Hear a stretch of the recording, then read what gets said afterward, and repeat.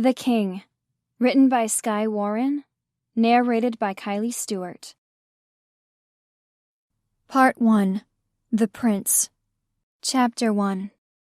One of Mama's boyfriends took us on a trip when I turned 4. We visited this restaurant that had a special mermaid show. Metal bleachers lined up in front of a giant pool with see-through sides. Mermaids swam around in time to music, while I watched with rapt attention. Even though I could see the clear little tubes they used to breathe, even though I could tell the fins were made of fabric, it was magical to me. I think I fell in love that day. Inside the gift shop, I found a stuffed blue-green mermaid with yarn hair and sparkly scales. I begged Mama to get it for me, but she said no. We never had much money. The next day, we went tubing in the river. The tubes were black and slippery, the water dark. Not sparkly blue water like the mermaids had. I didn't like it, but I knew better than to complain, especially with Mama laughing extra loud and Mama's boyfriend drinking beers from the floating cooler. He had what Mama called a movie star smile, but it just made him scary. I held onto the tube as hard as I could, until my muscles were burning. It was too big for me to lay over the top, too big around even as I floated in the center, my arms slung over the large rubber sides. The river bumped me this way and that, taking me away from Mama until I pumped my legs to get back to her. It happened suddenly. The water got rough. My hands slipped from the rubber. I kicked hard against rock smooth with algae. It hurt, but I knew I couldn't stop. The water sucked me down. 1 minute I was floating in the middle of a big black tube. The next I was completely under, black currents swirling me around in circles, like a leaf in a hurricane. I remember the fear of it, the way I felt freezing inside, even colder than the water surrounding me. The current slammed me to the bottom, the rocks hitting my back, then my head. I don't remember what happened next, but someone must have pulled me out of the water. Mama bought me the mermaid with green-blue hair to make me feel better. I kept that mermaid for a long time, even after Mama was gone. I like to think it means she loved me, even if she ended up loving needles more. I found her in the bathtub one night, her grown-up things spilled over the cracked tile, her eyes open, her hands cold. I didn't ever like swimming after that, even in sparkly blue pools. After that, I went to live with Daddy in the trailer park. I think he felt bad for what happened with Mama. He had this careful voice he used with me, like he thought I might cry, even though I never did. Daddy brought me to his parole meeting once. I sat in a chair with itchy fabric and wooden arms, trying not to look at the other men in the waiting room. The officer wore a brown suit, not a police uniform.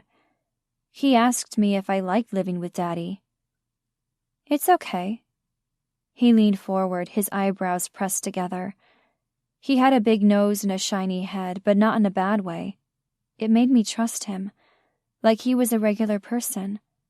I didn't trust people who looked too slick and handsome, the kind of men Mama dated, the kind of men who bring needles as presents, the kind of men who disappear in the middle of the night with our rent money.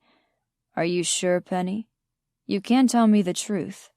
I think he wanted me to tell him about the gambling, the nights we would go to the bar, when I would sit in the corner with a book while the men shouted and smoked and drank, the way Daddy would sometimes lose everything, even bus fare, and we would have to take the long walk back to the trailer park. "I like it here," I tell him, because I do. There are no needles, and most of the time there's enough food. I can't trust that anything else would be better. Daddy takes good care of me.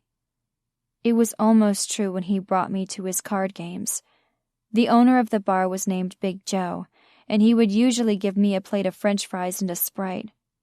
Mostly I ate every day. That didn't last forever. Once Daddy said I was old enough to stay home, it got worse. He started staying out overnight, only coming back the next morning. His clothes rumpled and his eyes red. Then it was 2 days, then 3, 4. Now I watch the dirt road from the window, wondering if he'll come back tonight. I tried to make the box of mac and cheese last, but it's gone now. My tummy makes a loud sound. Daddy won't have much money if he comes back now. He never does after the long trips. But I still keep wishing for him. Even if we were hungry, we would be together. This is the longest he's been gone. Worry presses down on my chest, making it hard to breathe. What happens if he doesn't come back? The same way Mama didn't come back. No, don't think like that.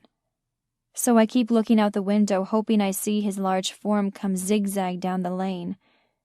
When it gets to be 9 o'clock, I take a bath and get into my favorite nightgown. I try to keep a regular bedtime even when Daddy's gone. It makes me feel like there's a grown-up in the trailer. I climb into bed, staring through the blinds on my window. My bedroom faces the back of the trailer park, away from the city lights.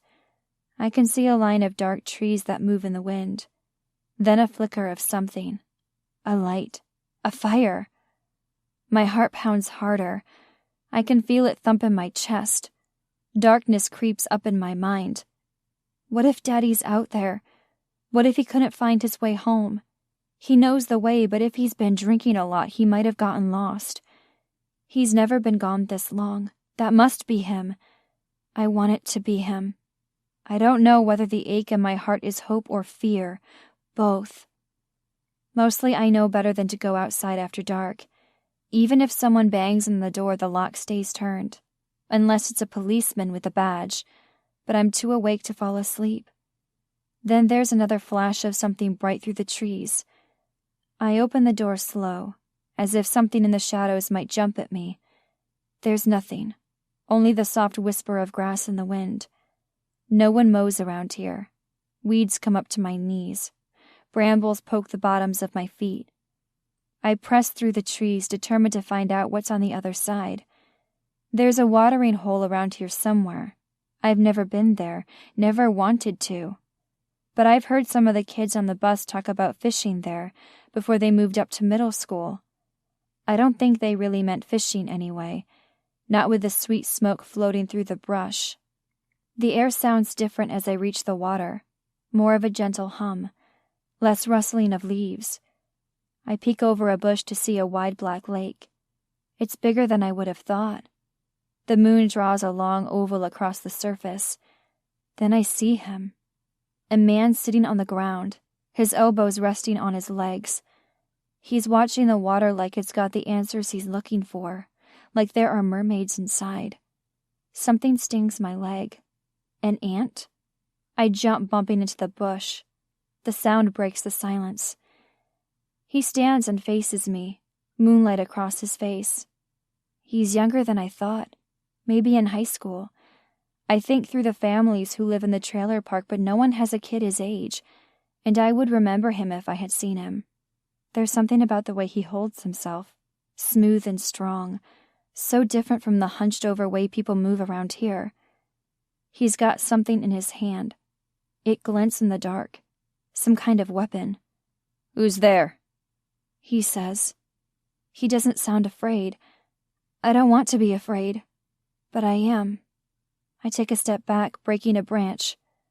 "Come out where I can see you. I have a gun. I'll start shooting if I have to." Shooting?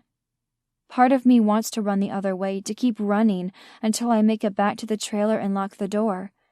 But what if he does start shooting? I take a step forward, then another. I'm standing in front of the trees, trembling too hard to speak. He's maybe a few yards away, but it might as well be a few inches. Too close for me to run. "Where's your daddy?" he says, like maybe he knows him. I lift my shoulder. Don't know. "You alone?" That's a scary question for a boy to ask a girl. "Are you?" He lowers his weapon. "No one comes here. There's nothing but bugs and dirt, and maybe wolves." "Wolves? No one told me about wolves." "For real?" "Haven't seen one, but I have a knife. I can fight it if I have to." "You don't shoot them?" He looks away like he's embarrassed. "That was a lie." I understand that, and it means he was scared, even if he didn't sound like it. I understand that too. I take a step closer to him, curious now. Why are you here then, if there's nothing but bugs and dirt? Better than home. Why are you here? Because I'm hungry. Because I'm lonely and afraid. The lake glistens dark, looking more like ink than water. You ever go swimming? Sometimes. He's probably not afraid of the water. Are there sharks? Sharks don't live in lakes. Bending down, I touch the surface and find it cold. What's here then? Alligators, probably. I pull my hand back. You fight those too? No, they have to be pretty desperate to go after a person. Mostly they eat fish. Alligators don't sound like fun, whether they're desperate or not. Wiping my hand on my nightgown, I move away from the water. There's a little space with no weeds coming up. Only dirt, a sleeping bag and some food. Clothes spread out like they're drying. How long has he been here? I glance at him. You live here. He lifts his chin. And you live in the trailer park. The way he talks to me, it's like I'm his equal, a person. Most people dismiss me as soon as they look at me. I know I'm small, maybe smaller than other girls my age. Even Mrs. Keller looks at me different, like I'm special. This boy talks to me rough, like he knows I can take it. There are twigs on the ground. When I pick one up, I realize it's a reed from the water, dried out and snapped. I press the sharp tip to the dirt and draw one side of a heart, then the other. Go home, he says. When I'm alone, it feels like I'm on the moon, far away from anyone who can help, from anyone who would want to. Daddy didn't come back. He went drinking. Does he usually do that? All the time. But I ran out of food. I don't have any food, he says. I shrug because that's not why I'm out here. Not now. Something worse than hunger has been hounding me since Daddy left. The fear that he won't come back. Like Mama. My stomach feels so high it's almost in my throat. It's okay. I say the same way I told the parole officer. The same way the boy told me he had a gun. It's a lie we tell to make ourselves feel better. He studies me, his dark eyes narrow. What's your name? Penny. What's yours? Quarter, he says, his face completely serious. It's such a grown-up joke. I make a face. What do you eat then? Fish, sometimes, if I can catch them. He's living on fish? Then he's probably hungrier than me. Like the alligators. Pretty much. It would be nice to catch a fish if I knew how. If I wasn't so afraid of the water. If I didn't dream about slipping under. Did your daddy teach you how to fish? No, I don't have a pole or anything. Then how do you catch them? He doesn't answer for a long time. I almost think he's done talking to me.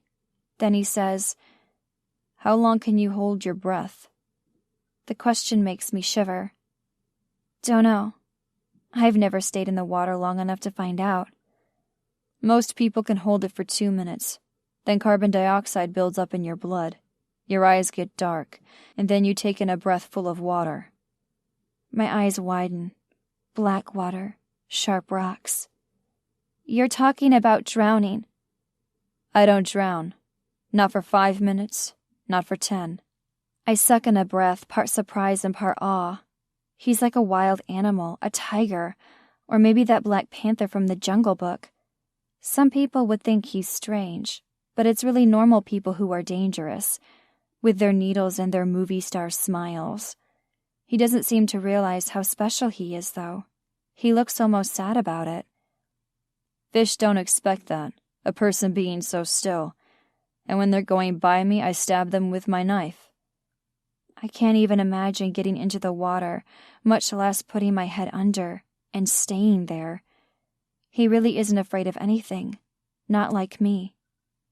For real? He shrugs. It's weird. I wish I could do that. I say, my throat tight around the words. Well, sure, he says, his voice sharp. It's on every little girl's to-do list.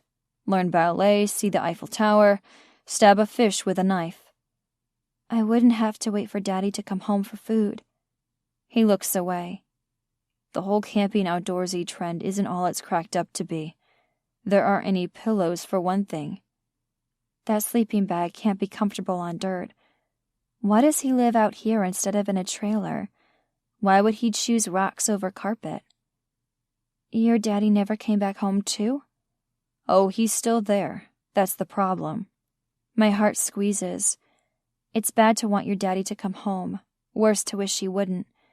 Whatever happened to this boy must be truly scary. How long have you been here? Maybe 6 months. 6 months is a long time. The solution seems simple. I'm afraid to be alone in the trailer without a grown-up. He's almost a grown-up. You can stay with me, I tell him. I've got a pillow. No. It means he wants me to leave. How short and sharp he said it. Something keeps my feet stuck on the ground.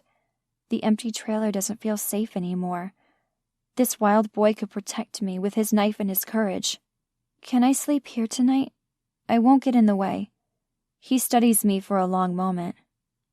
Get in the sleeping bag. Only then do I remember that some men do bad things to girls. Why? To sleep, he says, his voice mean. What would I want with a puny kid? That's a good answer. I climb into the sleeping bag. It's not as soft or warm as my bed at home, but it feels so much better.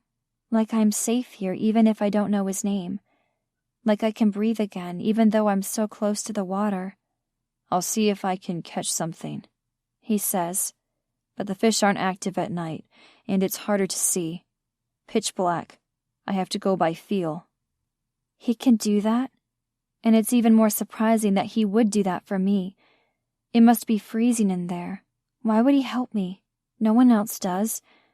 I want to ask him why he talks to me like I'm somebody. I want to ask him why he cares. Instead, I say, thank you. Only when he ducks his head under do I see the green corner peeking out from inside his backpack. Money. I know enough about gambling to know that Daddy will come back empty-handed. That means there won't be food, not for days, or money for the gas bill or the lot rent. And I know enough about gambling to know that I don't have a choice. You have to play the cards you're dealt. I reach out and grab it, crushing the soft bill in my hand.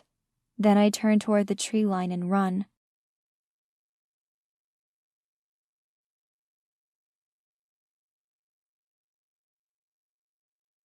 Chapter 2. The ground is soft beneath my feet, like it's made from Play-Doh instead of dirt. Rainwater pools beneath the seat of the swing, where years of feet have dug a hole.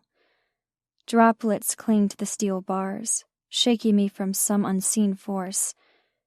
Usually I'm on that swing, rain or shine. I kick my legs as hard as I can until I'm flying. My hair covers my face. Tears sting my eyes. The playground becomes a blur.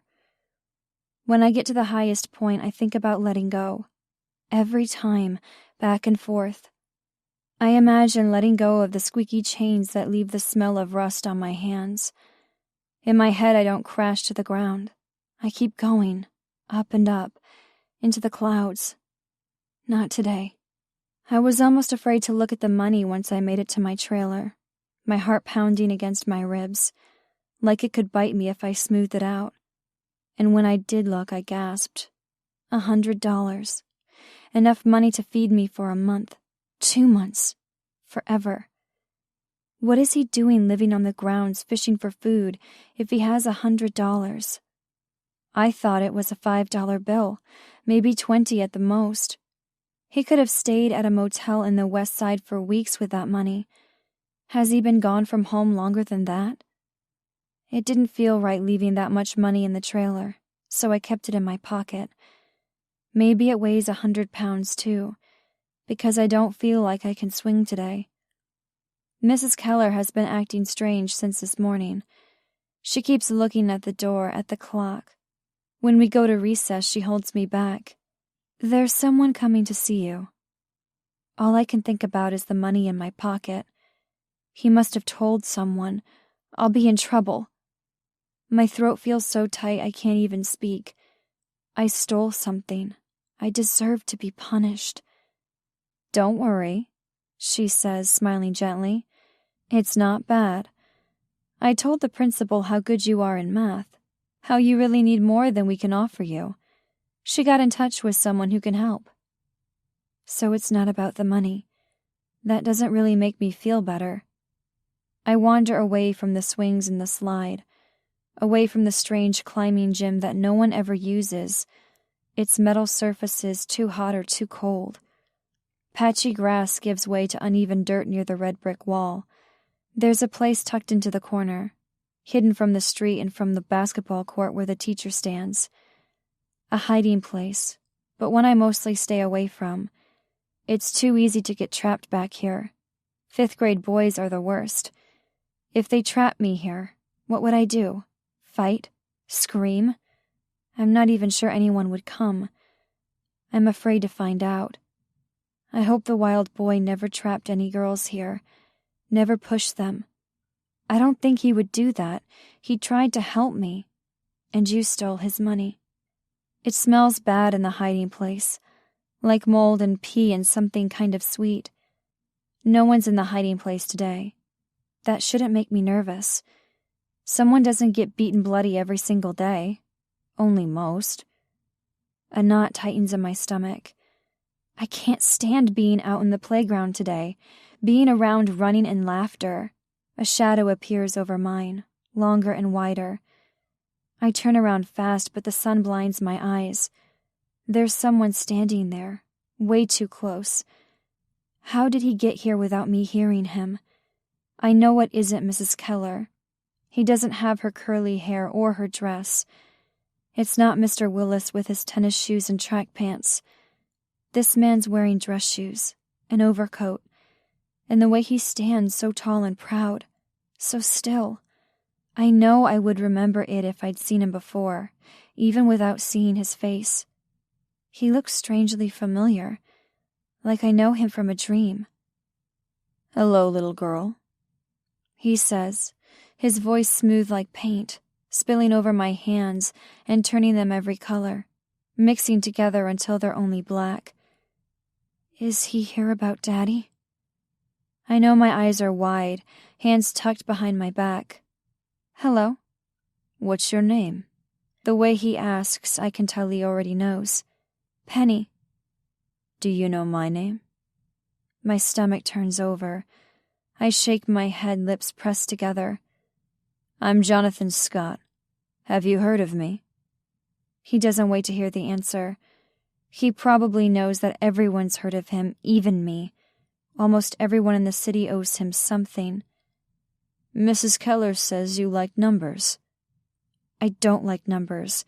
Not any more than I like breathing or sleeping. It's something I can do without thinking. It just happens. I guess. "She said you can do all kinds of tricks. Do you want to show me?" Tricks? Like I'm a dog. And I never want to show anyone. I don't want to show him in particular. I have the sudden flash of Lisa Blake from 2 trailers down.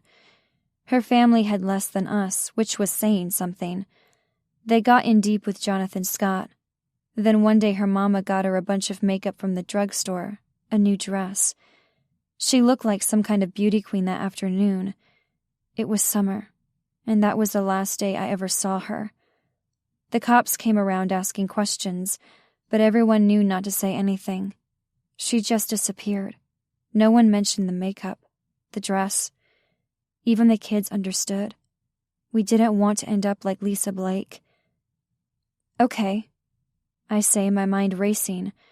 I can't let him think I'm special. I'm real smart, I add, with a touch of boasting, because I'd never really say that. It's pretend. I don't want to be noticed by him, not for my brain and not for my body. Are you? He sounds like I said a joke. What's 27 times 43? I pretend to think about it. 1,161? That's right, Penny. And what about... Now he's the one pretending to think. What's 69 times 428? After a moment, he adds, .2. I don't want to know the answer. I try to forget, but the number 29,545.8 hovers in my mind. It's like he asked me my own name. I can't forget it if I try. Can you say it again? He repeats himself, slow and patient. I bite my lip, trying to look worried. We haven't done points yet. Without it, then. I worry the hem of my dress between my fingers, wondering where Mrs. Keller is. Why doesn't she come and help me? I know the answer. She sent him here. That's how he knew I liked numbers. This is who she was waiting for all morning? I was afraid of a small group of boys, when instead I only needed to worry about one big one. 29,000, I say, before taking a breath. 212? My failure hangs in the air, as thick as the leftover rain. I don't want to play it dumb completely. He would wonder why Mrs. Keller called him at all. It might get her in trouble, and worse than that, he might know I'm pretending. Or maybe 2,900,545? Correct, he says softly, but he isn't impressed. Not now that I've gotten it wrong. I don't want to put red lipstick on. I don't want to wear a new dress. I don't want to be interesting to a man like this. He might want me for a different purpose than Lisa, but I'm safer if he doesn't want me at all. Do you want to try fractions? I offer him. We started those. No, little girl. We're done here. He turns and walks away, leaving me leaning against the red brick. Only when he's gone do I take a breath, that sickly sweet air of familiar relief in my lungs. For the rest of the school day, I have to keep reminding myself that I can breathe. I'm not underwater, even if it feels like that. When the school bus screeches to a stop in the road, a cloud of dust rises into the air, turned golden by the waning sun.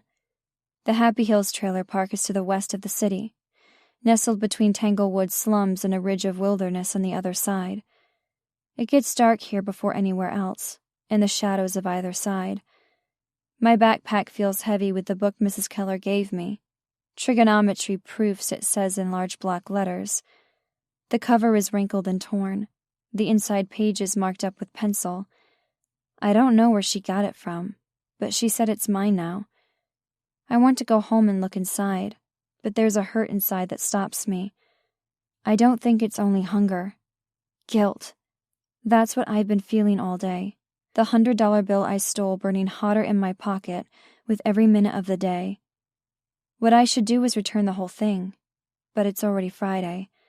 The school gives me breakfast and lunch with my number, but that leaves me awful hungry on the weekend. The bus lurches forward, leaving me in the middle of the road. Dust settles back around me, a thin layer sticking to the sweat on my skin. Instead of taking the path into the park, I follow the road to the end. Thick burglary bars cover the windows of the Tanglewood General Store. Colorful lottery posters and cigarette ads peek through the black iron. A bell rings above me when I open the door. Mr. Romero stands up and comes around the counter, leaving his baseball game playing on the small TV on the counter. "Penny?" he says, his voice scratchy. Nothing like the smooth voice of the stranger at school. "Hello," I say without meeting his eyes. If Daddy comes back with money, I can get candy sometimes. Kit Kats are my favorite because I can eat one and save the rest for later. Instead, I head down the pantry aisle, where the noodles and peanut butter are. I don't know if Mr. Romero thinks I'm going to steal something, but I've only done that a few times. He follows me down the row, staying too close for comfort. I pick a few cans of soup, mushroom barley, and turkey rice. When I have 4 cans, my arms are full. I walk to the counter and set them down so I can take out the $100 bill. The bushy eyebrows on Mr. Romero's face go up. "Where'd you get that?" I shrug because he doesn't really want to know. He doesn't really care. "Your daddy come back?" "Not yet." A grunt. "He's been gone a long time this time around. What's it been? A week now?" 2 weeks. I don't know. Mr. Romero runs a blackened rag across his forehead. Runs off and leaves you behind. I know times have changed, but that doesn't seem right. I don't say anything to him usually, since he's one of my best customers. Half the trailers in Happy Hills are empty. Some of them have squatters, but they don't spend much at the store. I'm sure Daddy has bought most of the lottery tickets that get sold here. Every so often he wins $100, but it's never more than he spent. There's such a long pause that I think Mr. Romero isn't going to sell me the soup. Then I would have to walk a long way into town to buy something else, or most likely go hungry again. If your daddy doesn't come back, you come see me. You know which trailer I'm in. There's a lot I'll do to survive, lie and steal, but I won't ever step foot into Mr. Romero's trailer. He looks at me like he's calculating. Not numbers, though, something else. If I went inside, I don't think I'd ever leave. Okay. He presses a button and the register pops open. Slowly he counts out change. $98.52. That's what I should get back. He puts 4 $20 bills on the counter, a 5, 2 ones, 25 cents. It's short, so I hold my ground until he adds the rest of the money. Finally, I meet his eyes. His flash with dislike. I don't like letting people see what I know, but it's not worth losing money over, especially when the money isn't mine. He gives me a thin plastic bag, the handle stretching under the weight of the cans. I pass my trailer and head into the woods, the same way I went the night before. I have this idea for a deal, or maybe it's a plea. Whatever the word, I'm going to offer the cans and the money back to the boy. Then he'll have what he started with, so maybe he won't be so mad. Maybe he'll let me take one of the cans. When I get to the lake, there's no one there. Nothing left of his backpack, or the styrofoam or his grown-up magazines. Only a few scruff marks by the water, to show that anyone was ever there at all.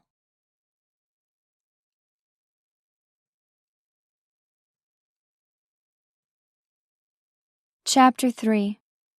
The first time I cheat is by accident. Most nights Daddy plays at the Cellar, a bar underneath an old hotel, the wooden wine rack still standing. In the back corner there's a table covered with fraying green fabric, its surface marked with burns and sticky blackness from a lifetime of games. The chairs around the table don't match, some of them stained cloth, others brown leather with stuffing poked out. The chair I like best is cream-colored, with drawings in blue, a boy chasing a puppy, a pie on a picnic table. It's like someone's happy childhood, wholesome and innocent. On that particular night, we get there early enough that the chair I want is empty. I tuck my feet underneath me and read a book, pressing my face into the pages, blocking out the voices and the smoke. I'm deep in the world of fairies and dragons when I hear the clatter of poker chips. Out of the corner of my eye, I see Daddy tense up as he shoves most of his small stack into the center of the table. I count up the colors. $150 in red, white, black, and blue. My chest feels tight when I think about him losing that money. I'm so tired of being hungry, so tired of being scared. From over his shoulder I can see his cards, a 7 of hearts and a 3 of clubs. What could he be making with those? The other man left in the game has an ace and a jack of spades on the table. That could easily be a straight or a flush. Maybe even a straight flush. Maybe even a royal flush. It's wild to even bid against that. Daddy gets more reckless as the night rolls on, as the glasses of whiskey drain away. It's a sign that he's not completely drunk, that he's kept something back for the bus fare. Even so, that's a lot of money in the pot. He lifts the corner of his new cards, a single pair. It's not very strong, and when the man across from us raises the bet, I can see that Daddy's ready to fold. It could buy so much food, and it's all we have left. The pot in the center, almost $1,000 in clay. We could eat for weeks, months, if he wins. I tug on Daddy's arm. He mumbles something, not paying attention. None of the other men pay me any attention. Maybe they think I want money for the soda machine. My heart squeezes. He doesn't have it. I whisper in Daddy's ear. Most of the spades have been played in previous games. The only ones in this hand are the 9 and 6. Those are in the hands that folded. A straight is more possible. There are a lot of cards that can make that happen underneath, but the odds are with us, and anyone would use such a strong initial showing to bluff. He pauses, his hand clenched around the last chip. We'll be walking home if I'm wrong about this. I might be no better than him. Daddy throws the chip into the pot. I can see the flicker of anger in the other man's eyes. Sweet relief lets me breathe again. The cards flip over, revealing a hand with absolutely nothing. The perfect bluff. Our pair of 7s wins the largest pot Daddy's brought home in ages. The good thing about that night is that I could make deals with Daddy after that. I'll only help you win if you leave money for the gas bill. The bad thing is it only encourages him to play deeper and harder, losing himself in the game. We came up with signals that I would use during the game, never leaving my seat so that no one would suspect. There are higher stakes games that I'm not allowed into, being a kid. Daddy loses more money there. He enjoys them more. That always seems strange to me. It's almost like he likes to lose, the same way that Mama did. Is he going to leave the way she did? That was before I met the wild boy by the lake. Before I wondered if I share the same weakness, because I'm sitting in the trailer with almost $100 that isn't mine. That boy doesn't know which trailer I'm in, but it would be easy enough to ask around and find out which trailer has a little girl. Daddy isn't even here to protect me. I told him that, didn't I? And you're supposed to be smart, I say under my breath. What would my life be like if I hadn't told Daddy about counting cards? Or if my brain were different, if I couldn't count them so easy? I put the money under my pillow. It's not like I can spend it right now anyway. Leaving the trailer at night is a bad idea, especially with a strong boy who has a right to be angry with me roaming around. If I had only stayed there, I might have eaten last night. I could eat right now if I opened a can of soup. Instead, I pull out the heavy volume of trigonometry proofs. I feel bad for pretending to be dumb when the man asked me questions, especially after Mrs. Keller went through so much trouble. I know I'm supposed to trust grown-ups, but I don't trust him. I lose myself in Pythagorean identities and inverse trig functions. This is where things make sense. There's no such thing as hunger when I'm solving proofs. No such thing as darkness. No way to fall into the water while turning pages and twisting equations in my head. When I wake up, the moon peeks between the plastic slats at my window. The quiet creak of the trailer, the only sound. But I know something's different. The air feels different. Someone is here. My chest feels full with relief and a stupid kind of happiness before I realize it can't be Daddy. He would never be so quiet, especially coming from a 2-week bender. He would crash into the counters, bang his head on the doorframe, and swear in loud whispers before finally falling asleep with snores that rattle the walls. A burglar? We don't have much of anything to steal, but people get dumb when they're desperate. Maybe Mr. Romero told someone I had $100, or maybe it's Mr. Romero himself come to my trailer since I won't come to his. My heart beats wild and loud, banging against my ribs like it's trying to break out. Trigonometry, says a voice in the darkness. For a half second, I think it's the man from school, the one who's tall and dark, his voice too smooth and his smile too cold to be trusted. Jonathan Scott. The terror that rises up in me is bigger and sharper than when I thought it was a burglar, or even Mr. Romero in my trailer. The very worst threat. The same as drowning, my very own nightmare. And then my sleepy mind registers something about the voice. It's not deep. What's a little kid doing with a trigonometry book? I sit up in bed. My gaze moves over the shadows in the room until I find him against the wall, his shadow thumbing through my textbook. Don't touch that.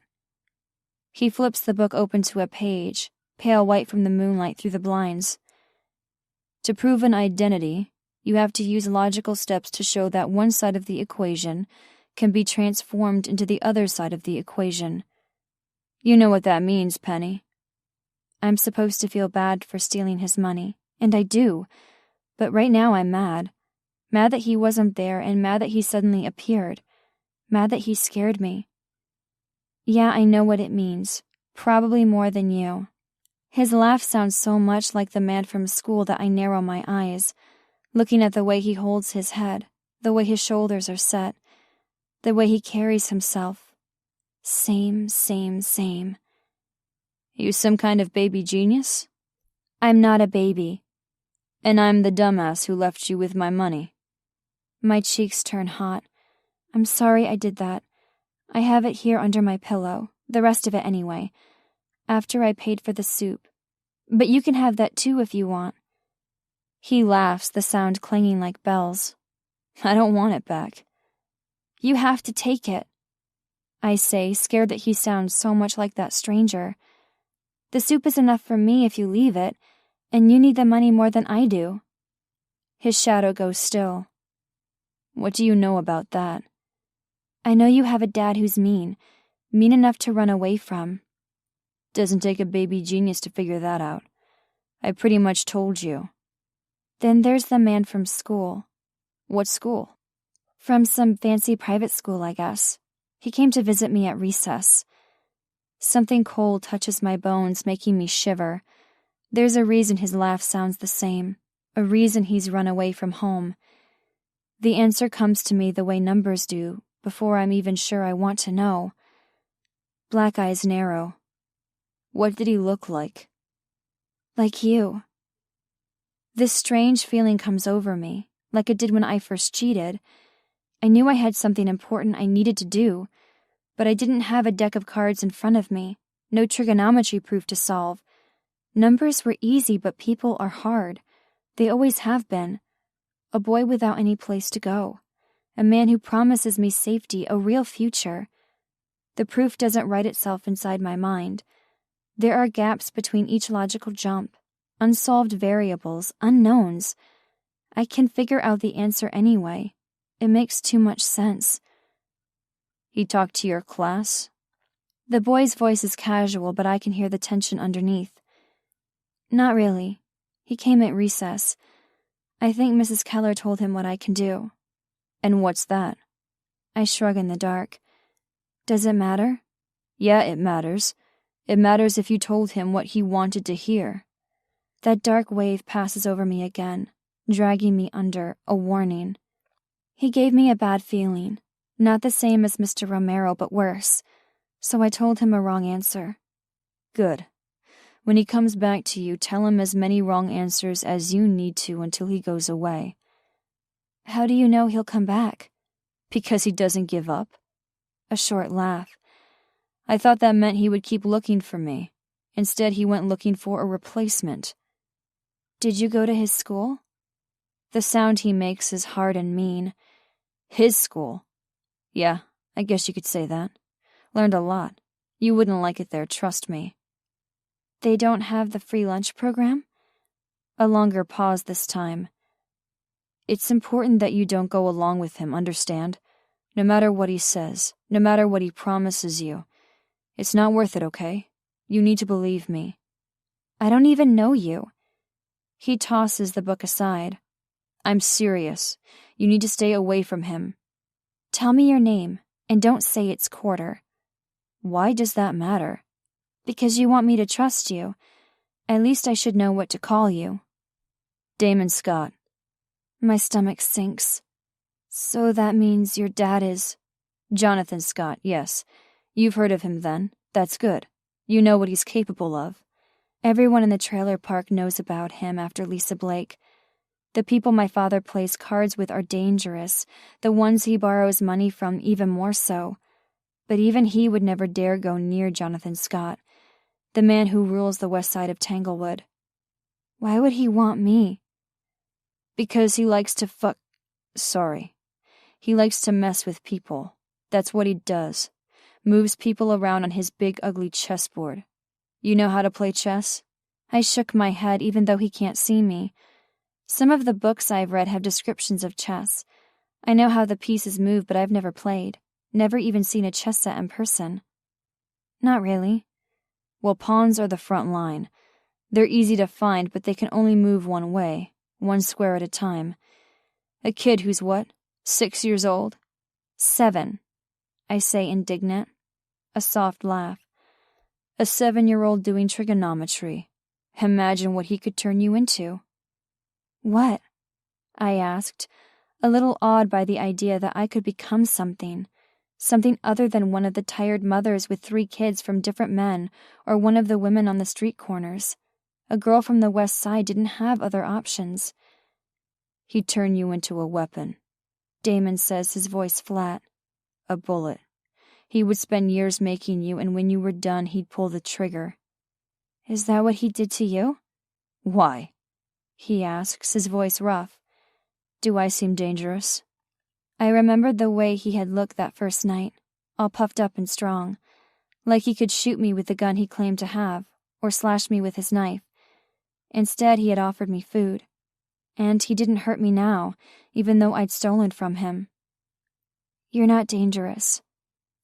After a beat, he says, Not to you, baby genius. Not to you.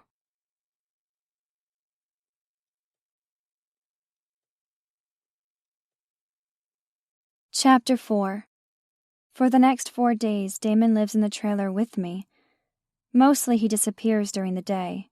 He isn't there when I get off the bus, but he always comes back at night. He works through the trigonometry book with me, teasing me when I get the answer right, encouraging me when I don't. Won't your dad lose his shit if he sees me in his bed? He asks. I lock the deadbolt, I say. Even Daddy would have to knock to get in, and I'd wake you up before I open the door. How did you get in anyway? The kitchen window. There's barely 1.5 feet in that space, only enough for the feral cats in the neighborhood to sneak in and have a drink from the leaky faucet and dash out again. He doesn't act like Daddy. There are no rules and no drinking, but he does take care of me. Like a big brother, I decide.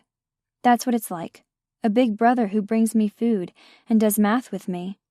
I can almost forget that Daddy's still missing. I can almost forget that he might not come back. It's on the 5th day that everything goes wrong. Mrs. Keller calls me to her desk.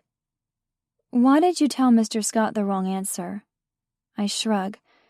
Maybe I didn't know the right answer. She'd know that I'm lying. I could do a lot more than multiply numbers together. Her eyebrows press together. He has resources that we can only dream of at the school. Advanced teachers and materials. She pauses, taking a deep breath. There would be boarding. You would have to live somewhere else. Do you understand? This is my way out. An escape from West Tanglewood Elementary. A chance to be someone other than the teenage mother or the girl on the street corner. What about you? I ask. Her brown eyes widen. What about me? I could do what you did. I could be a teacher. Her nose scrunches like it does when someone gets a wrong answer. Penny, I don't think you realize how special you are. It's not just that you're the smartest girl at this school. You're the smartest person I've ever met anywhere, and I wish... My head tilts. You wish what? I wish that you would give Mr. Scott the right answer. I convinced him to give you another chance. He's coming back tomorrow. Curiosity sparks inside me, but it's not because of his special school. What did he do to Damon to make him run away? If he has so much money, why does Damon sleep outside? The question follows me home on the bus. They nip at my heels like the wild dogs that sometime follow me around the trailer park. They keep my eyes open when I'm in bed, waiting for the soft shift of the walls that means he's come back. I find him in the kitchen pouring a can of soup into a bowl. What are you doing up? He says without turning around. Couldn't sleep. Where did you go today? He gives me a warning look. Around.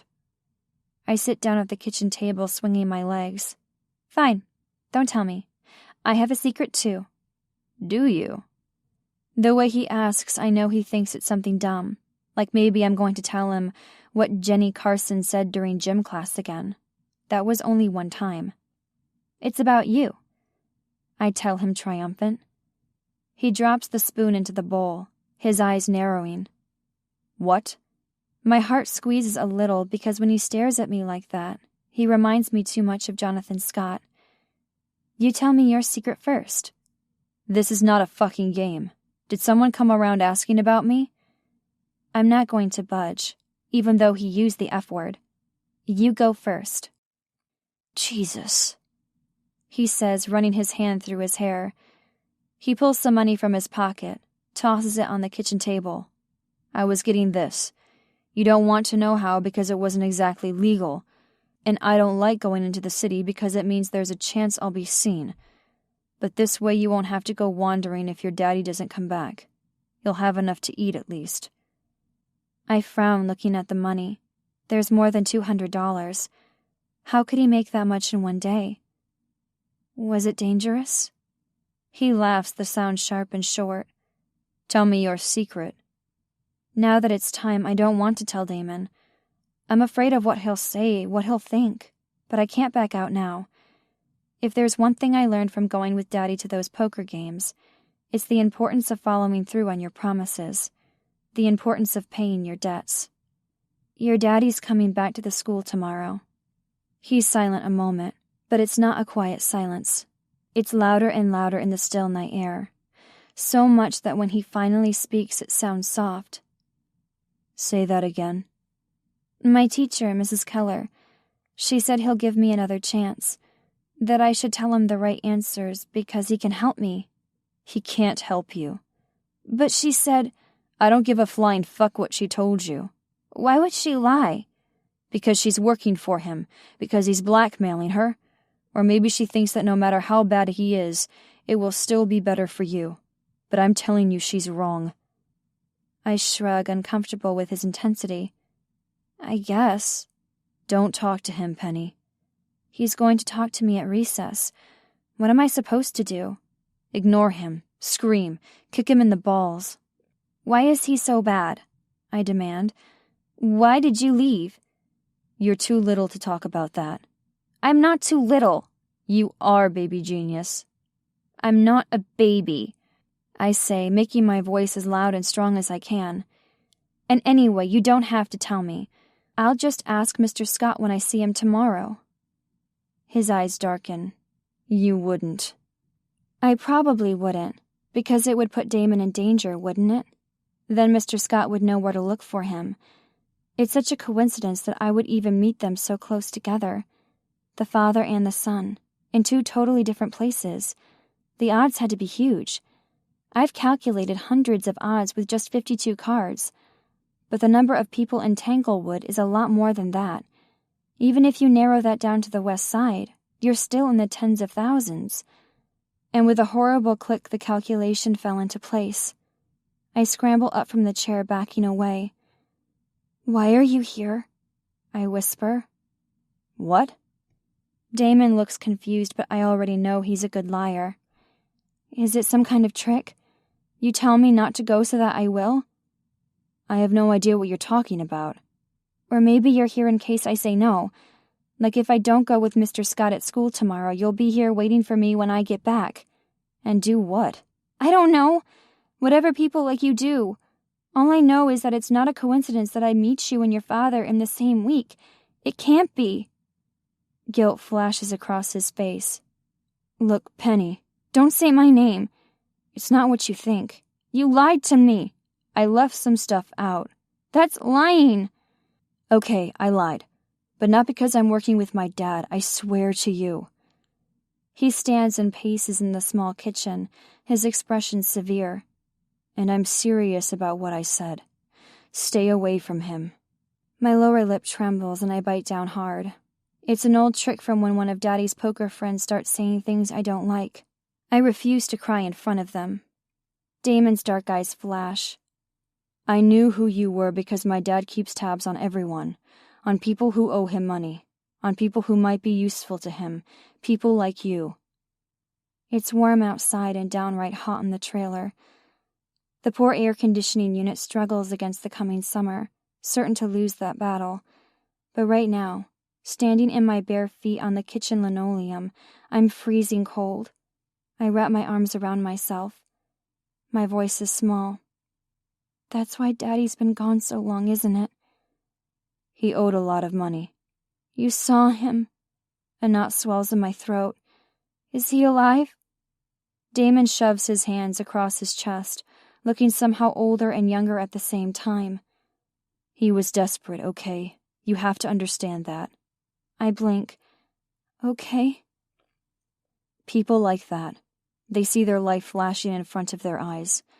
It breaks something inside them. And my father, he loves that moment. He lives for it. What did he do?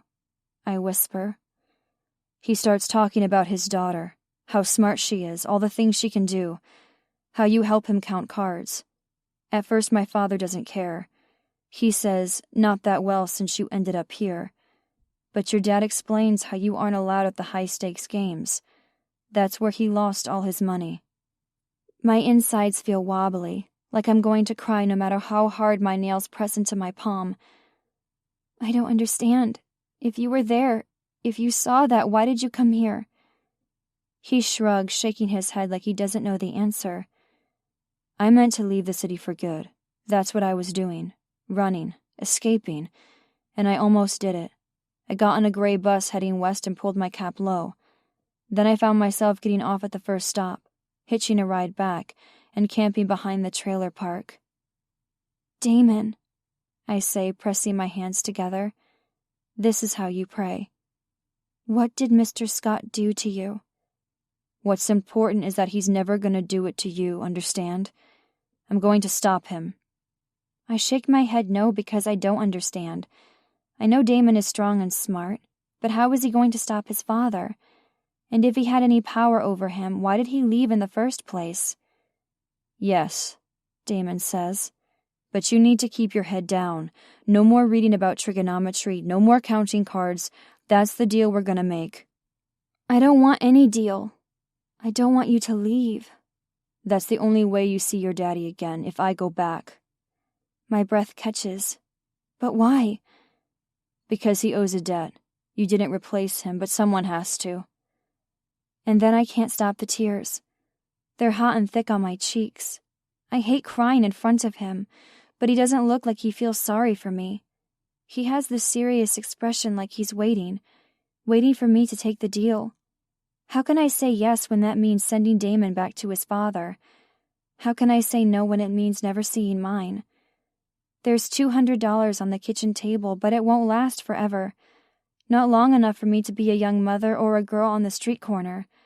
I'd starve before that, or I would end up with Mr. Scott. I shake my head, because I don't want it to be true. You can help me find him. And then what? We all go on the run, one big happy family. His tone says that's ridiculous. He's mocking me, but it is what I want. Maybe. Why is that wrong? We could be happy like that. Those black eyes soften. It's not possible, Penny. There's nowhere we could run. Not enough money or power in the world to hide us. What will you do? I whisper. In that question is my acceptance, my apology. It would always have to come to this. He knew that before I did. The same thing I did before, he says with a hard smile. Survive.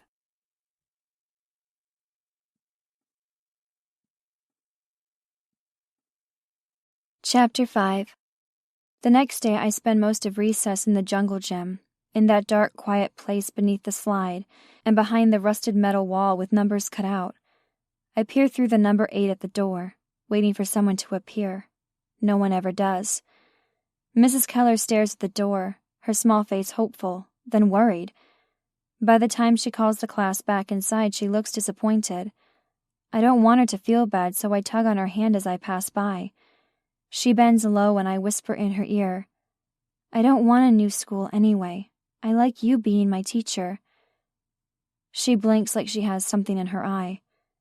The rest of the day I sit quiet, wondering how I'm going to play dumb. We're learning fractions right now. How do you pretend not to know something? I wish I just didn't know. I wish I were normal. When it comes time for the quiz, I take a deep breath. This is how it has to be. It's the promise I made. So even though I know that Joey only eats 1/8 of the pizza, I write down 1/16. There are 2 questions I get wrong, which means my grade will be a B. Very average. My whole life will be average. When I get off the bus, from across the road I see something dark and large slumped in front of my door. Is it Damon? Is he hurt? I run as fast as I can, kicking dirt into the air, clouding my sight. Even before I get there, I know it's not him. The figure is too large. "Daddy!" I shout over the pounding of my feet. He doesn't move. When I get close, I see why. His face is swollen and bruised, dried blood caked over the right side. The sound of his breathing fills the humid air thick with blood and snot. "Daddy!" I say again, but this time it comes out as a sob. I can't press my nails into my palms this time. Nothing will keep me from crying now. A low sound fills the air, almost separate from the still body in front of me. Only when I put my hand to his chest and feel the faint rise and fall, the slight rumble, am I sure the sound is coming from him. "Penny," he says, the words slurred and broken. "I'm here," I say, fighting to keep my voice steady. One of us has to be strong. "No, Penny. What did he—" Daddy breaks off in a fit of coughing, the sound horrible and echoing. "I'm so sorry. What did he do to you?" "He thinks Mr. Scott did something to me, that it's the reason he's free." "Let's go inside," I say, pulling his hand. With a groan of pain and effort, he staggers up, only to collapse again. I catch him with both hands, my shoulders, even my neck. A shock of weight. My bones hurt, my muscles shake. I need to get him inside. We move together in a terrible dance, falling into potholes and stumbling on the stairs. The screen door slams into my hand. His head knocks against the doorframe. When we reach the couch, it's all I can do to tip him over. He falls onto the sagging cushions with a swear word. I run to the kitchen. Underneath the sink, there's a first aid kit in my old lunchbox, the one with My Little Pony on the front. I pull out cotton balls and rubbing alcohol. He probably needs a hospital. What if something is broken? But this is all we have. I pause to look at the kitchen table. The $200 isn't there anymore, tucked away under my bed instead. But I can still remember the way Damon looked sitting there, eating the soup I bought with his money. Is he okay? Is he beaten like Daddy is right now? My eyes press shut, sending up a prayer that someone is there to take care of him. Then I kneel at the couch. Daddy looks more alert than he did before, his eyes less glassy and more focused. "I told him about you, about counting cards. He said he was going to." His voice breaks. I could tell him that Mr. Scott didn't touch me, but that won't help. He could have. He would have if it weren't for Damon. "Rest now," I say in a quiet voice. I learned my quiet voice from Mama. It's the one I used when she had been up too late, when men had been over, when she had a headache, when I brought her a glass of water and Tylenol. She would call Daddy bad names for leaving her in this shithole trailer park, and then one day she put a needle in her arm and went to sleep. I had to spend 3 months in a group home, keeping my head down and hiding the bruises from the other kids. Then they found Daddy. I know he isn't perfect, but he's the only person I have left. Tears trail down my cheeks, but I don't know if I'm crying for myself or for Damon, who traded himself for me. "You saw him, Penny?" I look down. He's tall, and his voice, it's strange, like water. Daddy's face falls. "Oh, God, I'm so sorry." Maybe it's mean to let him think the worst, but I need him to change. The debts and the gambling, those are his needles. And I don't want him to go to sleep, not like Mama did. I don't want to sleep either. And I stay awake long after Daddy snores, the pain medicine keeping him comfortable. The shadows of trees press against my window. Somewhere out there is a lake. Somewhere out there is a boy who knows how to hold his breath longer than anyone should. How did he learn that? What is he learning now? I'm so sorry, Daddy said. But I'm the one who's sorry. Because Damon Scott traded himself for me. He's the only reason I'm safe. And I'm the only reason he's not.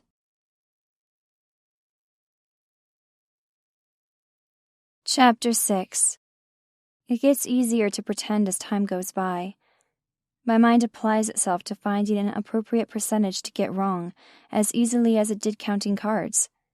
Daddy kept down a job long enough that we could move into the west side from the trailer park. The apartment was smaller than the trailer, but this way I could visit my friends after school. As it turns out, people like you when you keep your mouth shut and get average grades. I was almost popular, but no one knew who I really was. Damon Scott's name became a part of the city's dark culture, mostly in whispers, always linked to money or women or both. No one really seemed surprised that he had gone into the family business, that he traded in sex and violence. Even I wasn't surprised, knowing what had happened. But I did mourn him. He could have run away, if it hadn't been for me.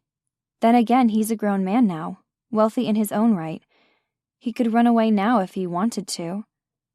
There must be something he likes about that life, something dark and sharp he's addicted to. We all have our own needles. We each rack up our own debts. Sometimes Daddy would slip. Bills would pile up only for him to dig us out again. When we got close to getting evicted, I would count cards, but only once, then twice. He was as scared of Jonathan Scott as me, so he understood the risk. And I had my own addiction. Stolen moments in the mathematics section of the high school library. Fractals drawn on my school notebooks, filled in with little hearts and smiley faces so that no one would suspect anything. No one ever did. Once Mr. Halstead asked me to stay after physics, where he told me that I wasn't living up to my potential. He seemed so sincere, so kind, that I actually agreed to come to after-school study sessions with him. But when he put his hand on my leg and breathed against my neck, I knew he didn't really care about my mind. It wasn't anything special about me that they liked. Only that I was a girl on the west side. We were only used for one thing. And then there was Brennan. He had a crooked smile and a motorcycle, so all my friends thought he was a great catch. I could see the appeal from an academic standpoint. His muscles were sharpened from working in his father's garage. His confidence an attractive quality. I hoped he never found out I went out with him for his books. Automotive wiring and electrical systems. Advanced automotive fault diagnoses. Not my ideal form for numbers to take, but I read them with the same secret fervor that my father bought lotto tickets, both of us desperate for a fix. "What are you reading, babe?" I slammed shut his book on hybrid vehicles and slipped it under my open book from calculus class. Technically math, but it had less to teach me than C-Spot Run. Brennan's a nice guy. Nice enough, I hope he never finds out I'm using him for his books. "Studying," I tell him, rising up to kiss him. He's sweaty from working. Their house is next door to the garage. "You hungry? I'll shower and then we can go somewhere." "I have a shift at 8. I work at a sad little diner making $5 an hour serving barely heated food and stale coffee. It's better than most jobs a 15-year-old girl can get in West Tanglewood." "Thought you had Fridays off." "Jessica's baby has a fever." Brennan sighs. "We barely get to go out." Guilt rises inside me because I kind of prefer it that way. Hanging out after school and making out on his couch. Every time we go to a party, it's another chance to take things further. Brennan wants that, maybe even deserves it after being so patient. But I can't give it to him. Can't end up like Jessica with a baby. I don't think Brennan would bail the way Jessica's boyfriend did, but it's too big of a risk. I put my hand on his arm. "I'm sorry. I couldn't say no. And I didn't want to. Besides, you know I need the money." Something flashes across his eyes. Frustration. Futility. "What will you make? $20? I could give you that if you spent the night." My hand snatches back. "Excuse me? I'm not for sale." "I didn't mean it like that. I mean the job's total shit and you know it." "Well, it's the only one I have. I roll away so he can't see the hopelessness on my face. There's only so much humiliation a girl can take in one evening. I stare out his window at the rows of dark windows, the broken bricks. The west side is a tumbled-down maze, not even fit for living, keeping us trapped. There is no exit strategy, no way out. Brennan's arms wrap around me, slick and dirty with grease, but comforting all the same. I'm a fucking idiot, he murmurs into my hair. I know you're doing the best you can. I just want to escape, fly to the moon, graduate. Then we can make plans. Okay, he says because he understands my desire to finish school. He has his GED and he's studying to get certified as an automotive technician. He's a high achiever among our friends, and he'll never know that my dreams are so far beyond this, that I long for the impossible. I should get going. I have to change first. He turns me in his arms, his strong hands warm with familiarity, painful with certainty. He presses a kiss to my mouth. I part my lips and he takes the invitation, pressing his tongue inside, opening me. I let him. That's all I know how to do anymore. I like his kisses the same way I like boxed mac and cheese and my worn mattress at home. They mean I'm safe and comfortable, if not quite happy. He pulls back like he always does, maybe sensing I would finally snap if he pushed. It's his own form of safe and comfortable. His eyes search mine. What does he want to find? He traces my eyebrow, his finger agreeably calloused. His expression is a little odd. You're the prettiest girl on the west side. You know that? And out of the west side? I ask because I'm vain enough to think I am. Because I want to know when we resign ourselves to this. When we notice the iron bars around our lives and decided not to rail against them. His smile is sad and tired. Out of the west side, you wouldn't be with me. It's an arrow straight to the heart because he's right. And he deserves better. Don't we both? I throw my arms around him and squeeze. We need friends in captivity. Brennan takes me home on his motorcycle, the roar of the engine bouncing off pavement and brick. I mold myself to his body, my eyes squeezed tight in his helmet. There's a perverse thrill as we race through the darkened streets. Both of us know this is as fast and as far as we'll ever go. One slip on the slick gravel is all it would take. And the worst part is the faint sense that we're waiting for it, wanting it, pushing the boundaries in the hopes that we leave on our own terms, young and free. We arrive at my apartment building, sudden stillness almost violent after the rush. The crumbling concrete of the curb shifts under my feet. My ears ring as I take off the helmet, placing it on Brennan's head and tapping it into place. I dub thee Sir Brennan. Go forth into battle. He grins from beneath the visor. If I'm a knight, what does that make you? The princess, of course. Kissing never works with a helmet on. Someone's forehead ends up smacked. Instead, I kiss my palm and press it to his mouth, the way lords and ladies did with handkerchiefs. A chaste kiss. Then he's off in a cloud of exhaust, his noble steed lovingly restored and shiny. The diner is only a couple of blocks away. I have plenty of time to change before my shift. Then it will be a monotony of grease and coffee, miles to go on the same black and white tiles with my tired feet. I turn toward my building, mentally bracing myself for the night to come. Hello, princess. The words come out of the dark alley to the side, and I jump back. Brennan insists on taking me home every night, when I could take the bus, partly because of safety. The voice is low and grave and completely new to me. If it's a stranger, the best thing I can do is ignore him, hope he goes away. That's what they tell you to do about bullies, isn't it? I put my head down, wrapping my arms around myself. With my eyes downcast, I can't see him, but I feel him. He steps out of the shadows, his presence like a cold burst of air in the hot night. That's not what I call you, though. To me, you'll always be a baby genius. Shock holds me paralyzed on the sidewalk, a dangerous prospect considering it's late in the evening in the west side, made even more dangerous because I know exactly who this is. I know exactly what he's become. There's a storm inside me, a whirlwind of surprise and fear threatening to drown me. Why are you back? That's what I want to ask. From somewhere deep inside, another whisper. Why did you take so long? It's so much more interesting than a princess, don't you think? A pretty face has its appeal, but a sharp mind is a goddamn aphrodisiac. When I turn to face him, he moves behind me. I don't know what you're talking about. He makes a tisk sound, keeping pace as I try to confront him. That's not true, Penny, but I understand. You're so used to playing dumb, aren't you? It's more than a habit now.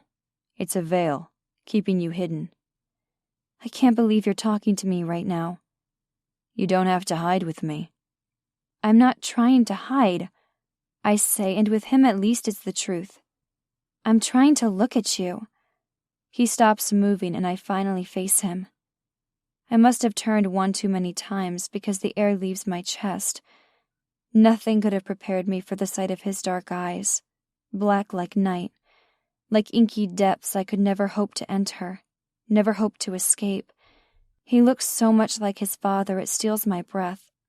Some logical part of me knows they have differences. Jonathan Scott already had silver threading his dark hair when I met him years ago. He was taller, leaner, more severe in every way. It's my heart that's somehow breaking, seeing in him the whisper of evil. With his perfectly disarranged hair and the evening shadow on his jaw, he bears little resemblance to the wild boy I once knew. His lips have filled out. His chest has filled out too, fitting into that dress shirt and tailored vest perfectly. Only the eyes prove it's him, at once knowing and curious. Pitch black like the night sky above the city, no stars at all to light the way. I think I loved him once, about as much as I despise this handsome man. He's everything my mother would have chased after, everything I've learned not to trust. You're right, he says softly. We should go up. You're not going anywhere with me. I glare at him, giving him my meanest look. It doesn't seem to worry him any. A smile flickers on his lips, making him look dashing. I don't trust men who look dashing. Amusement flashes across dark eyes, as if he knows. Where are your manners? They're reserved for people I actually like. Like Brennan Chase? I struggle to remember if I said Brennan's full name. I dub thee Sir Brennan. Go forth into battle. My heart squeezes, imagining Damon keeping tabs on me. How do you know his last name? It's my business to know people's names, their likes and dislikes, their addictions. Do you have any addictions, baby genius? Do you? Many, some worse than others. An answer that emits nothing. What are you doing here? I may not deserve a warm welcome, but I didn't expect hostility. You invited me inside once. That was before you were your father's puppet. I still feel guilty for that, but it doesn't change the fact that he can't be trusted. He didn't only survive his father, he became him. Ah, that's all you have to say for yourself? Would you like me to deny it? Fine. That's not true, darling. I was most definitely my father's puppet before we ever met. The seductive tone almost draws me in, even as his words confirm my worst fears. You did what you had to do when you were a child. You're a grown man now. Thank you for noticing, though I don't work with my father. Everyone says you do. They say that. They say you deal in money and drugs and women. He pauses meaningfully. Not with my father. I don't. It's an admission. He does every horrible thing he's accused of doing. Every single thing I raged against in my mind. How could the sweet boy I once met be so horrible? How could someone who once risked his life for me be responsible for hurting other girls? All the street lamps have blown out here, maybe on purpose. The only light is the moon, and when it shines over his dark eyes, the reflection makes them look silver. He may not work with his father, but he's become him. And that's supposed to make it better? I managed to ask. That you do them for your own gain, instead of working for your father. Better? No. But it's definitely more lucrative this way. It's upsetting that he looks so clean and crisp and beautiful, standing beside a rundown tenement. Upsetting that he looks so good when he's clearly a bad man. That his movie star smile hides a terrible broken soul. You're not the boy I knew. No. He agrees. Are you the girl I knew? You'll never find out. He tilts his head to the side, as if demurring. Too much of a gentleman to tell me I'm wrong, except he's no gentleman. What are you doing here? I came to speak to your father. My heart thuds. Why? He owes me money. Oh, God. Daddy, what have you done? He doesn't. I'm only delaying the inevitable, but I can't think right now. Can't deal with the fact that we have our rent due in 2 days and barely enough money to cover it. How will we pay back hundreds of dollars? Damon looks to the side a little, as if he's embarrassed by my horror, or maybe bored. He straightens the cuffs of his fine white shirt, perfectly tailored to his broad chest and narrow waist. He might be waiting in the eaves for an opera to begin, so casually refined. How dare you? I whisper, waiting for him to meet my eyes, daring him. He glances back at me, one dark eyebrow raised. Pardon? You know he doesn't have a way to pay you back. How dare you loan him money, charging insane interest rates he'll never be able to afford? How dare you? A small laugh. Would you have preferred I told him no? He would have gone straight to my father, who would have charged him higher interest than I did. I hate you, I say, tears stinging my eyes. I hate you both. And it's not quite true that he doesn't have a way to pay the money back. The silence spins out in brutal possibility. How? He has you.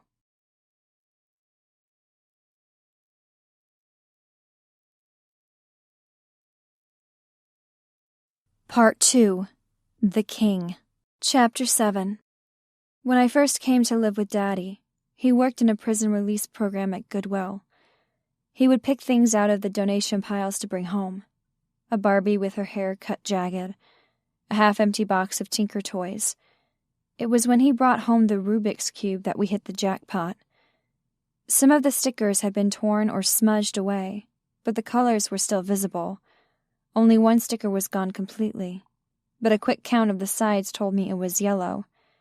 I sat down in front of the armchair, still worn and lumpy then. My legs crisscrossed, my heart pumping, and in 20 minutes solved the cube for the first time. Daddy watched with a strange look in his eyes. When I was done, he turned the columns this way and that, trying his best to make sure no two colors were side by side. This time I already had practice. It took 15 minutes. So many evenings we sat like that, him messing up the cube, me putting it right. That was before he lost the job at Goodwill, before he turned heavy to gambling, before I met Damon Scott and began to hide what I could do. Though I guess we're still in old patterns. Daddy messing things up, me putting it right. I can tell Daddy's home before I put my key in the lock. Something about the air feels heavy with despair, with guilt. Though maybe that's just wishful thinking. I want him to be sorry for what he's done. But the only thing I feel when I feed my addiction, when I breathe in the sharp tang of numbers, is relief. He sits in his lumpy armchair, the second-hand metal cane leaning against the side. My feet seem to slow down as I approach him. As much as I need to have this confrontation, as many questions and accusations are swirling inside me, I wish I were anywhere but here. I don't bother to sit on the lumpy couch or the wooden coffee table with a crack down the side.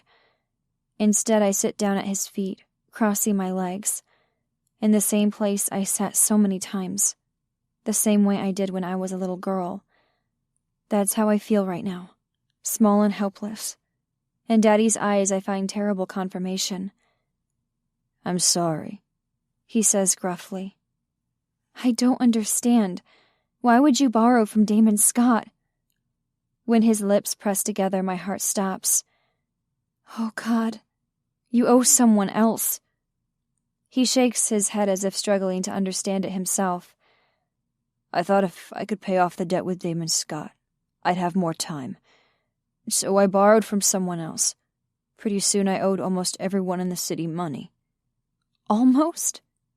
I say, my voice tight. Where I felt a surge of emotion with Damon Scott, there's only emptiness. A blissful numbness that spreads from my heart to my fingertips. It's a relief, however temporary. His eyes sharpen. I didn't borrow from Jonathan Scott. You wanted to. It doesn't matter anyway, whether I borrowed from him or not. There's no way I can survive this, not with the amount of money on the line. Damon Scott talked to me. Daddy surges up in a surprising show of strength before making a cry of pain and falling back into the chair. That bastard. Did he touch you? That small amount of protectiveness makes my heart squeeze. This is what I wanted. Someone to care about me. Someone for me to care about, without having to worry about kneecaps breaking. How is it that some people get huge trees of families, aunts and uncles and cousins? A flick of a DNA strand, a twist of fate. And here I am almost alone, except for one person. I can't quite meet that person's eyes. Damon might be willing to help. He's no better than his father. Daddy snarls. Leaning on that family like that. He's not supposed to do that. He's never done it before. And with you still a child? A child? Not really. There are enough men in the diner who stare at me to know they see me as a woman. And Jessica's barely older than me. Her body just as slender despite having given birth only 8 months ago. We grow up early in the West Side. The Rubik's Cube is long gone. Lost to the vagaries of childhood. Maybe left behind in the trailer outside of town. But my fingers clench together all the same, longing for something to solve. A puzzle that's guaranteed to have an answer. What will we do? I ask softly. I have a plan, he says, gruff, almost glad. But how? It's better if you don't know. Tell me. There's this big game. Dread slithers down my spine, thick and cold. No way. The pot is huge, Penny. It could pay off all the debts and still have more. You have to win. With your help, I would, if you were there. You don't think anyone would notice? Counting cards isn't allowed, which has never made sense to me, as if I could stop counting them. But any sort of signals I made would definitely be caught. The game isn't for 6 months, he says. We have plenty of time to practice them. And what would I be doing at a high-stakes game? Even in the twisted sex world of Tanglewood, the 15-year-old daughter of a player would not be allowed into the private room. There are rules, which is why I couldn't help him in the big games. He's silent in the way that's filled with words, with guilty admissions. You'd be in the room if you were my buy-in. My gasp sounds loud and ridiculously innocent in the broken little apartment. Who knew I still had naivety to shatter? You want to bet me? It costs $50,000 just to enter. Oh my God. I thought we had hit the bottom with the debts, but this is worse. There are rocks down there, sharp and slick, and no one to pull me from the water. Suddenly I remember Damon Scott, his eyes black, fierce. What made him able to hold his breath underwater so long? My throat tightens. The memory of a tall man in black sweeps over me, his gray eyes like mist in a dream. Who's running the game, Daddy? Jonathan Scott. Don't do this, I whisper, knowing I'm too late. We'll win, Penny. He's pleading now, asking forgiveness for something already decided. We're not so far away from medieval times. A man can sell his daughter. A man can gamble her. I don't have to ask what happens if he loses. My body forfeit. Horror is a black hole, threatening to drag me under. Only denial keeps me floating in endless space. Denial that my own daddy would do this. There has to be another way. He stares at his hands knotted together. I know he has arthritis, that his joints swell up in the warm, muggy nights, that he struggles to hold the cards. Oh, God, I hate that I care about him. The debts are coming due," he says, and in his voice I hear the grains of sand falling, the amount of time I'm the owner of my body slipping away, the water level rising.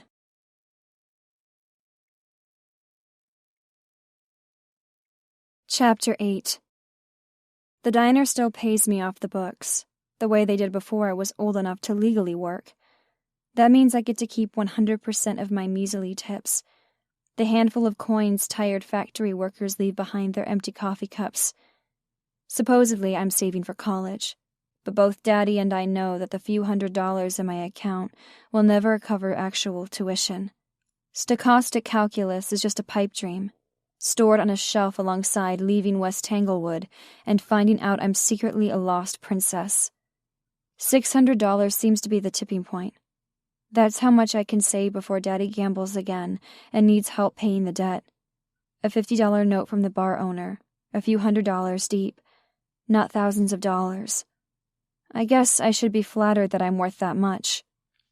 There's a cold, hard stone where that flattery would be, polished smooth from years of being objectified and diminished, shined with every day working in this diner. I wipe the cracked countertops with extra fervor. "What do you recommend?" Comes a voice out of my nightmares. A muffled shriek escapes me before I catch myself. Damon Scott sits on one of the stools, looking at ease despite the fact that his suit costs as much as a car. He sounds so much like his father that I'm surprised to see him there, and relieved, and secretly so very glad. A lock of dark hair falls onto his forehead, effortlessly perfect. He studies me with a bland expression, the only sign of life the amusement dancing in his ebony eyes. I glare at him. "What are you doing here?" "I haven't eaten dinner." "So go somewhere else. Somewhere with caviar and steak on gold plates." He sighs woebegone. "Those places can't fill a man up." "Get out." "I'm a great tipper." "How about you tip the amount my father owes you?" "I don't know." He sounds thoughtful. "That's a lot of money, and so far you haven't really given me great service." "I'm not servicing you at all. Leave." "We didn't finish our conversation." "That's because I don't want to talk, or see you ever again." "How disappointing for you." His smug dismissal sends a jolt of electricity through my body, not entirely unpleasant. I whirl away from him and push into the kitchen. I hate how aware I am of Damon's voice, the low and sensual timbre. I hate how I can see his cocky smile, even when he's not there. The scowl on my face must be fierce because the stoic cook, Jackson, raises an eyebrow. "What?" I demand. He doesn't answer, just flips a greasy burger on a grill caked with black. Ruth May has no such qualms. She heads out of the office like a bull seeing red, as if she can sense an unsatisfied customer from far away. If anyone on the floor gave her attitude, she would throw him out in a heartbeat. That's why she doesn't usually talk to customers. Bad for business. "What the hell are you doing?" she growls. "Checking on an order." That's a lie, but luckily Jackson slides the burger onto a bun, and I grab the plate. It takes some time to do the rounds to all my tables, to refill coffee and jot down orders. And then there's nothing left to do but face him. I slump behind the counter, closing my eyes. "Why are you still here?" "Still in conversation," he says, taking a sip from his mug. "Where did you even get that? I didn't give you coffee." "I went behind the counter. You seem busy." I'm replacing Jessica, but Delaney called in sick. That probably means she's high with her lame boyfriend of the week, so I'm working the tables by myself. Busy is an understatement. "You have 30 seconds to finish the conversation." One eyebrow rises up. If anything, his voice becomes lower, a faint southern drawl inflecting his dark velvet voice. "You were polite to that asshole who wanted 5 refills. They're unlimited." "He only drank that much coffee so he could stare at your rack." "That's probably true." "Well, then he'll suffer plenty when he finds out what 5 cups of that radioactive sludge does to your stomach lining." Damon pushes the mug with his fingertip. "Duly noted." Is that why you're here? To stare at my rack? He manages to look affronted, which is a major feat for a man in his position, for a man who's put me in this position. You're 15. Then why did you really come here? For once in his life, he actually seems uncertain, almost nervous, except he has the upper hand in every possible way. He's handsome, smart, rich, and for some reason he's holding his breath. Look, Penny, it isn't exactly safe for you here. Is that a threat? Because the last guy my dad owed money to showed up at our apartment with a baseball bat. I didn't know subtlety was part of your profession. His eyes narrow. His name. What? The name of the person who showed up with a bat. I'm not going to tell him who beat the door in, who smashed my father's knee, and I'm not going to tell him about the big poker game. This man is nothing to me. I owe him nothing, least of all the truth. I brace my hands on the cracked countertop, sure that I'll need the support. How much? We should talk about this in private. Then he shouldn't have showed up at the diner. I could shove you into the freezer. He borrowed $5,000, and the interest on that's not negotiable. All the blood drains from my head. I am dizzy with fury, impotence, hopelessness. Is that all? I managed to choke out. No. He came back and borrowed another $5,000. $10,000. My throat feels thick. I can't start crying in the middle of the diner. Ruth May would definitely dock my already slim paycheck. I press my nails into my palm, counting slowly until the moment passes. There's a look of genuine sympathy on Damon's stupidly handsome face, which makes everything worse. I want him to look smug and gloating. I want him to be easy to hate. Penny, he says low and grave. I'm trying to help you. I make a sharp motion with my hand. If you really want to help me, stop loaning money to my dad. No matter what he wants, no matter what he promises, we'll find a way to pay you back, and then we're done. It's not that simple. Why? Because your dad's fucking desperate, he says, speaking more rapidly. He runs a hand through his hair with what's most likely frustration, but it only succeeds in making him look charming. Is this what my prince looks like? No, my prince was the wild boy through the trees. He would have gone to my father next. He would have lost everything. We haven't already? I ask, bitter with grief. I prefer to think not. He says, his voice casual, but I'm not fooled. It matters to him what I think. It matters that I don't see him as punishment. Tiredness sweeps over me, the weight of 1,000 anxious days and 1,000 sleepless nights. I'll talk to my dad. We'll figure something out. It's too late for that. He'll never come up with that kind of money. Then what do you suggest? I snap, my voice wavering. You pay the debt. I hold up my hands, as if they can encompass the griminess of the diner, the sadness of the West Side, the complete worthlessness of my person.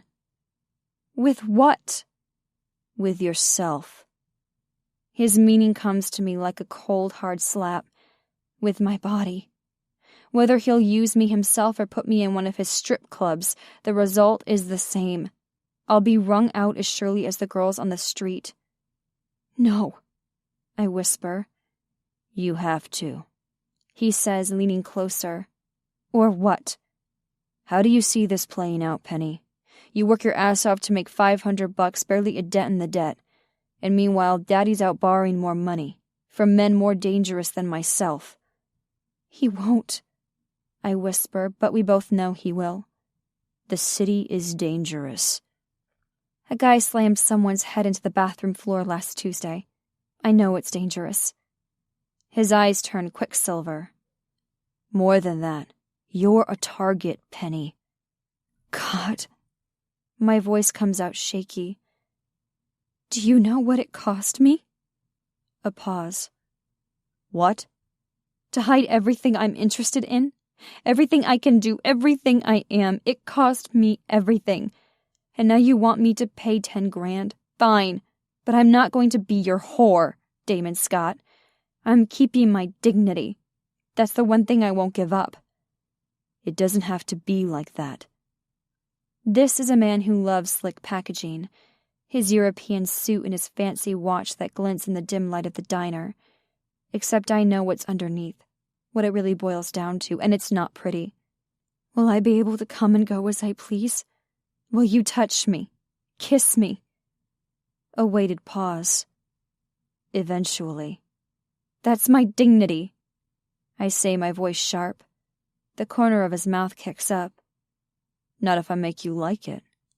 I meet his eyes with a solemn vow because this is the only part of me that's left. I already gave up everything else for this dubious safety. No, I tell him. Never. Frustration flits beneath his calm surface, even a hint of vulnerability. How many people can see it? I know that not everyone sees the kind side of him. He has weapons and suits and a million kinds of armor, all designed to shield his humanity, assuming he has any left. I'll give you a little time, he says, his voice tight. You can think it over, weigh the lack of options, come to terms with what you have to do, but I swear to God, you'll be mine. The words are a cold gust of wind, the tap of a branch on a window, the distant howl of a coyote at night. No. He looks almost compassionate as he tells me. You don't have a choice. He moves forward, 1 millimeter, as if he might touch me, then stops. I freeze, every part of me still and waiting, wanting things I shouldn't. The only thing moving right now is my chest, the rise and fall so marked as we became statues. And then his hand rises. I should duck away. Anything. Anything. My heart thuds heavy against my ribs. 2 knuckles. That's the only part of his body that touches mine, at the top curve of my cheek.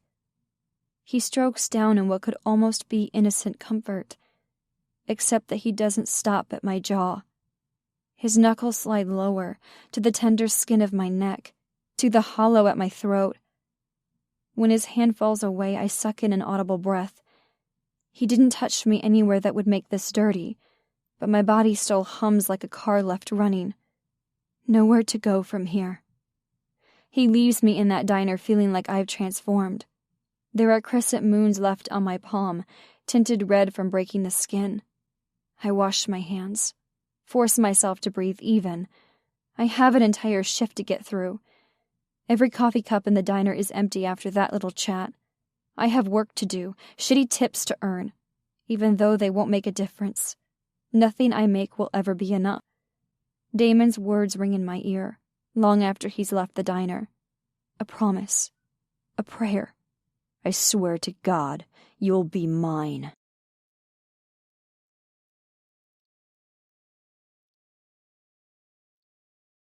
Chapter 9. When I played dumb on the elementary school playground, I didn't fully understand what I was turning down. Mrs. Keller made it sound wonderful. A school with all the math problems I could ever dream about. A place with teachers who paid attention to me. I felt the dark undercurrent, the same way I did on that river. Every muscle in my body clenched tight, my breath coming fast. As they got older, there were other men, other offers. I learned to put a name on what I wanted. Freedom. The freedom to decide where I go and when. The freedom to say who can touch me. The freedom to say no. Some days I wondered if it was pointless to fight the currents. This is what the dark streets did to a girl. This is how they pushed us along, eddies swirling around us, sharp rocks at the bottom. And like that day in the tube, I fought the pull. I pumped my legs as hard as I could, even if I knew I'd go under. I put on my uniform and go to the diner, because that's the way I swim here, my only source of money. And the whole time my mind whirs, working on other options, some loophole, worrying at the problems until the edges are raw. My brain has done things, improbable things, almost impossible things. And now it fails me? When the bell over the door rings at midnight, I barely register the sound. The air changes in the diner. Even the drunks and the exhausted truck drivers from out of town straighten in their seats. Ruth May ducks back into the kitchen. I know who it is before I turn around. Jonathan Scott. He's sitting in the corner booth, soft as velvet. His edge is undefined. I know he's a man, flesh and blood, bone and ill intent. But he seems somehow unreal, as if he's made of smoke. I grab the pot of coffee and cross the diner. He won't see me cower. He won't see me beg. I give him my bland waitress smile as I pour. What can I get for you? He glances at the counter, where I can feel 4 men resolutely not looking at him. He exudes a menace that's unmistakable, enough to make men his size stiffen in fear. What kind of pie? He asks, his voice mild. Peach. Ruth May's one concession to decent food. She makes them herself. I'll have that. Of course he will. I give him a tight smile before returning to the counter. Only there do I exhale. Being around him is like being underwater.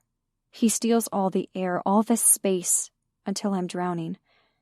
There are other customers that want refills and plates cleared. That's my excuse for not returning right away. But really it's because I need to be away from him the same way I need oxygen. When I cut a slice of pie, quick, sloppy, I take a deep breath. All I want to do is slide the plate onto his table and leave. What's your name? He asks. Trapped. Penny. How long have you been working here? Penny.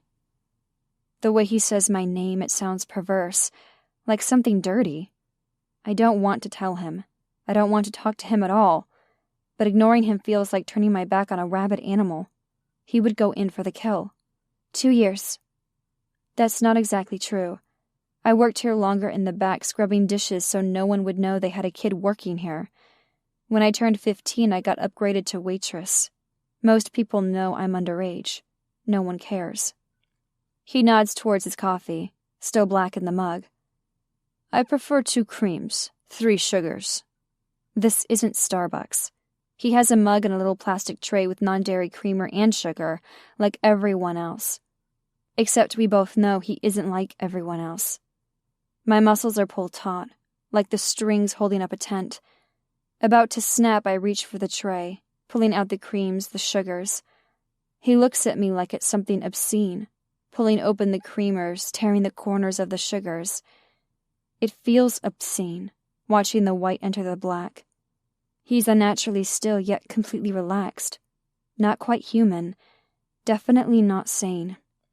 I find myself feeling the silence of his body, my movement jerky and too fast in the face of this statue. I grab a spoon and stir, disturbed by the way I'm obeying silent commands. I don't mean to do that. There's something about him that compels me. An innate power. Or maybe plain old survival. Is that... My throat gets tight. It's hard to stand in front of him, feeling naked, exposed. Is that everything? His eyes are a clear gray, giving the impression I can see deep inside them. What time do you get off?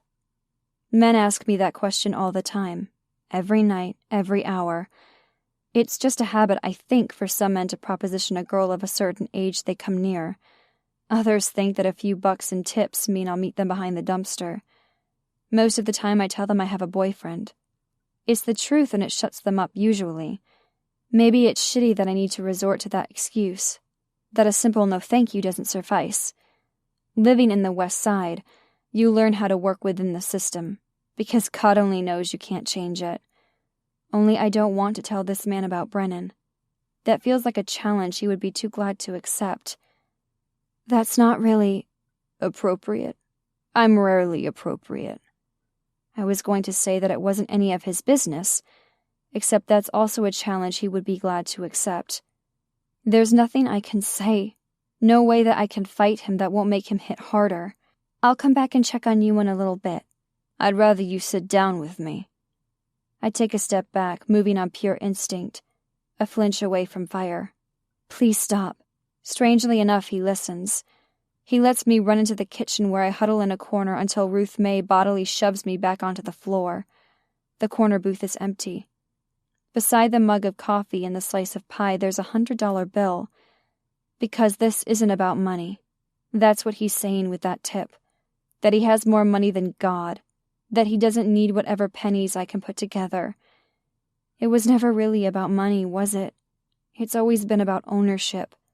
He's the king of this God-forsaken land. He can have anything he wants. Me.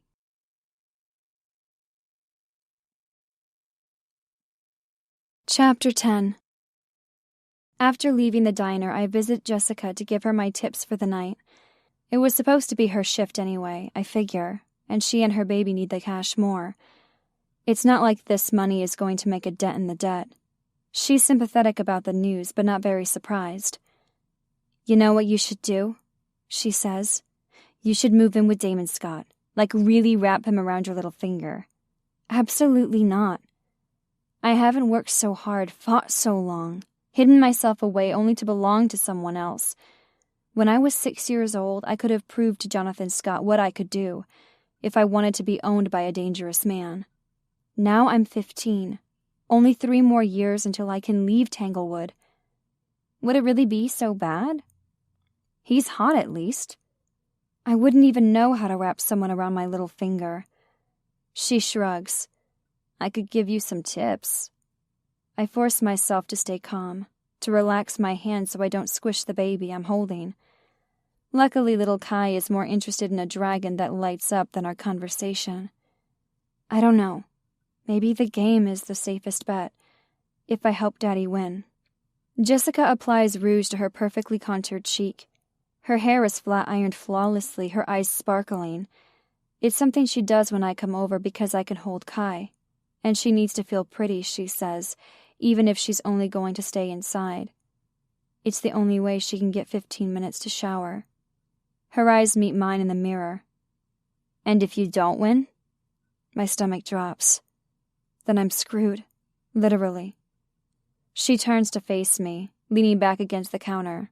The look on her face, the grief, like I'm already gone, it rips me to shreds. And I'm looking at her, already in pieces. She's always been like this as long as I've known her. We're mirror images of each other. The same. "You have to take what you can get, for as long as you can get it," she says, her voice soft and earnest. "Right now, you're young. You're pretty. That's enough to keep Damon Scott for a few weeks." A knot forms in my throat. That's the coldest thing I've ever heard. He treats his girls good. Treats. Like we were dogs. Like I'm a pet. I refuse to do tricks for the father. I'm not going to start for his son. I don't care. He still wants to own me. She meets my gaze in the mirror. "Better than my pimp treated us, that's for sure." My stomach drops. "Oh, Jessica, I'm so sorry." She gets up from the stool and takes Kai, her smile sad. "Don't be sorry. You haven't done anything wrong, but I'm worried. Worried that you'll fight Damon even if he's the lesser of 2 evils. The lesser of 2 evils? That describes him well. "Maybe you're right," I whisper. "It's not all bad.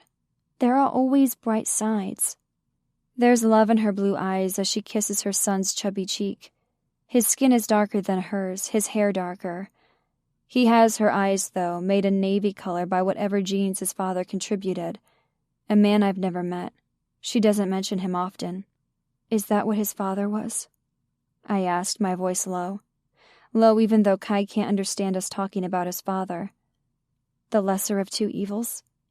There's no judgment here, only a dark and twisted sisterhood. He worked for the man my father owed money to. I was a gift. I could have said no, I guess. Could have said I wouldn't sleep in his bed. But that only would have made things harder for me. "God, Jessica." Her expression is deadly serious. "Don't fight them. It only makes it worse. I don't know if I can do that. I don't know if I can just accept this. Sometimes the best way to get past something is to go through it." This was the worst advice I could imagine, made more terrible by the fact that it was right. "What if I move in with Brennan?" I ask, grasping at straws. "And he can protect you from these men?" she asks, the answer plain in her voice. "No, he can't. and being with him would only sign his death sentence. There has to be another way. Anything. The cops. She laughs then. You know who dragged me back to ngaio when I tried to run away? That's right. A cop. Anger burns old coal-stoked hotter. So much for serve and protect. She picks up a figure with silver armor and a sword. A knight. They serve and protect the king. The man who owns everyone, Jonathan Scott. Then who is Damon in this analogy? She shrugs.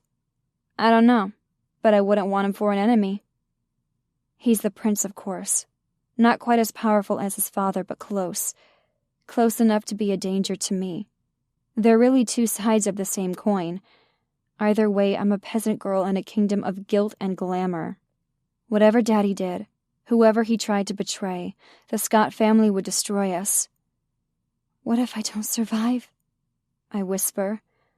Oh, honey, that's not the problem. The question you need to worry about is what if you do? Move in with me, Brennan offers. I blink at him from his kitchen table, the same table where I first met his parents. Your dad lives here. The older Mr. Peterson is a quiet man, brooding, made even more so by the death of his wife. He works at the garage each day and late into the evening before going home to watch the nightly news. We pass nods of formality in the hallway. That's the extent of our conversation. He won't mind. He won't mind an underage girl moving in with his underage son? Brennan shrugs. He knows what your dad's like. He'll understand. Maybe he would, but I wasn't sure I could do that any more than I could give myself to Damon Scott. Either way, I would be forfeiting my life, surrendering to a man, and God, if I were used for anything, at least I'd rather it was my mind. I don't think so. Besides, I can't leave Daddy to deal with this alone. They'll kill him. Brennan looks unimpressed. He's brought it on himself. I can't help but gasp. He's family. Fine. It's rare that he's ever snapped at me. He's usually easygoing, which is why we get along so well. Why we've lasted so long. Please, I say, putting my hand on his arm. I don't want you to be angry with me. I just need to figure out how to handle this. There must be something we can do, like maybe a payment plan. And while time goes by, your dad's not going to gamble. Okay, maybe he has a good reason to be mad. I'm deflated like an old balloon. It's plastic, stretched and small. I put my head in my hands, covering my face. You're right. There isn't an answer. He grimaces. Look, I'm sorry. This is a tough situation. I know that. But the core issue isn't time. Not really. It's money. You don't have anything worth that much money. And you won't, not ever. I peek through my fingers. Is this you trying to make me feel better? Yes, he says, sounding rueful. And I'm not doing a good job of it. It's just, he's a heavy weight, you know? I don't want you to hold on so long he pulls you to the bottom. The words land inside me, hard with impact. He's right, of course. Daddy's addiction will sink him, and it will sink me too if I let it. Am I just supposed to walk away, though? I'm ashamed to admit that the thought scares me even more than it should. Not only because of what would happen to Daddy, because of what it would mean for me. I'd be well and truly alone in the world. And if I'm going to be underwater, I'd rather hold on to an anchor than nothing at all. What if... My voice cracks, though less from fear, more from a strange dark excitement. I know this is bad. Maybe I shouldn't even talk about it. But you're my best friend, and I have to at least consider this option. What if I paid off the debt a different way? It speaks to how common such ways are in the West Side that Brennan doesn't ask what I mean. Sex. That's really fucking stupid, Penny. I flinch. Of course it is. I shouldn't have mentioned it to you. You shouldn't even be considering it. There are worse things than your dad being held accountable for his debts. This could break you. Do I seem that fragile? You're strong, Penny. But these men, they're fucking mountains. They will crush you, and they'll enjoy doing it. He sounds so sure, as if he understands the impulse to crush me, as if he would enjoy it too. Maybe it's inherent in men, and only the rich can indulge it. Look, I'm not saying I want to do it. I'm saying, isn't that option better than Daddy dying? In a totally objective way, I mean. After that, we'd both be alive. You and your damn logic. He murmurs, but he doesn't sound angry anymore. Only sad. What else is there? I ask, honestly unsure. There's pride, he says. Yours or mine? He laughs a little. I honestly don't know.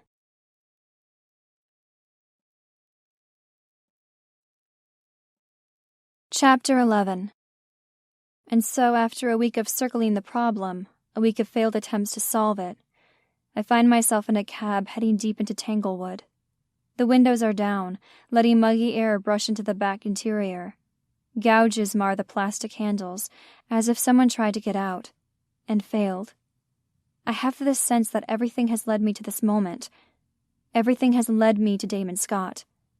The Den is a gentleman's club, which doesn't mean there are flashing marquee lights and free buffets inside. It's an exclusive membership, where you have to know someone powerful and pay a lot of money. In other words, my father's never been inside. I stand in front of the carved wooden door, wondering what I'll find inside. Half-naked women? Completely naked women. For all I know, they won't even let me in the door. But I'm counting on my body to carry some weight, the same way it can be used as the entry fee to a high-stakes poker game. The sun ducks behind the buildings, sending hot rays across my vision. It leaves the steps in shadow. I wonder if that's on purpose.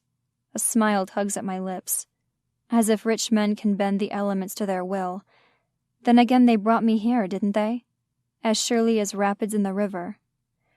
The knock sounds quiet on such a heavy door. This is the historic part of downtown. There are no doorknobs, no fancy fingerprint scanners or security camera. At least not that I can see.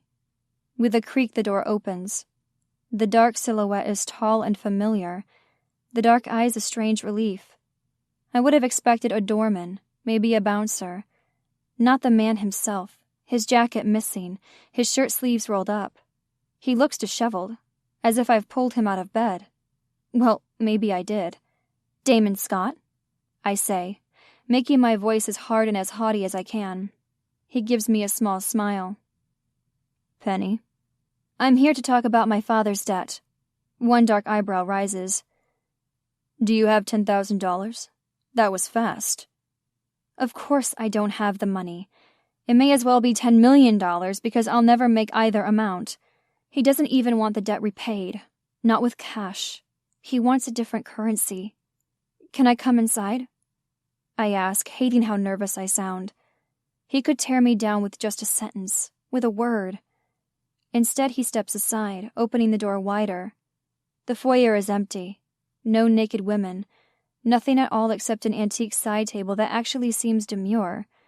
Only in the face of such understated class do I realize fully that I expected a bordello, garish and blunt.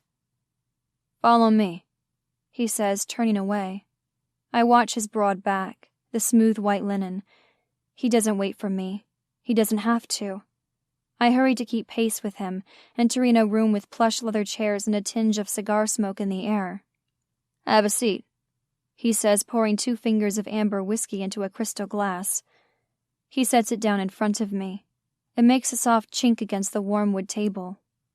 I'm not thirsty, I blurt out, my hands twisting together. His handsome face is drawn into stark lines. Tell me what you came here to say.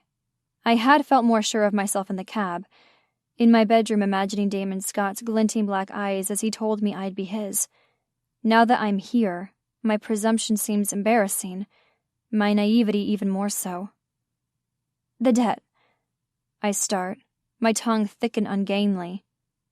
I can pay you with, well, you know, that's what I came here to tell you, that I'll have sex with you. I thought you were keeping your dignity, he asks, his voice even. If he's surprised, he doesn't show it. This is what I figured out while talking to Brennan, that my pride isn't about sex or money. My pride is about controlling my own fate. And that's what I'm doing here, setting the terms. This is what dignity looks like for me, owning my own body, deciding how it's used. He looks down at his hands, the way they're folded together. When he looks back up at me, his dark eyes are haunted. I'm not my father. There is a hot air balloon in my chest, large and rising. It feels uncomfortable to look at him, but I can't look away. I know you aren't. You said I was like him, and I understand why you said that. There are things that I do, because this is the world that I operate in. But I don't hurt young women. I won't hurt you. A strange sense of sorrow fills me. I shouldn't be sad that he's giving me time. I should throw a damn party. My heart stutters as if I'm losing something important. Why not? Does it matter? I won't press your father on the debt. You have more time now.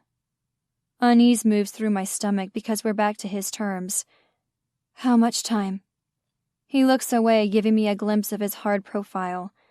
It makes me realize how much I don't know about him. Does he have friends? Or family besides his father? Does he have a woman upstairs? Long enough, he says finally. Tension tightens the air around us, a strange pressure that builds as the seconds tick by. I should take the reprieve with a smile, but I find myself more worried than ever. Is everything okay? The second the words leave my mouth, I wish I could call them back. I shouldn't care about Damon Scott, even if he did protect me once. Even if he is the most beautiful man I've ever seen.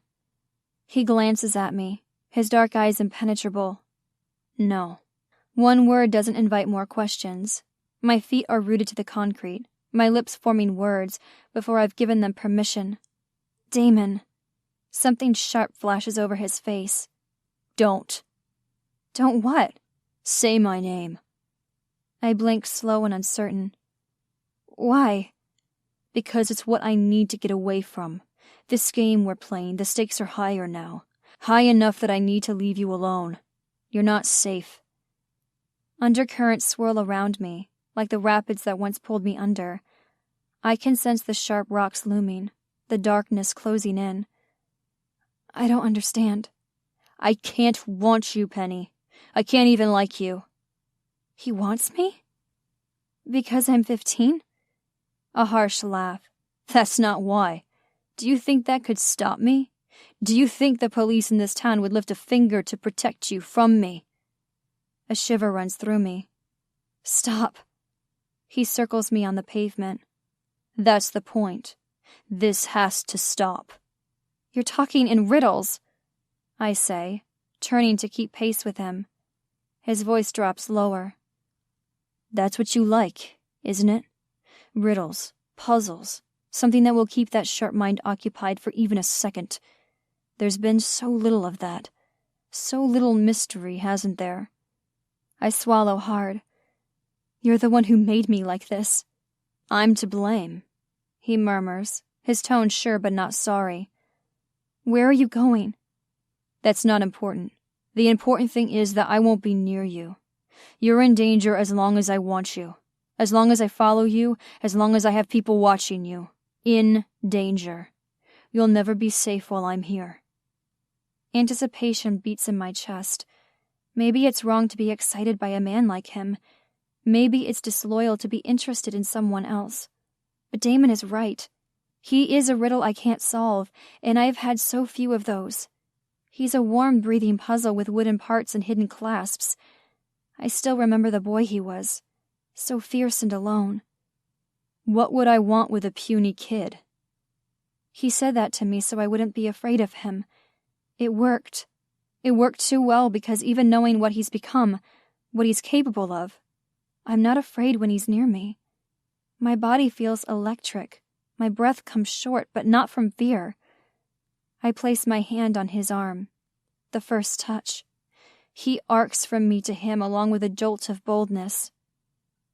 What would you want with a puny kid? I ask him. The corner of his mouth turns up. You're in over your head. Dark water. sharp rocks. I lift my chin, determined not to let him bring me low. That's probably true, but I know a secret. You are too.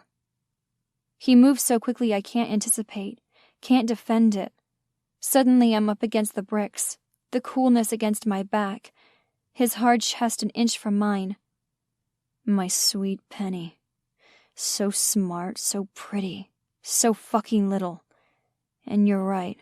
His words are low, bouncing off the bricks as if they're coming from the night itself. I lived so long underwater that I became a part of it. I rule this place. Then what are you afraid of? I ask softly, knowing it's true, because the body in front of me, the arms that hold me, they're flesh and blood. You, he says. It doesn't seem possible. I'm a poor village girl. He's the prince. How could I pose any danger to him? But when he lowers his head, it feels almost against his will, as if he's being moved by some unknown force. Denial and frustration in the air.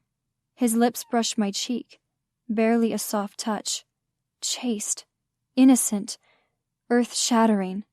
It doesn't matter, even if you give Daddy an extension. He has other debts, and he wants me to do this big poker game with him. He says, "Wait, the big poker game? How did he even get the buy-in money?" I look away, my cheeks turning hot, my insides a terrible churn. "Let me guess," he says, his voice dark. Something moves in his eyes, a shadow beneath the waters. "He's going to use you." It's hard for me to say yes. Hard for me to look Damon Scott in the eye now that he knows. Impossible for me to reconcile the daddy who loves me with the one who would do this. He thinks we'll win. You won't. And it's not worth the risk. Do you know who's running that game? He came to the diner. A sharp breath. After I did? Yes. What did he do to you? His gaze sweeps over me as if he can see beneath my dress. Are you hurt? Have you seen a doctor? He didn't touch me. You're lying. I spread my hands palm up as if that proves something. He came and ordered a slice of pie. I shrugged, not wanting to add about the coffee or the $100 bill. I recognized him right away. I'm pretty sure he didn't recognize me from that day on the playground. Good, Damon says tightly. Stay away from him. I had given up more dignity in those 15 minutes than actual sex would have been. Preparing his coffee and fetching pie he had no interest in eating, only so he could watch me. I had known it was wrong, but I hadn't known how to stop it. Never again. If I do the game, I don't have a choice, I say. But either way, you don't control me. About this, I do. I don't know where the impulse comes from, but challenge sparks in the air like electricity. A touch, not with skin but with energy. I can feel him pulsing 5 feet away from me. Or what? I ask softly. His black eyes narrow. You want trouble, baby genius? Is that what you're after? Because I know a way you can get a little adventure and help me find my father. What are you talking about? I've been looking for him for years. Didn't you know that? Trying to trap him, to hunt down him and the fucking animal that he is. For what he did to you? For what he did to everyone. Damon says, his voice scathing. He doesn't need to spell it out. And you want me as bait. He looks almost sad. You always were smart. So smart that I had to hide for years. It might seem like a small thing, only numbers, only breathing. I've been in shadows forever, my skin pale, my eyes hungry for the sun. I'll do it. He runs a hand through his hair, mussing the silky strands. No, forget I said that. I can't forget. This is too important. It's not safe for you, not if my father has his eye on you. He had his eye on me 10 years ago, I remind him. I got away that time. Only because... Damon's voice cuts off, but I can hear the rest. Only because he protected me. Only because he sacrificed himself. He wouldn't do that again. Why would he? I can't risk it again. That solidifies my decision. All of us need justice, especially Damon. A sense of protectiveness rises up inside me, as foreign as the possessiveness I feel for him. I don't understand it, but I know he's hurting. I know this will help. And my life isn't his to risk. It's mine. I didn't sell myself to your father, but that doesn't mean you own me. That's what I came here to tell you. I'm making the decision to do this. His eyes turn liquid black. And what if I decide to stop you? Can you? I ask, feeling bold now, feeling free. He already knows where I work, already came to see me once. He'll do it again. You know that as well as I do. I could keep you here. I look around at this beautiful prison, the bar made of ancient oak. He's the one trapped here, trapped by his anger and his need for revenge. In a perverse way, trapped by me. No, I say softly. I don't think you'll do that. He smiles, which only makes him seem darker, more dangerous. That sounds like a challenge. The idea forms with a sense of deep satisfaction, of rightness. Damon Scott ties me into knots. The things I feel for him crisscrossing and turned over, sympathy and guilt and longing, and an unbearable anger that he became this man. Not exactly his father, but still so far away from my wild boy. Everything may have led me to this moment, but not so that I could lose to him, so that I could beat him. Do you want to be challenged, Damon? His name hangs in the air, far too intimate for the two of us. God, yes, he says, and it sounds like a prayer. Then let's play cards. If I win, then I help you catch Jonathan Scott. I'm your bait. He looks dubious. Have you even played much cards? No, actually never. I admit, feeling shy. But I've seen Daddy play plenty. Christ. He shakes his head, at once amused and dismissive. And when I win, what will you give me? I think you know the answer to that. You'll stay here with me. You'll be mine. Mine to keep, Penny. Mine to protect.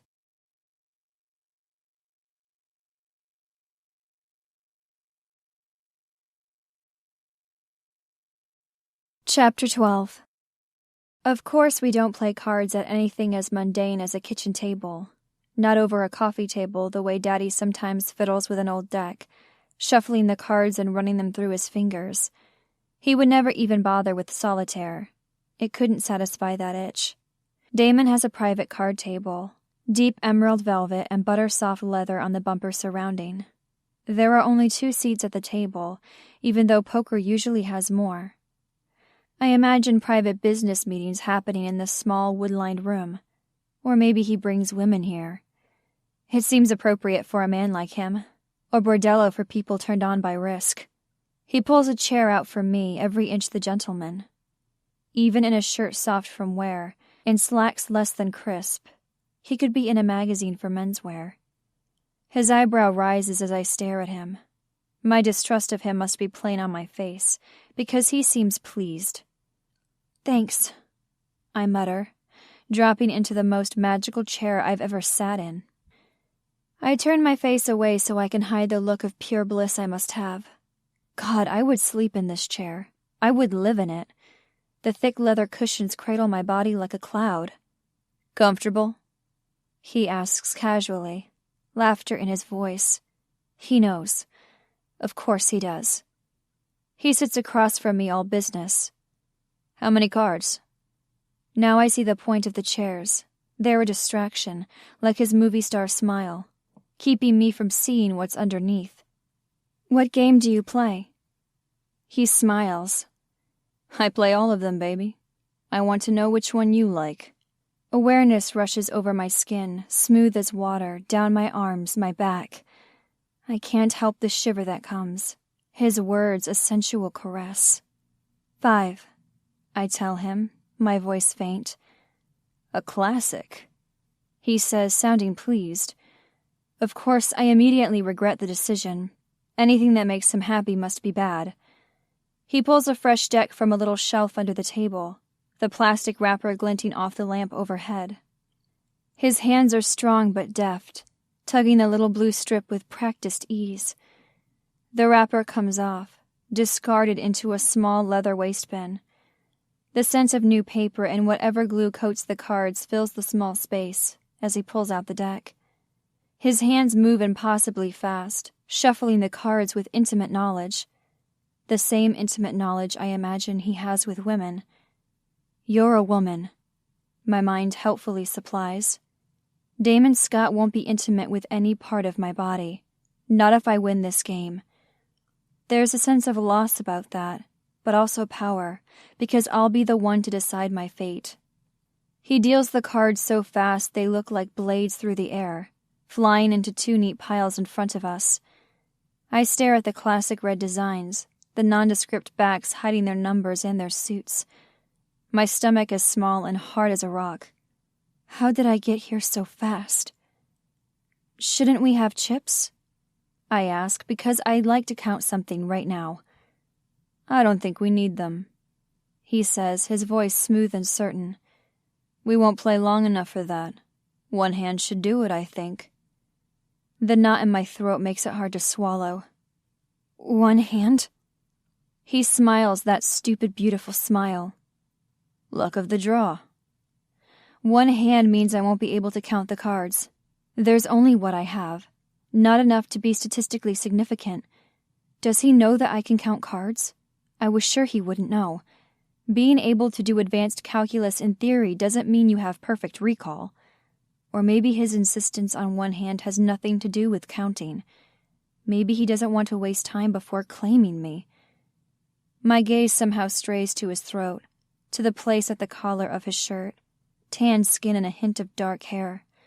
Such a personal detail to show in public. Then again, we're not in public. No, this is very private. Enough to make my breath come faster. Fine, I say, wanting this to be over more than I want to win. No, I can still do this. My odds are as good as his, better because I can at least count what I see. Aces high or low, he adds. No wild cards. I pick up my cards and look at them. A pair of jacks. Not the worst hand, not the best. The other three cards are all spades, which is exciting in another way.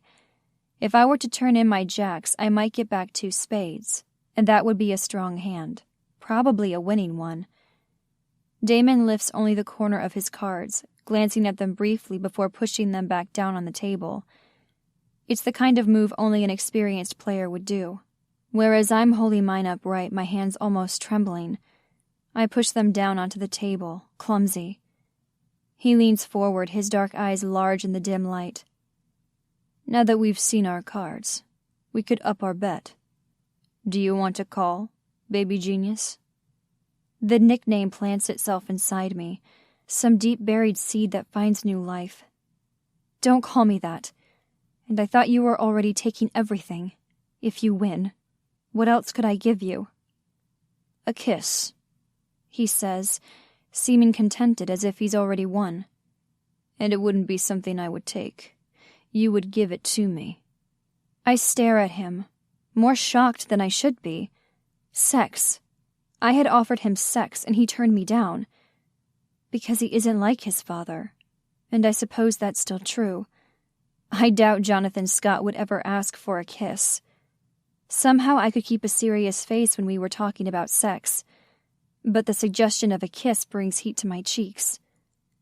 You want me to kiss you? Anywhere you like. Your cheek, I say immediately, but it doesn't feel as innocent as I mean it.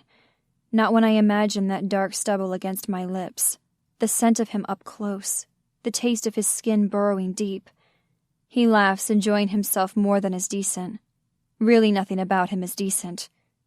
Your choice. And if you're calling the bet, that means I have to put something more in. What would you like? Definitely not a kiss, even if my imagination whispers that I might like it. My father's debt. $10,000 for a kiss, he says, his voice thoughtful. My chest burns at the implication that I'm for sale. That even if I were for sale, that I'd be worth that much. I feel more like an object than a person. Except I'm not the one who started me down this path. Damon did that himself, when he proposed taking me instead of Daddy's debt. You know that Daddy is the reason you're in this mess. My mind needs to be quiet sometimes.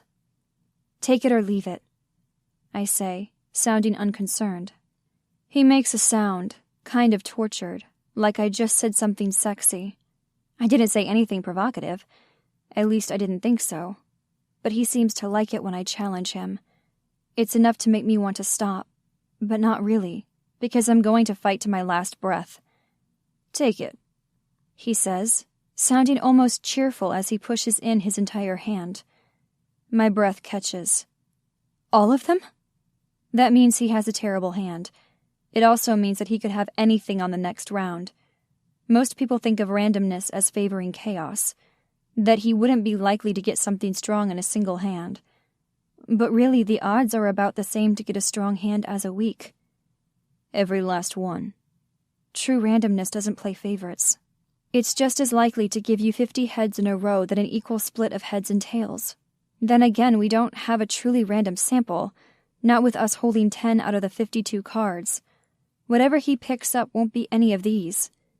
I bite my lip, running through numbers in my head, determined to make use of what little data I have, running simulations in these precious few seconds. God, you're incredible, he says, sounding reverent. Only then do I realize I'd been lost in thought. And he's staring at me, intent and for once serious. Brennan had looked at me that way and called me pretty. Damon looked at me like I was some other creature, more than a human, a goddess. 3 for me, I say, taking the safer bet. That means keeping my jacks and pushing the rest back. Giving up any chance of a flush, because then I could end up with nothing at all. Damon deals the cards with swift utility, the same way Brennan looks when he uses a wrench. It's simply a tool, one he's deeply familiar with, one he uses on a daily basis. Only then do I realize my fatal flaw. No matter how many numbers I have, Damon has something stronger. He has a lifetime of experience, of knowledge and instinct. The subconscious mind can filter far more information than we fully understand. He can make a call based on his gut. Then again, I'm not sure what possible instinct could make him send all the cards back. I pick up my 3 new cards along with my original 2. The first 2 dealt are spades, exactly what I would have needed to complete a flush. No additional pairs or jacks, which means I'm left with my original single pair. My heart sinks. I struggle to keep my expression blank, not to reveal anything even though this is the only hand we'll play. It seems important that he not know my weakness, whether I win or lose. Oh God, what if I lose? What reckless impulse possessed me to agree to this game? Actually, you're the one who suggested it. What do you have? Damon asks, all politeness now. You first, I say, pushing off reckoning as long as possible.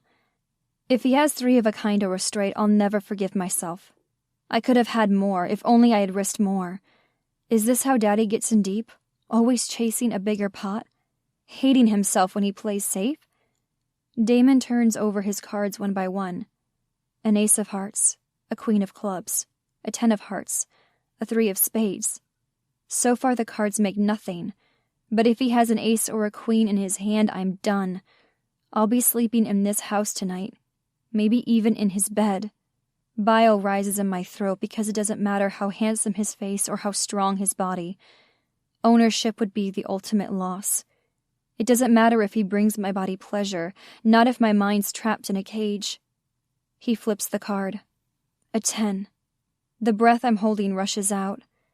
Oh, thank God. His expression is even as he says, "Let's see them, baby." With shaking hands, I let the cards tumble over all at once. My pair of jacks beats the 10s, but not by much. Everything feels over-sharp. The quiet hum of the house outrageously loud.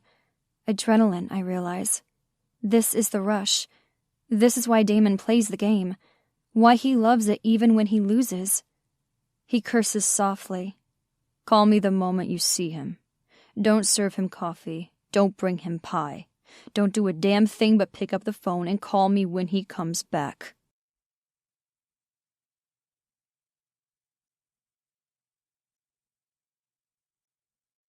Chapter 13. It's on the next Thursday night that I hear it. the tumble of a pebble on cement. Someone's following me in the darkness. The street lamps busted long ago. It's a strange feeling to wish to be mugged, to long for a faceless villain in a city full of them. Anyone but Jonathan Scott. I'm halfway between the diner and home. I weigh the options between one breath and the next. The diner is more public, more lighted, more known, but the apartment has a lock. Footsteps echo mine, and I know he's getting closer. I move faster over the broken sidewalk, keeping my head low as if I'm in a storm. It rained earlier that night, but it had cleared up. There's no storm except inside my mind. Don't fight them. It only makes it worse. A shiver takes my whole body, despite the muggy night air. The devil himself is behind me. Even if he'll catch me, I have to fight. I have to run. I sprint down the sidewalk, not even pretending anymore. I don't think he's close, not when I reach my building, but it doesn't matter. He must know where I live. I reach my apartment and slam the door, relieved to have made it in time. In the kitchen, I grab the cream-colored phone with its tangled spiral cord. The number comes to me by heart. I only had to see it once to remember it forever. He answers on the second ring. Penny? He's here. Only then do I realize I'm out of breath, my lungs burning. He followed me home. In your apartment? No, I say in a harsh breath. A knock comes at the door, loud and hard enough to shake the walls. Oh no, I whisper. Stay there, Damon says, his voice as sharp as a blade. Wait for me, I'm coming. Daddy blinks at me from his recliner, clearly woken from a nap. His eyes are cloudy, as if he took the pain meds for his knee, as if he took too many pain meds. Who is it? I don't know whether he means the door or the phone. I shake my head, clinging to the receiver with both hands. How far are you? I whisper. He swears. Farther than I should be. He must have planned this. He left breadcrumbs out of the city. You're not close, I say, the note of finality harsh to my own ears. Damon says more about how he's on his way, about holding on. It all mixes with the chaos in my head. The sound of rising water, the sound of currents swirling around me. The line goes dead. There's no help, no time. Another knock at almost the exact same volume. Penny? Daddy says, his face gone pale. It's Jonathan Scott. Surprise flickers across his face. He's here? Blood pumps through my veins. My body fights what's happening as much as my mind. Don't fight them. Except I can't seem to stop. Open it, Daddy says, his voice fearful now. It will be worse if we don't. I leave the chain in place while I open the door, a feeble defense. A sliver of Jonathan Scott appears, as slick and as smooth as ever. You, I say, surprised my voice doesn't tremble. Me. May I come inside? It's not really a question. Who are you? I say, because I'm stalling. I want Damon to magically appear in the dimly lit hallway, but he won't. He won't make it in time.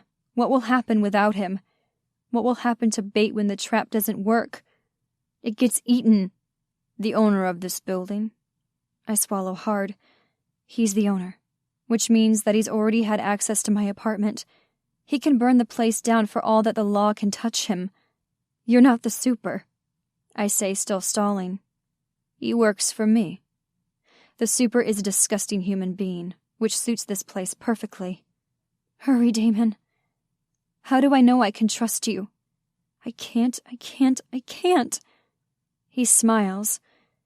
You definitely can't trust me. Run and tell your daddy that Jonathan Scott is here. I slam the door shut, staring at the peeling white paint on the door, the rusted metal chain. Oh God, I whisper. What do we do? There's a brief but potent fantasy where I fling myself out of the window, 3 stories down. That would be enough to end things, wouldn't it? That would be enough to save me? Bodies want to go on living no matter what happens to them. It only makes it worse. Open the door, Daddy says, his voice panicked. Help is on the way. We just have to let this play out. I take deep breaths. My voice comes out even. Only my blurring vision gives any hint to the turmoil inside. Everything will be fine. It doesn't even sound like a lie. A sound of an animal in pain fills the room. It's coming from Daddy. Not me. Not me. I'm sorry, Penny. I'm so sorry. I didn't mean for this to happen. I didn't think he'd come here. There's a wrench in my chest, a horrible turn of grief already tight. What did you do? I entered the poker game. I'm not even a person anymore. Not flesh and blood. None of the soft curves the men would want. I'm clockwork, made of metal and wood. Unfeeling, unflinching in the face of familial betrayal. How was that possible? How could you do that without my permission? How could I mean so little to you? That's not what I'm asking.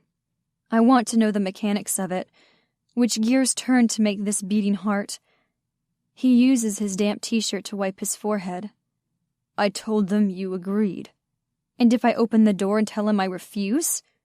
His face turns pale. Then I'd have broken my word to Jonathan Scott. And we both know what that would mean. Death, a particularly painful one. The irony is that I would probably still be part of the pot. That's the merciless version of justice he used to rule the streets. It would mean the end of us both, mutually assured destruction. Neither of us have a choice now. Then I'm opening the door, inviting the devil inside. Come in. He stalks into the apartment as if he owns it, which he does. His cool gray eyes takes in my father and his broken knee with a single disdainful glance. Daddy struggles to stand, and fails. Mr. Scott, he says, what can we do for you? What a sad attempt at a valiance. That makes my heart squeeze in a way his apology never could. Who am I to blame my father for his addictions? He couldn't control them any more than I could make my brain into something else. Jonathan Scott gestures to the lumpy armchair as if it's a gold-plated antique in his palace. Please sit down, George. Don't strain yourself on my account. Daddy shudders a little, his good leg already failing him. I move quickly to help him. There's no point in overexerting himself. Nothing he does would stop this. Jonathan Scott takes the maroon corduroy sofa. Somehow his presence makes it seem like a throne. I understand my son has been to visit you. My heart stops. Damon Scott was here? In our apartment? Daddy didn't tell me that. Was that before or after I went to the den? He might see it as a kindness to harass my father instead of me. I told him we'd get it, Daddy says, breathing hard. I swear. Don't lie to me, Jonathan Scott says, his voice underlaid with steel. There's no way for you to get $10,000. Little Penny could serve 100 pies a day and you'd never be able to pay. I've had enough. Stop it, I say, because I'm the reason he's really here. Leave him alone. A flash of excitement crosses Jonathan Scott's face, sending a shiver down my spine. He likes it when I talk back, when I fight. That's what Jessica told me, but I told her the truth. I don't think I can let him. Like I'm underwater, the body will fight to breathe. His voice is mild. I could. Leave him alone, I mean. If you want me to. It was always leading to this. I try to keep my voice steady. What do you mean? $10,000. He pulls out a thick envelope. I can guess what's inside. Money. It's his gamble. In this rundown tenement, his odds are good. Would you like this, Penny? No, leave her out of this, Daddy says. She didn't have nothing to do with it. You'll have to give the money to Damon Scott yourself, Jonathan Scott says to Daddy, his dark liquid gaze still trained on me. Do you think you could manage that? Or would you gamble again, hoping to turn it into 20 or 30,000? We may not need to give that money to Damon Scott, but Daddy doesn't know that. It still hurts to think he might trade my life for one last gamble. Then again, isn't that what he always does? I'll make sure he gets it, I say, imagining myself waiting in the apartment for him. How safe would I be? It's enough to make me laugh, if I was capable of smiling. What an illusion. Safety. The impressive thing isn't what I can do with numbers, with lines and curves in my head. The impressive thing is that I ever believed, even for one moment, that home would be safe.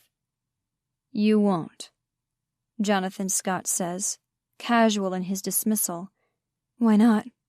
I say, almost a whisper. You'll be with me. With him, where Damon can find me, where Damon can save me. At least I hope so. No! Daddy fights to stand, and fails. You can't do this. Jonathan Scott gives me a smile that's almost handsome. If I didn't know how evil he was, I could have been fooled. It's enough to prove he doesn't have to force girls. With his smooth silver fox looks and his money, he could have anyone he wanted. He prefers to force. It's up to you, he says. You're a monster, I tell him, this one statement sincere. That's right, he murmurs. Fight me.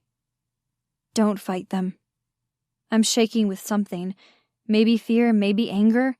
I prefer to be angry. Some part of me thinks it might seem more realistic, but the truth is I am angry. It's not pretend. How dare you do this? Offer you money. Well, sure, call the cops. Tell them how horrible I am for paying your daddy's debts. Aren't the police in your pockets? I ask bitterly. Or you can take your chances with Damon Scott. He has quite a reputation. He glances at Daddy's broken leg. I suppose you're already familiar with it. What did he promise to take next? Daddy looks at me, his eyes helpless. It doesn't matter who broke his knee. Doesn't matter that the debt to Damon Scott has been won, because that was the deal I made. To be bait for this man, this dark king. Tick, tock, the king says. Would you like the money? He shifts ever so slightly on the old lumpy sofa, revealing a flash of silver in his coat. A gun. Will he use it if I refuse him? It doesn't matter, because this is my purpose. I'll do it. In a graceful move, he stands and strides from the room, leaving the money on the sofa. It's too much to hope that he's changed his mind as soon as I've agreed. No, he expects me to follow him. I'm not even worth a basic command. I'm a dog trained to heel by poverty, trained to obey by circumstances. Wait, I call after him into the hallway. I'm coming. There are only minutes to run back, to hold Daddy's trembling hand, to squeeze. Damon Scott will come, I whisper, breathless. I'll try to leave a trail. Tell him to follow me. Tell him what happened. His eyes are wide, helpless. I don't even know if he's hearing me. I grasp a handful of coins from my tip jar, mostly pennies left after digging out the quarters and dimes to spend. A few nickels, and that's what I need. Dark copper pennies made green and blackened from use. I run down the stairs, the coins clutched in my sweaty palm. It's only on the street that he stops, as motionless and contained as if he had been standing there all along. I'm out of breath, still wearing my old diner uniform, a handful of loose change he can't see. I don't wait for you, little girl. That's not how this works. Go to hell. That probably isn't going to help my position any, and that's not what I really want to say. Please find me, Damon. He's the only one who can solve this for me. He's also the reason I'm in the middle of this, a twisted game of tug-of-war between father and son. Okay, I say softly. I'll be good, I swear. Do you really think Daddy is going to use the money to pay off the debt? I don't care about the debt anymore. Don't care about the money. What I care about is that Daddy tells Damon Scott what happened. He knows what I'm giving up. Silver eyes gleam in the dark. Do you? I glare at him. You want to have sex with me? Wrong. Goosebumps rise on my skin despite the warm night. It only makes it worse. What then? I want to break you down into parts, into hope and despair, into love and fear. I want to consume your humanity, feast on you, until there's nothing left but a small, jagged core at the center. What a bastard. Why? He laughs. Do you ever think about how mechanical sex is? Men so desperate for something warm and wet to fuck. A purely physical sensation. We might as well be automatons. I've never thought about sex like that. I never thought about it at all. That's a lie, Penny. You think about Damon. He continues, his expression severe. I learned to block out physical sensations as a child. Pain, sex, hunger. They only touch our bodies, not our minds. I swallow hard, remembering how that wild boy had left home. Something had been done to him, and something had been done to the man in front of me. Men turned into monsters. What happened to you? He holds his hand out like I'm a little girl crossing the street. Come along. You're insane. No, little peach. I'm the only sane one in a world full of rabid animals. Please find me, Damon. Find me in time. I put my empty hand in his. He squeezes gently as if to comfort me. It's a strange sensation, to be consoled by my enemy, less strange to be led by the king. I drop a single penny near the curb, hoping it will be small enough to escape notice, hoping it will shine enough to bring Damon to me. He takes me down 2 streets with a familiarity that shows he's used to walking the west side streets. Every few steps I drop a penny, leaving a trail for him to follow. As long as he comes in time. Please, Damon. The sign for the Midtown Asylum has long since crumbled, leaving only a large plantation-style building. On either side there are houses falling down. It's dark inside them, empty. We're alone. The last coin falls into the overgrown weeds. He unlocks the front door and steps inside, finally releasing me, leaving me to stare at the pictures spread over the floor, the insides of senators' houses, the interiors of City Hall, windows into our twisted little world. The desk, he says, hanging his coat on a hook like this is a 5-star hotel instead of a broken-down mental hospital. I take a step forward, horrified to find my bedroom in a photo. You watched me? My faded quilt and my kitten poster, the room I had undressed in and slept in, the bed where I had touched myself thinking of Damon Scott. As if he can read my thoughts, he smiles.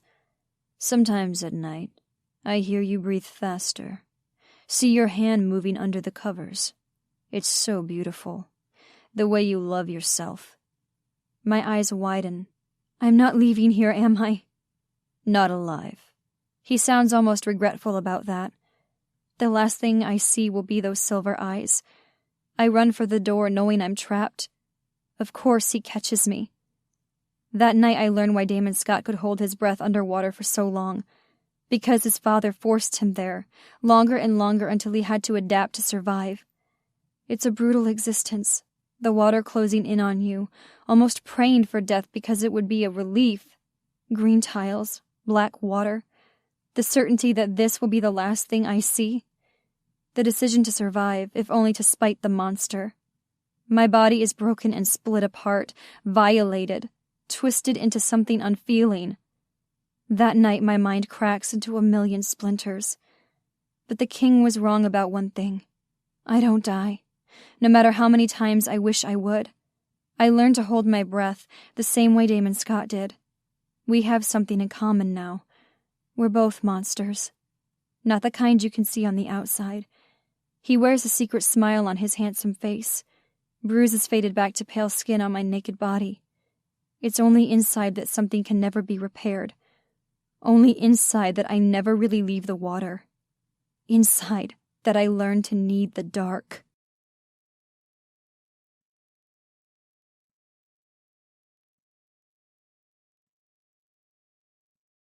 Chapter 14.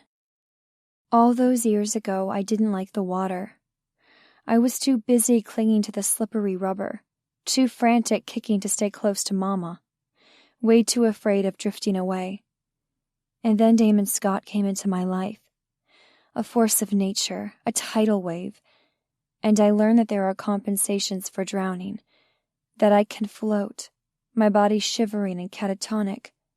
My mind can float too. That's how Damon finds me. He pulls my body from the water. His hands iron hard on my bruised skin. Strong arms cradle my limp body. Held so close I could hear his heart beating too fast. I want to tell him, don't worry. I'm okay here, floating down the river in my head. Except I can't say a word. That's one thing about floating. I hear him talking to me, his voice low, so different than ever before. He's been amused and casually cruel, never terrified and tense, never so broken. The words come through a thick swirl of dark water, my thoughts inky black. Wake up, sweetheart. Talk to me. Oh, God, what did he do to you? Tell me where you're hurt. Let me help you. He speaks faster the longer he goes, his voice turning hoarse. Beautiful girl, smart girl, come back to me.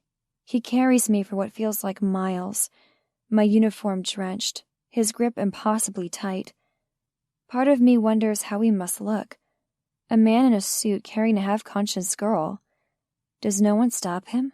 Does no one wonder? The irony is that he's the only man who would protect me. I'm sorry, he whispers against my forehead. God, I'm so sorry. I tried to stay away from you. I wanted to keep you safe. If he knew, if he touched you. Jonathan Scott did more than touch me. He tortured me. He violated me in every way that a man can hurt a woman. And I'm sure there's tearing enough to show what's happened. I wish there weren't any marks. Not because it would hurt me less, but because it would hurt him less. The unlikely prince come to take me away. No white horse, though. Only his bespoke Italian loafers against the asphalt. It takes me a moment to realize that it's raining. The water on my skin fresh and clean. Unlike that horrible pool of water where I had been trapped. Unlike the salty tears I couldn't hold in. Damon swears, but I wish I could tell him the rain will help. I don't want to be dirty. We reach a building in the historic district, with white stone and black metal balconies on each window. He pushes inside as if he owns the place, and maybe he does. Maybe he owns the entire street. I hear a feminine gasp. Is she dead? That's what the unknown woman asks. The strange part is not knowing the answer. Am I dead? She'll wish she was, Damon says, his voice hard. It sounds like a threat, but I feel the tension in his body. He's worried about me, about what happened before he showed up, before Jonathan Scott shoved me into a black pool of water and closed a grate on top of me, trapping me inside, before he held me down and... My mind shies away from the truth. Maybe I would wish I were dead by the time this is over. What can I do? The woman asks. It makes me wonder if she's Damon's girlfriend, his lover, his prostitute. I don't know how he deals with women, except to pay them. She must be close to him if she was in his house. Blankets, he says. Every single one you can find. That sounds practical, but I don't feel cold. I don't feel anything, really. Damon carries me upstairs and lays me down on a large bed. His bed? He pulls back the covers, settling my wet body into the middle. Part of me recognizes that it must be comfortable, the way I sink into the mattress, the velvet drapes hanging from a thickly carved bed frame. I'm disconnected from my body, though, as if it sank to the bottom of the water, landing on hard rocks. And my mind kept floating along. Damon, I whisper, surprised to find my lips cracked and hard. How can they be dry after almost drowning? Everything feels upside down, inside out. His eyes look pure black.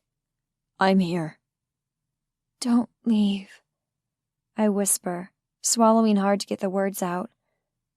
Please. Not yet. It's a promise both to stay and to go. I have him for now, which is more than I ever thought I would have, more than a peasant girl deserves with a prince. I'm sorry, he swears. Don't. You found them. Tell me you found them.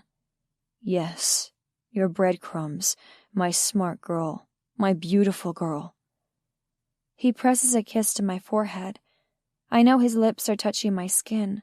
Some part of me registers that fact. But I don't feel anything. Not pleasure, not fear. When he brushed his knuckles against my cheek at the diner, I'd felt the echo of his touch for days. And now I can't feel anything. The woman comes into the room with an armful of quilts and blankets. She's older than me, but not by much. Very beautiful. It wouldn't surprise me if they were together. But she doesn't look jealous. She looks worried. About me. Damon reaches to the neckline of my uniform. There's no warning before he rips it away. I should feel something. Embarrassment as I'm exposed. Naked and bruised. At least I should feel cold as the air touches my damp skin. I'm still separate from my body, unable to feel a thing. What are you doing? The woman asks, concern plain in her soft voice. Damon gives her a hard look. Fucking her limp body. What do you think? It's the same voice he used years ago. What would I want with a puny kid? And then he unclasps his belt. It makes a whip-like sound through the air as he pulls it off. The old me would have flinched at the sound. Now I just stare. Unblinking, unfeeling. I can do it, the woman says, moving as if to undress. A cold laugh.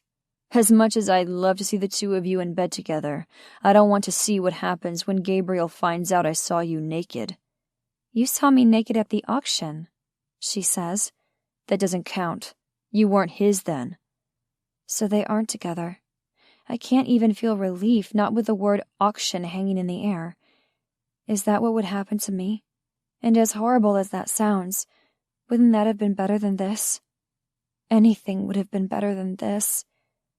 Damon pushes the damp white fabric from his shoulders, revealing hard-packed muscle and lines of ink. I hadn't expected to see tattoos beneath that expensive suit fabric. None of it peeks out onto his hands or neck. It's all perfectly contained to his chest, his abs. Ancient scrollwork in dragon scales over a modern man. What's the point of getting such beautiful artwork on skin no one can see? I'll go find Anders, the woman says.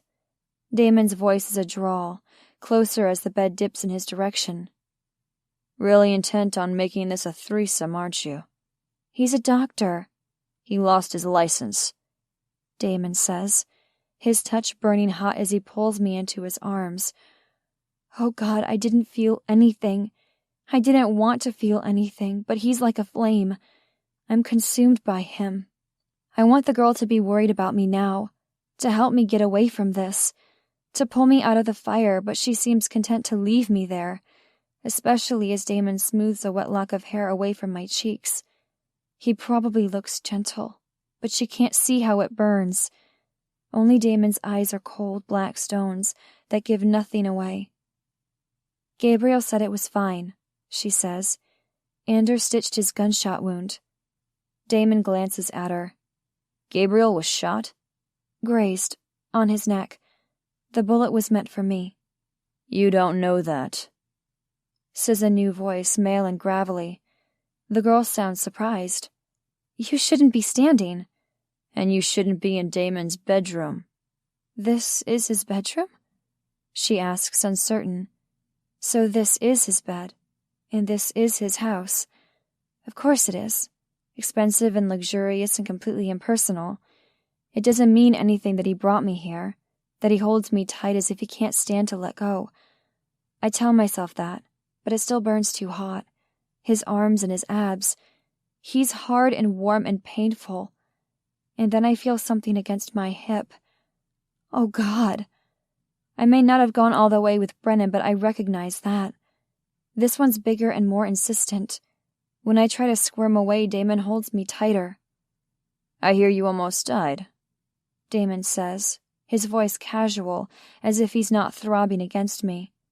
Did you lose, what, a whole teaspoon of blood? The man responds with equal languor. A quarter cup at least. We should talk.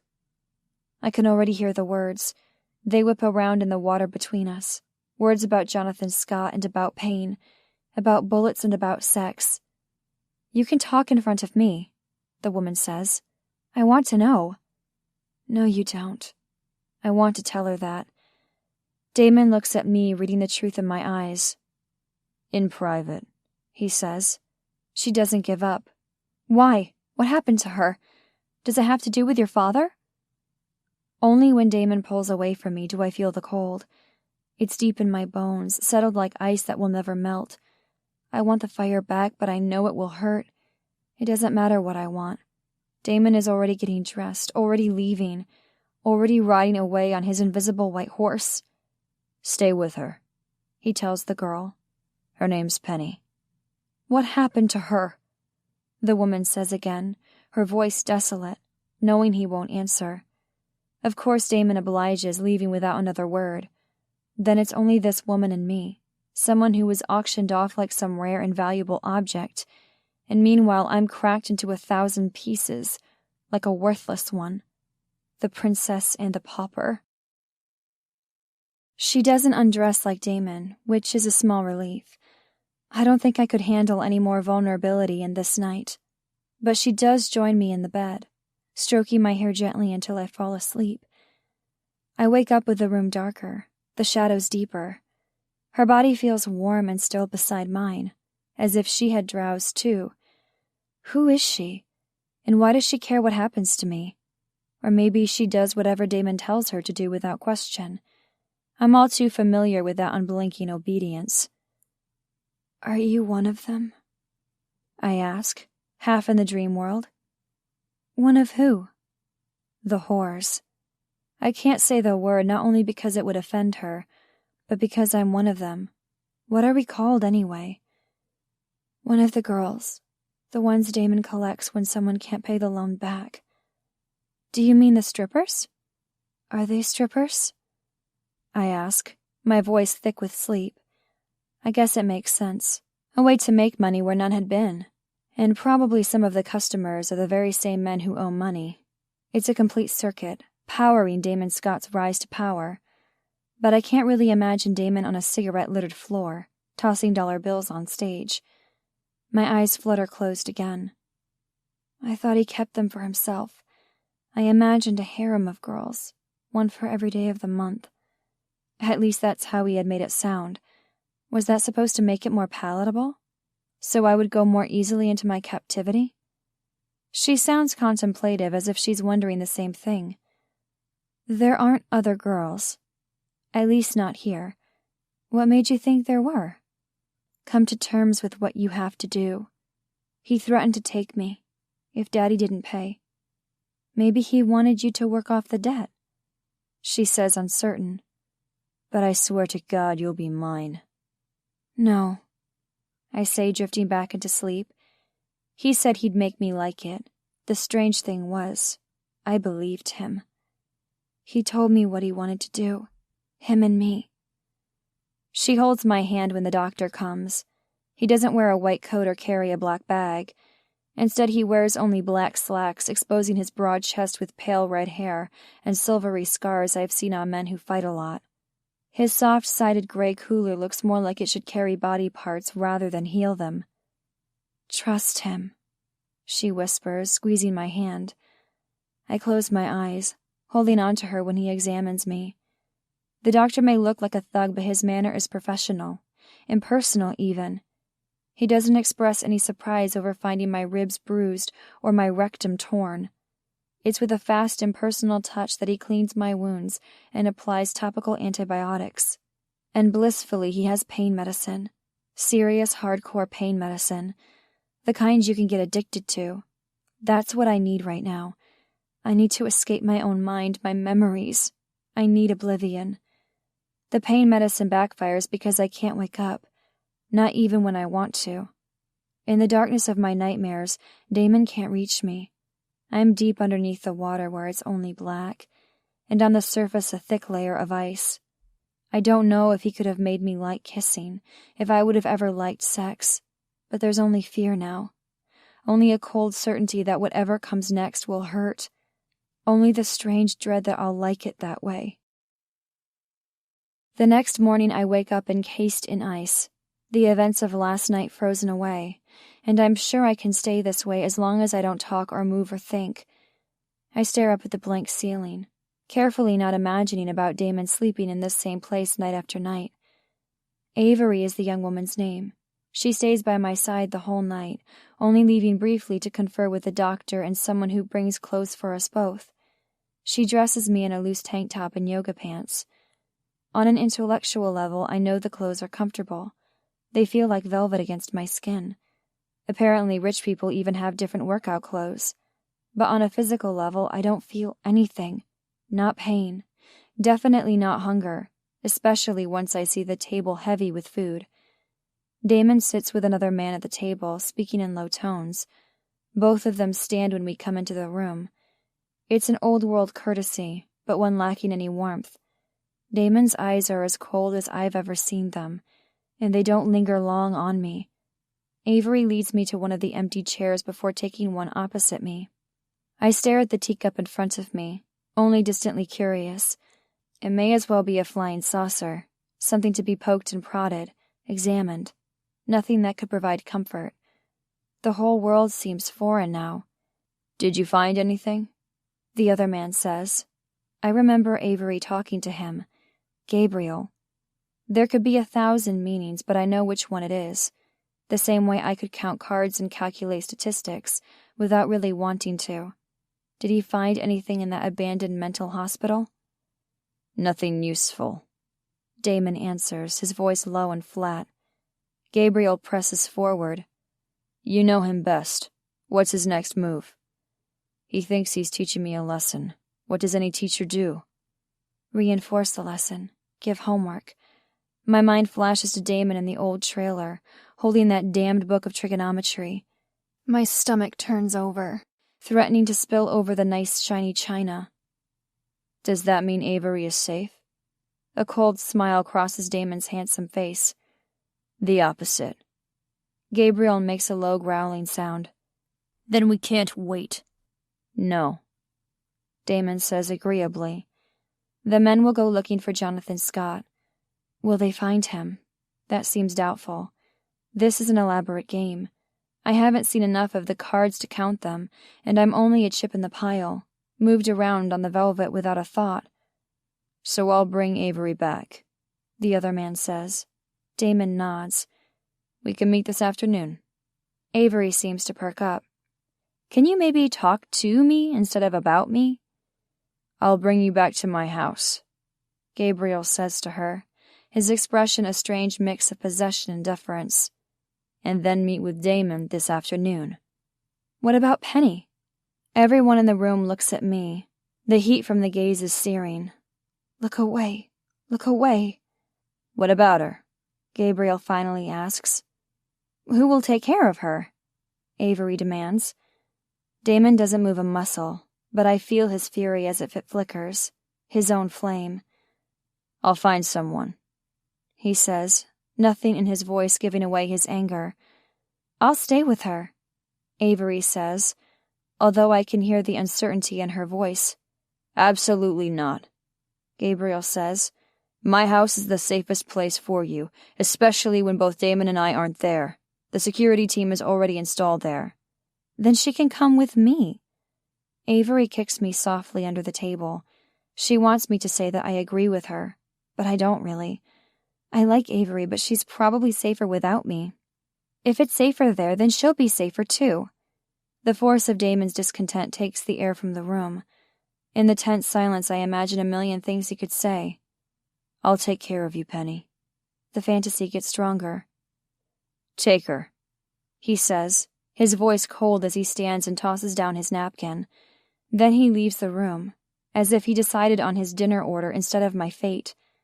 Avery struggles to meet my eyes, but I can't deal with that. Can't deal with the empathy I would find. Can't deal with the questions she would ask. What happened to her? She asks Gabriel instead, a sweet relief. Someone else to answer her questions. Someone else to find the useless empathy. You don't want to know, he says, his voice hard. I should know if I'm going to help her. I'm not sure there's any help for someone who's been through that. That almost makes me laugh. Maybe if the ice were a little thinner, I would have. But every second that Damon is away from me, the ice hardens. Every time he pushes me away, it gets thicker. It should be a relief that he doesn't seem to be claiming the debt, that he's giving me time to heal, but he's the only person who really understands what I've been through, because he went through his own hell with the very same devil. Are you speaking from experience? Avery says, her innocence heartbreaking. I saw a lot of fucked up shit at the whorehouse growing up. Women raped, hurt, beaten until they weren't recognizable. And still I never saw anything like this. She makes a sound of sympathy. For me. For him. I'm sorry. Don't apologize, little virgin. I could have freed you. Never forget that. I could have paid $1 million and then walked away. Never fucking that pretty little cunt. He paused as if to let the words set in. He fucked her. And then he drowned her. A sharp breath. How did she survive? She left a trail of breadcrumbs for him to find. He didn't know if he'd make it in time. He had no idea if he'd find a dead body at the bottom of the pool. Didn't he? Like that day on the river, I don't quite remember being pulled from the pool. I don't remember much of last night except the hard currents, the sharp rocks, the metallic taste of blood in the water.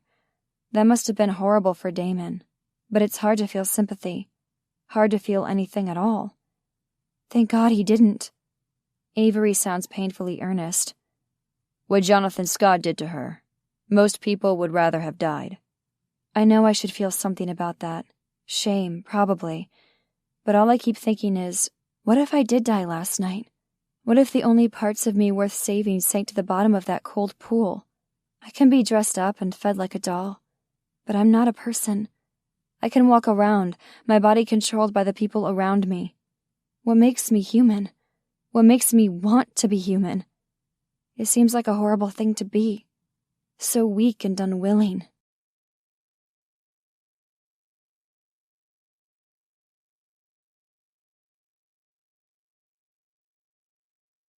Chapter 15. Avery tucks me in at night, murmuring things about Gabriel's huge house. It's very comfortable, she assures me, and very safe. That last part seems to be the sticking point. Not only because of the threat of Jonathan Scott looming over us all. There must be something less than shiny, something not quite gilded in her past. Because she keeps glancing at the walls, as if something terrifying might jump out of the plaster. She leaves the bathroom light on for me, the door cracked open an inch. Then she closes the door, probably going to sleep with Gabriel. She doesn't say, but I saw the way he looked at her, the way she looked at him, the lion to the gazelle. Only this gazelle wants to be eaten. I hear the footsteps first. My heart is a muscle overworked in the last 24 hours, already sore and weak from beating so fast.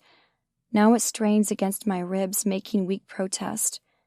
The doorknob turns, a polished silver handle reflecting the light. Most likely it's Avery checking on me. Probably it's someone out of my nightmares. Damon Scott slips into the room, as casual as if he were visiting for tea. He's still wearing his shirt and vest. Only his shoes are missing, the sole nod to being in his own home. I suppose that counts for casual with him, those black socks on the plush carpet. He enters the way I imagine he'd visit a lover. A woman in lace lingerie should be waiting for him, not a broken girl in an oversized t-shirt. He sits on the edge of the bed, his expression unreadable. Hello, Penny. Such a mundane greeting.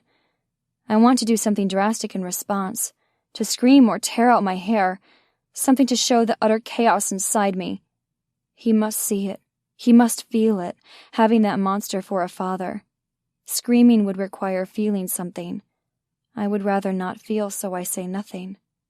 That earns me a small smile. You've been holding up well. An iceberg holds up well, floating like a massive rock. Congratulations, I tell myself, with bitter appreciation. I'm a natural phenomenon, and where I'm made from ice, he's a flame. Even from 2 feet away, I can feel him burn. Would you like to stay at Gabriel's house? As if it's a vacation meant to be enjoyed, as if I have a choice. Why? I whisper. Why are you here? He raises one eyebrow, pretending not to understand. Avery's a nice girl. My very own mermaid with glitter fins and blue-green yarn hair. A consolation prize. I'm not good enough for someone to actually love me, to care about me. That couldn't be more clear. I speak louder. Why? He doesn't pretend this time. Do you want me to leave? That's not an answer. My lips press together. Already I'm annoyed that he made me talk. Where Avery could stroke my hair like I was a pet, something about Damon's blunt taunting requires a response. His laugh has everything he used to be, defiant and hungry. It has everything he is now, dark and unrepentant. The wild boy may have been alluring in his subtle strength, but the man has 1,000 moving pieces, a puzzle I could never hope to solve. You'll be safe at Gabriel's house, he says, his tone final. He stands about to leave the room. There was no reason for him to confirm with me personally. It had already been decided at breakfast. And yet here he is, as beautiful and as masculine as I can even imagine, taking my breath away. For what? And then I know the right question to ask. Not why are you here? Why do you care? I whisper. He pauses without turning. Do you know why my father chose you? Jonathan Scott had said I was a peach, ripe, juicy. I can still hear the smooth slide of his voice.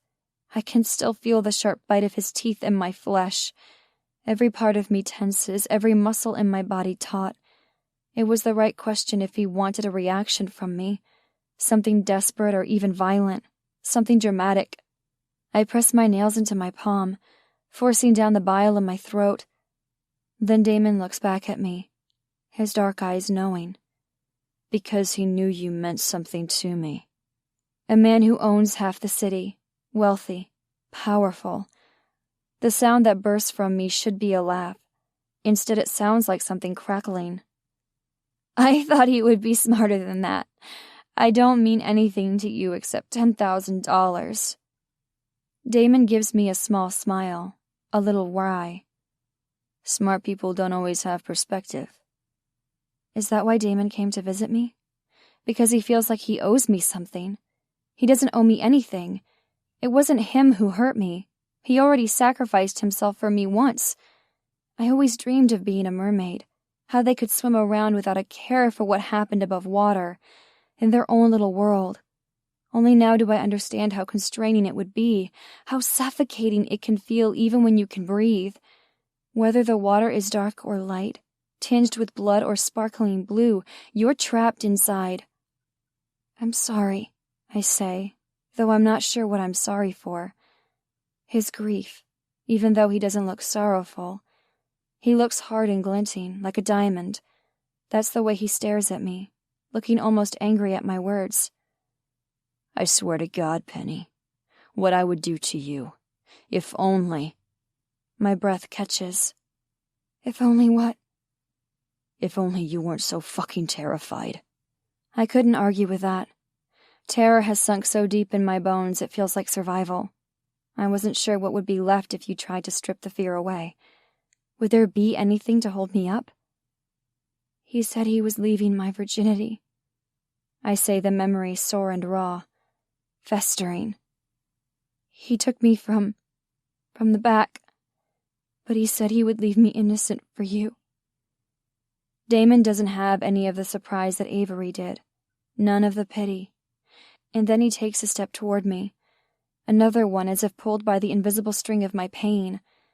He doesn't sit atop the edge of the bed. It's his bed, after all. Not my personal island, not a fortress. He puts one knee on the bed.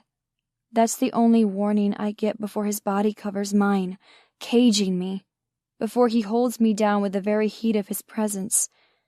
I put my hands up before I realize what that means. It means I'm touching him.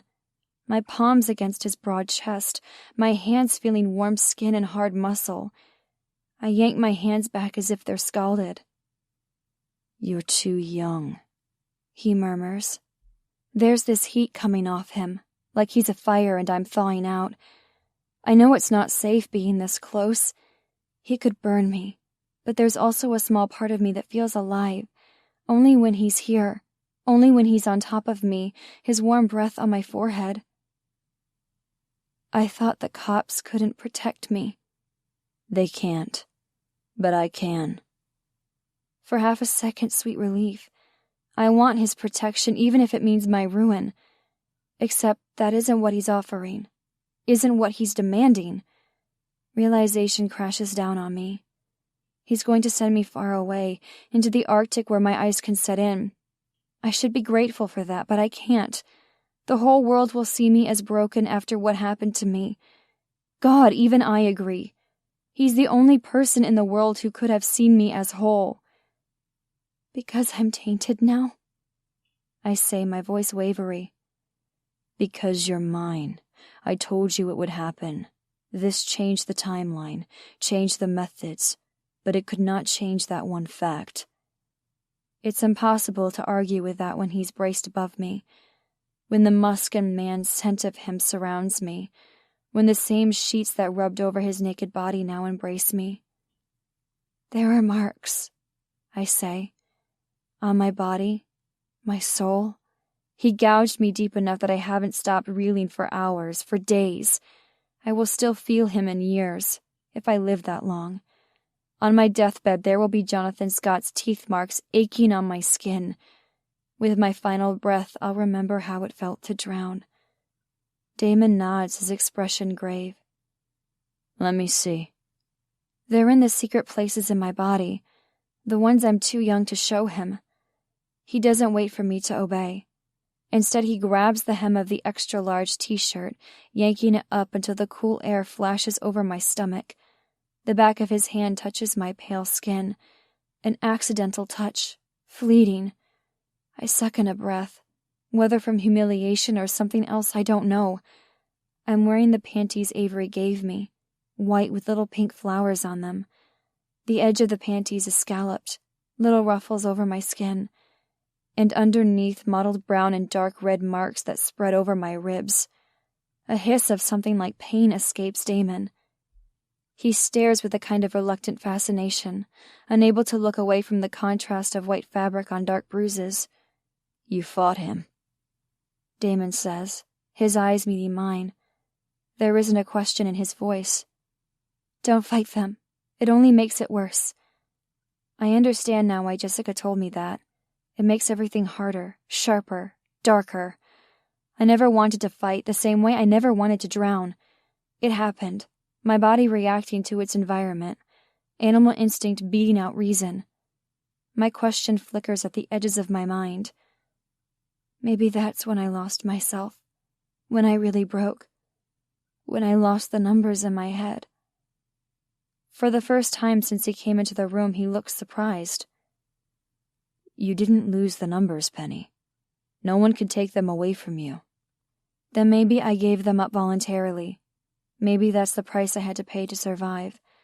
My mind has been blessedly quiet ever since I woke in Damon's arms. It's kept me safe from feeling the horror, the pain, but it's also blocked out the numbers. Damon reaches to his back pocket. I tense, sure that he's going to pull out something terrible. A knife, like he had as the wild boy. A rope. I don't know where my mind conjures all of these ideas, except that my thoughts all follow a train of violence. He's never hurt me, but he seems too enamored of the bruises to really trust. In his hand is only a pen, something smooth and cylindrical, no doubt expensive. He pulls the cap off with his straight white teeth, revealing the shining silver point beneath. With only a veiled glance at me, he lowers his hand to a bare patch of skin on my left side. There's no bruise here. It somehow escaped the struggle. The pen has been against his body, kept in his pocket, but it still feels cool when it touches my skin.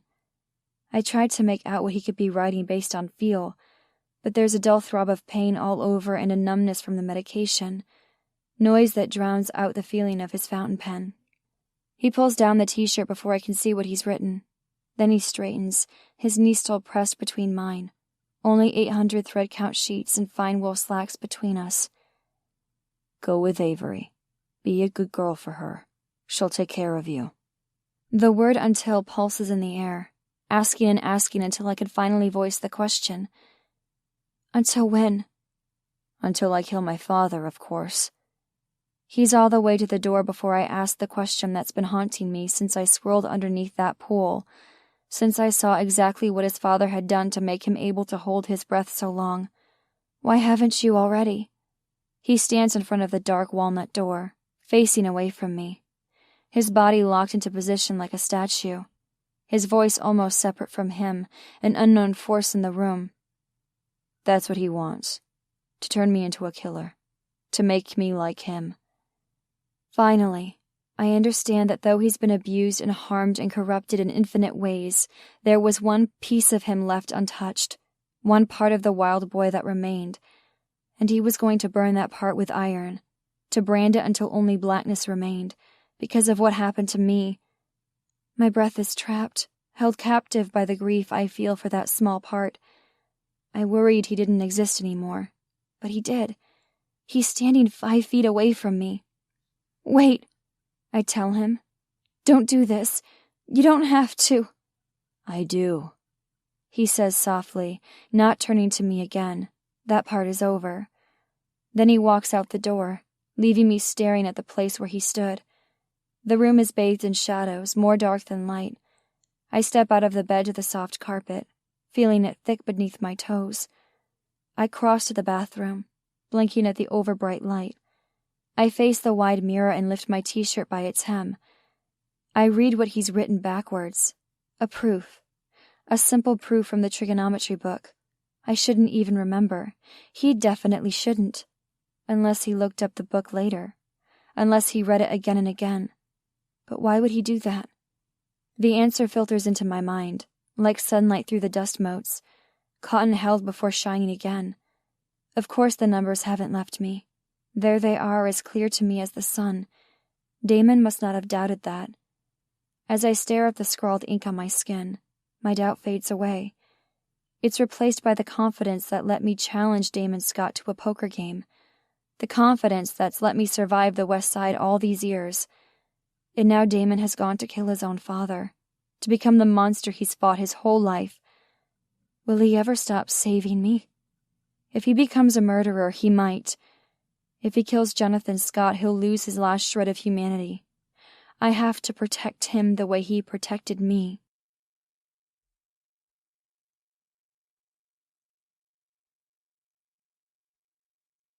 Chapter 16. Somehow, I went for years without seeing Damon Scott. He hovered low in my mind, the same quiet and insistent worry that I have knowing children in the city are hungry, knowing animals are in pain. He wasn't my waking thought, my nighttime prayer. He didn't take up every moment. The next 5 days may as well be eternity. I stay locked up with Avery in Gabriel's home, which may as well be a castle for how heavily guarded it is. It's hard for me to eat, to sleep, because I know that Damon Scott is on the verge of something horrible. Avery takes good care of me, like he thought he would. She doesn't question my worry or my lack of appetite, thinking I'm still recovering from the trauma. My body heals more every day. There's something I want more than my strength, than my pale skin in its former smoothness. Only the guilty can understand this. I want redemption. There's an emotional debt more pressing than money. It was one thing to give Damon up when I was a child, alone in the trailer. Another when I'm almost a grown woman. I need to get out of this place, but I can't do it alone, not with trained guards patrolling the perimeter. I watch them out the window and Avery thinks I'm mostly comatose, but that doesn't reveal any answers. They seem to vary up their schedules, as if they know someone might try to enter, as if they know someone might try to escape. Avery doesn't mean me any harm, that much I believe, but she's as much a prisoner here as I am. Neither of us can leave. She's the only one with any access to the outside world, a cell phone that she carries with her almost everywhere. I know she texts her friends from college because she tells me about some of them. Other times her brow furrows, worry tinting her hazel eyes. She doesn't tell me what she texts when she gets like this. I don't know what she's afraid of, but it's something. She looks up from her phone, her gaze beseeching. "Come for a walk with me," she says. It's something we've done before. Walks around the mansion, through the garden. There's even a maze made out of hedges. I swear, the things rich people think of to get rid of their money. It's like they don't know what to do with it all. But I don't know why she's whispering. Who does she think will hear her? The line of her throat moves as she swallows. I want to find out where the voices are coming from. She says, her voice shaky. Will you help me? A shiver runs through me. What voices? I haven't said much. Only Damon seems to thaw me enough to speak. But I know this is important. Important because I can help her. Maybe. The way she's been helping me.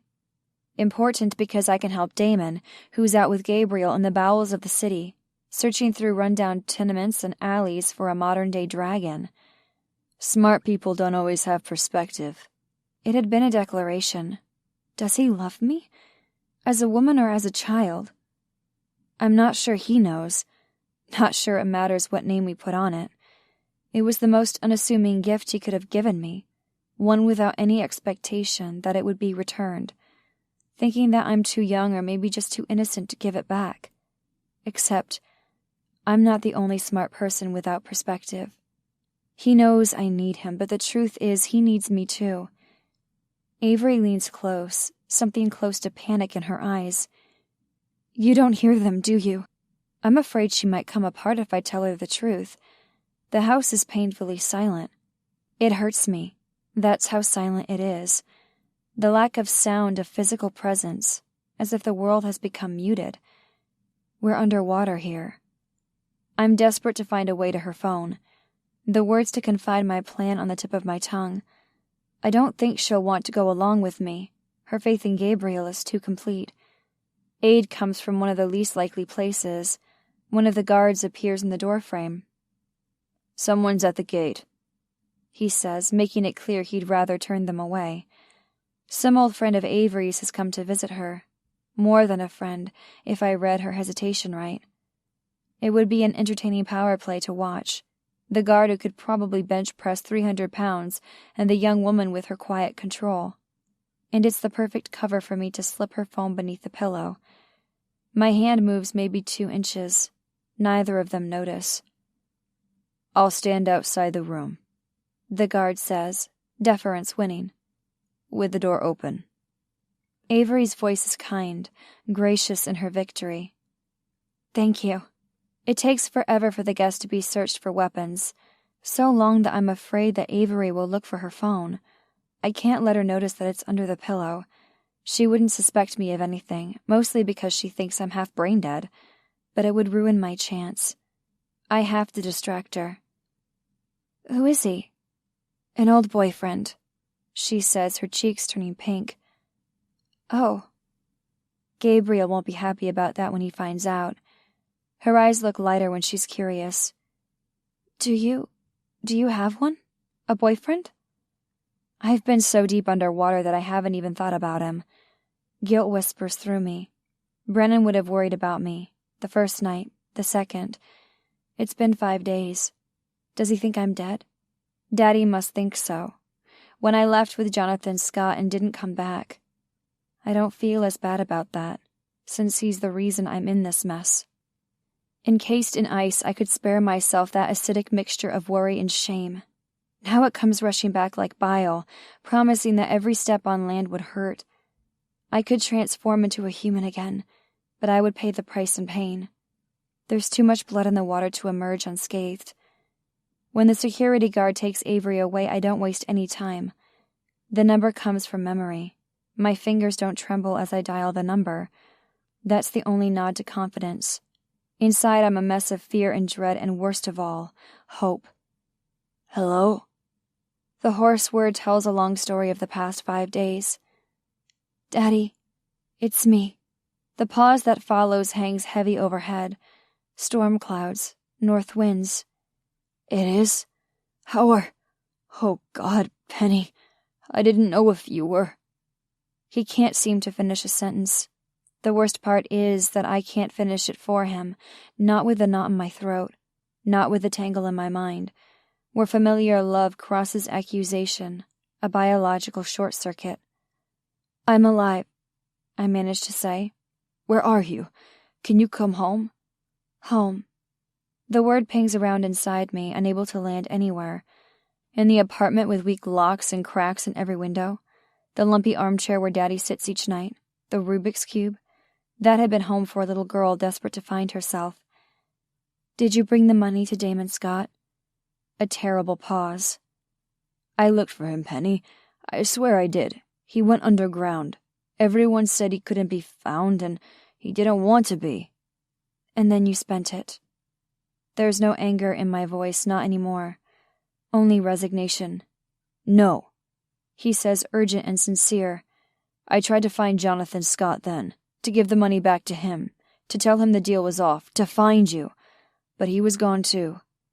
Uncertainty wraps itself around me, warm and almost comforting.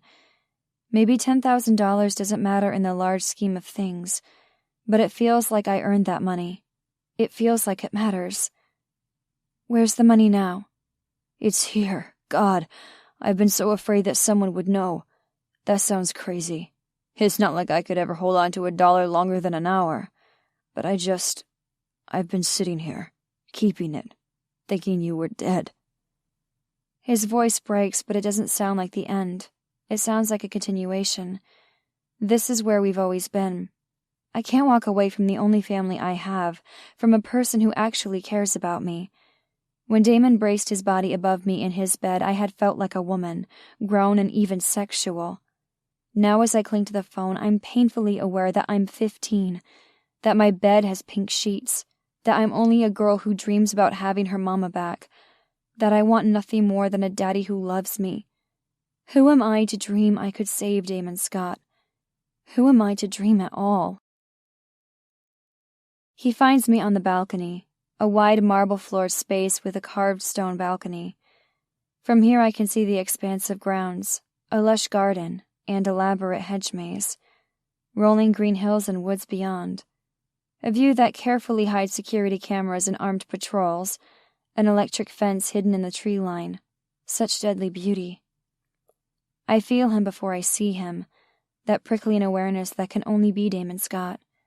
I'm sitting on an ornate metal chair, carving of Olympic gods cradling me with surprising comfort.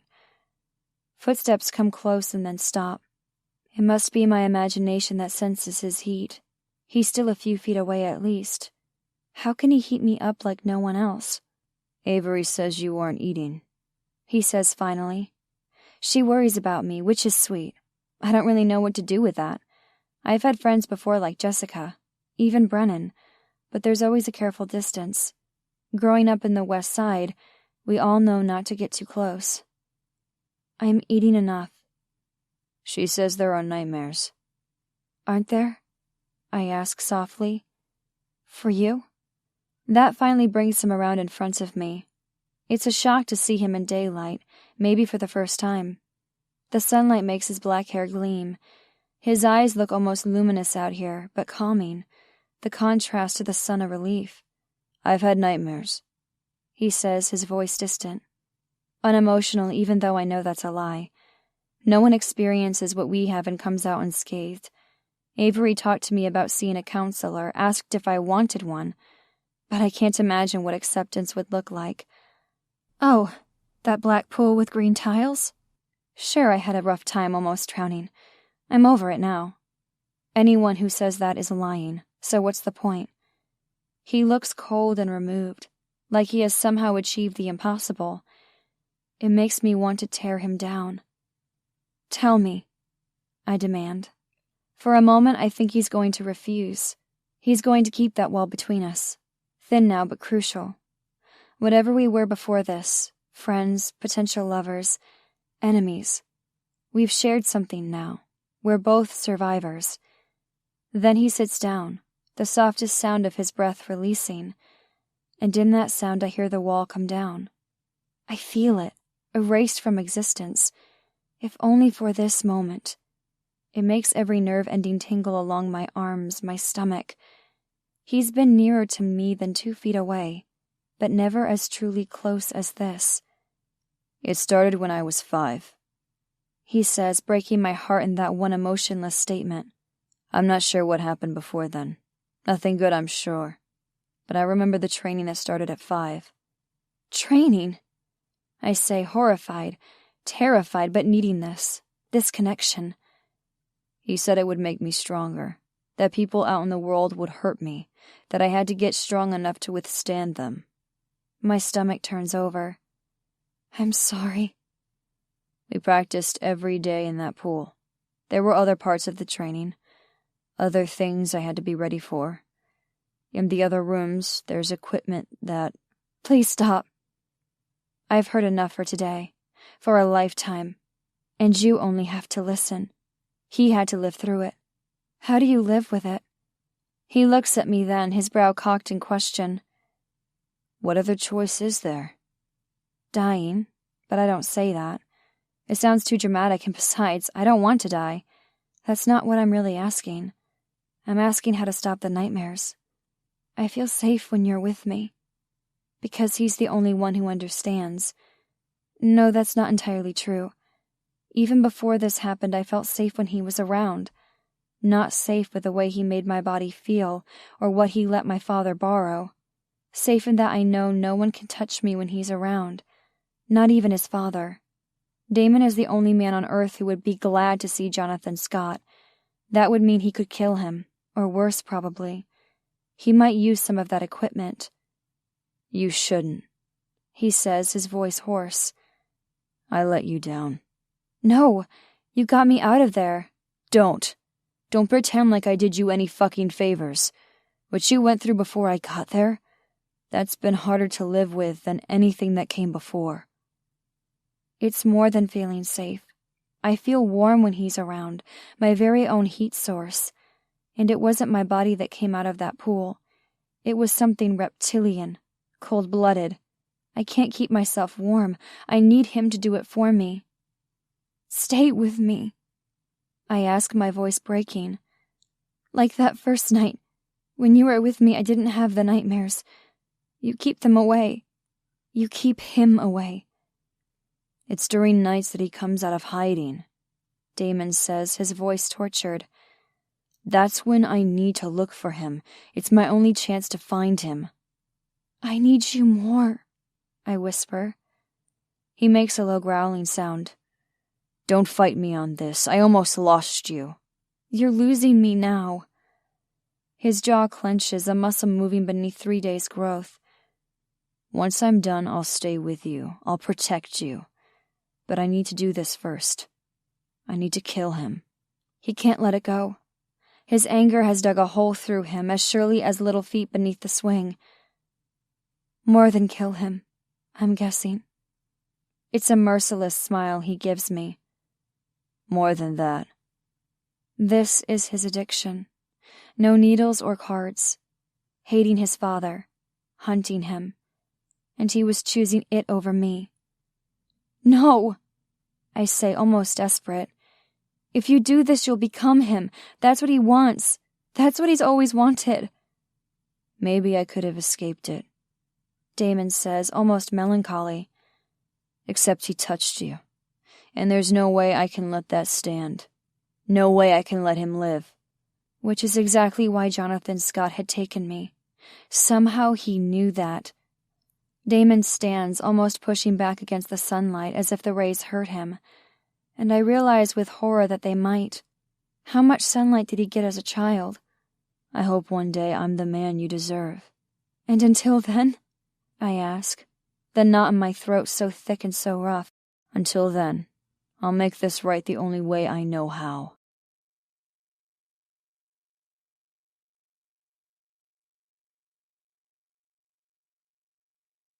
Chapter 17. Gabriel Miller's house is a sprawling modern mansion, designed with so many twists and turns, they must be intentional. He wants people to be lost, to be intimidated, and it works. I have a path of breadcrumbs using the abstract art decorating the cherry wood walls, splashes of red against swaths of black, pops of yellow. I can make it to the kitchen on my own, not that I go there often, and I can find Avery's room when I need her, although I never do at night. Gabriel keeps her well occupied in the evenings when he returns from searching for Jonathan Scott, whether I have nightmares or restless insomnia. I don't follow the hushed words and all the moans down the hallway. Those times are the hardest. When I feel so alone, my chest aches. This is what I always feared. Mama leaving me, Daddy too. He chose his addiction over my safety. I can't decide whether that makes him weak or just human. My only solace comes from a stack of books on the side table. The only books remotely mathematical in nature are about stock charts and economics. They're even more dry and obtuse than the automotive books, but I revel in them, like their sun after a long rain. There are a few books I remember were on the syllabus in English class this year. Grapes of Wrath doesn't hold my interest, but I keep it there anyway. It serves the same purpose as my self-enforced bedtime in that trailer, pretending like there's a grown-up to guide me. I wander down to the library after lunch, carrying the stack of books. A fire crackles beneath a large marble mantel. Someone must be here. I take a step backward, prepared to leave. Avery peers around the wide leather wing of an armchair. "Hey, you. Don't go." Hesitant, I hover beneath the arched doorway. Avery's been incredibly kind to me, even nurturing, but it only makes me conflicted. I wanted that kind of nurturing from Mama, and occasionally I'd even get it, when she wasn't between boyfriends. But I learned not to trust in it. It would be snatched away when I needed it most. "What do you have there?" she asks, looking at my books with interest. The urge to share with her is too strong, to show her what I like and find out what she does. I approach the rug with slow steps, feeling almost shy. The library is massive, 2 stories connected by a carved spiral staircase, and on the second floor the shelves go so high you have to use a ladder to reach the very top. Small leather benches set off the different bookcases, which is where I would usually sit. In the center of the room is a plush rug that holds 2 oversized armchairs and a circular table. An intricate carved chess set sits there, positioned so the people in the chairs can play. Avery points to the empty chair beside her. "Join me, please." In a rush, I settle into the cushion, sinking deep. "I'm sorry. I don't want to disturb you." "You're not." She tilts her head, reading the spines of the books I'm holding. "You've found Gabriel's financial books." "Do you think he'd mind?" I ask, holding the books tighter. She laughs. "I'm sure he wouldn't. In fact, he'd probably love to discuss them with you. He's kind of a numbers junkie, but it's all over my head." There's a book in her lap with plain text on the front. "Athenian vase painting," I say, reading the cover aloud. "It's my guilty pleasure," she says, not sounding very guilty. The classical section of the library is incredible, if you're interested in the subjects. I can point out some of the more accessible books. This one's a little dense. "Does Gabriel like ancient history?" "No, but he likes making me happy," she says with a private smile. "It used to be my major in college. Before I left." "Why did you stop?" She sucks in a breath as I realize my mistake. I've cared too much, revealed too much, and worst of all, I've reminded her of something dark. "I'm sorry," I add quickly, starting to stand. "Never mind." "No, please. It's not your fault." Her hazel eyes look so sad I have to sit again, and I recognize something in her words, that longing, loneliness. I had to leave when my dad lost his court case, and he was hospitalized. Long story short, I used my college fund to help us keep the house as long as we could. I look away, remembering that story in the local news. Everyone had been talking about it. The famous businessman and politician known for his works of charity, convicted of embezzlement, and despite that he had escaped jail time, the benefits of being rich. "You've heard the rest of the story," she says, reading my expression. "Not really," I say quickly. "People talk, but I don't believe them." In this case, they were probably telling the truth. I approached Damon Scott about a loan, which he wouldn't give me since I had no way to pay it back. Gabriel was there. He suggested that I auction my virginity. A memory uncoils inside me, stealing my breath. "You know he doesn't have a way to pay you back. How dare you loan him money?" "Would you have preferred I told him no? He would have gone straight to my father, who would have charged him higher interest than I did." I had been so furious then, so sure of my rightness. And now, I didn't know the answer. There was no solution to my father's addiction. There was no proof against heartache. "So that's how I ended up here," she says, gesturing to the library, the mansion itself. I've seen her and Gabriel together, the way he looks at her as if she owns him. He isn't forcing her to do anything. At least, not anymore. "Do you ever think you'll leave?" Her expression turns far away. "I'm not sure. I mean, don't get me wrong, I'm happy here.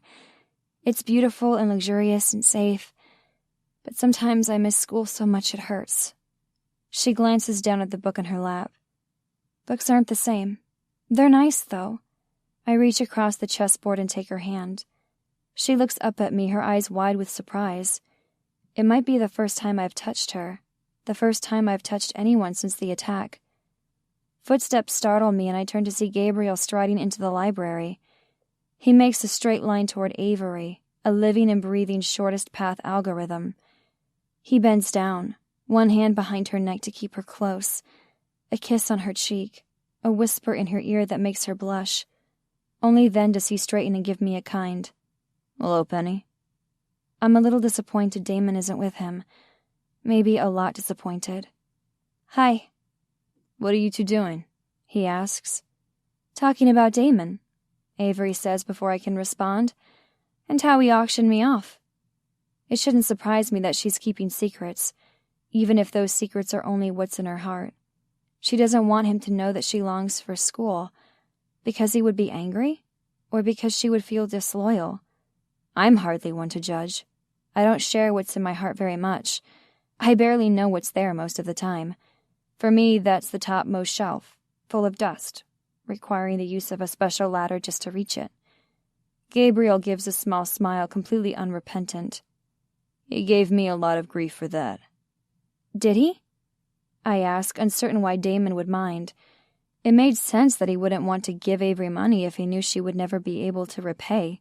But how could he mind the auction? I have no doubt that he profited from it. "He can be a little protective of women. He's been that way as long as I've known him." Something about Gabriel's golden eyes invites me in, as if he's imparting an important secret. But he owns a strip club. "More than one," Gabriel says with a nod. "And for a girl in a desperate situation, there's no place safer or more lucrative for her to be. You should have seen how selective he was about the guest list for the auction." "Really?"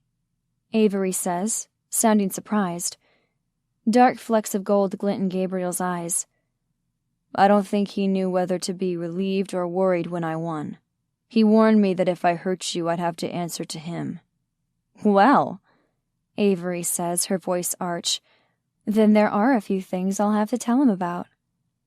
The smile flirting with her lips says she's only teasing. Though I suspect if I were to dig, Gabriel has done one or two things that hurt her. He clenches a fist in her hair, pulling her back to whisper something else in her ear. She's scarlet by the time he led her upstairs, giving me a short, "We'll see you tomorrow. Mrs. B is in the kitchen if you need anything." "Go to bed early," Avery says, her voice trailing into the room as she's led away. "I know you're feeling better, but your body is still recovering." I put a hand over my mouth to hide my smile, but it's there, blinding and unstoppable. They're so sweet together, almost enough to break the ice around me, even without Damon Scott around. Almost. I read a well-worn copy of Quantitative Risk Analysis late into the night, past dog ears and highlighted lines. Gabriel knows this book well. Only a few times do I stop and leave notes in the margins, adding to what his sprawling script has written. Once I correct him, laying out my argument in a few lines, wondering if he'll ever find it. They're a different kind of breadcrumb. My kind. By the time I get to the chapter on vitality and valuation, it's midnight. My eyelids slip lower and lower with every slow blink. I can't think anymore tonight. Can't use the numbers to keep away the loneliness. I reach over and flip off the lamp, dousing the room in shadows. I keep the bathroom light on all night, a holdover from the first days after the attack. From longer than that, if I'm honest. The light that slid between my plastic blinds was a comfort, and the heavy drapes in this house, the tinting on the rooms, the luxury of darkness that rich people seem to crave sometimes feels like a muzzle. Sleep laps its gentle waves against me. There are no strong currents on the surface.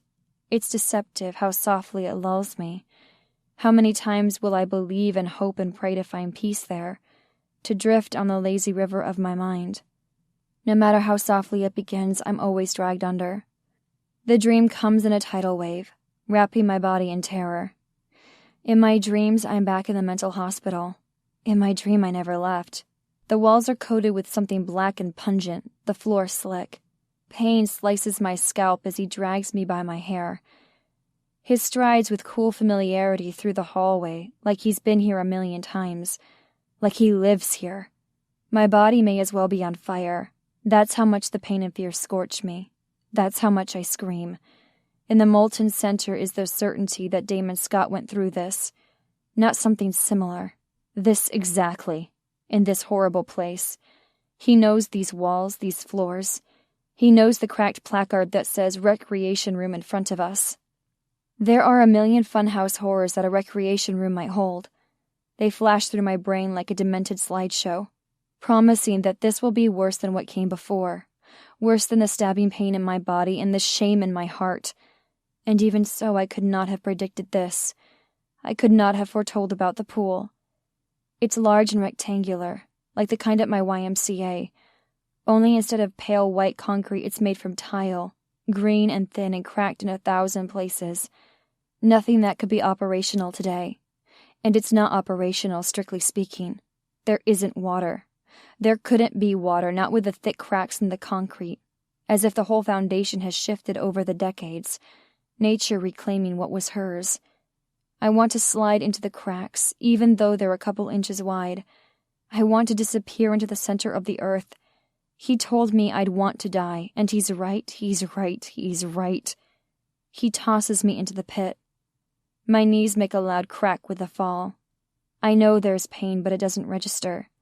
Not with anticipation clawing at my throat, knowing what will come next.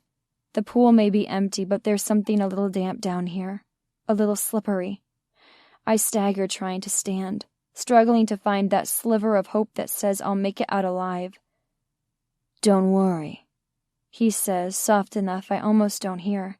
"This will help you too." In the corner, the thick roots of a tree have broken through the tile in the far end, leaving a wide chasm. That split narrows to a thick crack near the bottom. A little more and water wouldn't hold. The monster above me turns a knob. A steel pipe juts out of the wall. It pours water into the pool, leaving a small puddle at my feet. My heart beats a slow rhythm. Like it can't believe this. Like it knows better than to panic. Like this can't possibly be real. When I was little, I fought the current. I kicked and paddled, struggling to get to the surface. Now I stand very still as the water rises to my ankles, knowing it won't possibly help. There aren't sharp rocks at the bottom, only a dark vegetation grown over tile. Water rises, dark in the ancient recreation room, almost as black as the bottom. The mermaid tank was beautiful, mostly because the water was clear. And I knew the river was different because it was dark, like this. And then Jonathan Scott reaches for a lever. There's something metal and thin leaning against the wall above me. My mind can't process what it is. My mind doesn't want to process what it is, even as he lowers the grate over the top of the pool. Some dark part of me recognizes it as some primitive safety device. The dark part of me laughs. The water level will rise. The grate will keep me underwater. "Please, no," I whisper, unable to stop myself. There's no way it will work. No way I can stop myself from trying. He looks almost sad. "Don't panic. You'll only lose your head." My nails press so hard into my palms they draw blood. There will be crescent-shaped wounds in my hands, but I won't be alive to see them. "Don't do this to me," I say, my voice shaking. "I'll do anything, anything." "You'll do everything, lovely Peach." What does he want from me? What does he want from Damon? The water tickles my knees, weirdly harmless as it rises, deadly once it's done. I'll make the money back, work in the clubs, for sex, anything. Don't do this to me, please. Do you know when I first got here, they still did lobotomies? How barbaric is that? This is barbaric, I scream at him. Let me out. Oh my God, let me out of here. Lobotomies? Is that what happened to him? Is that why he's insane? He smiles a little like he can read my thoughts. They did many cruel things, but not this. This was beautiful. I fought it at first. That's the weakness inside us. It's a gift to make you stronger. This is how Damon learned to hold his breath so long. This is what he ran away from. This very pool with its green tile and black water. And this is why I deserve what's happening. Because I sent him here. He came back to this for me.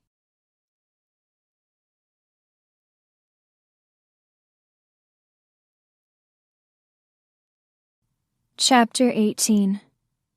Trigonometry, says a voice in the darkness. For one bittersweet moment I flash into the past, a little girl lost, afraid and alone, with only a wild boy to save me. He had seemed like not enough at first, and then he'd been all I wanted. I sit up in bed, my gaze finding a silhouette in the corner. There's no wild boy left in him. Even in shadow, he's made of long planes and crisp corners.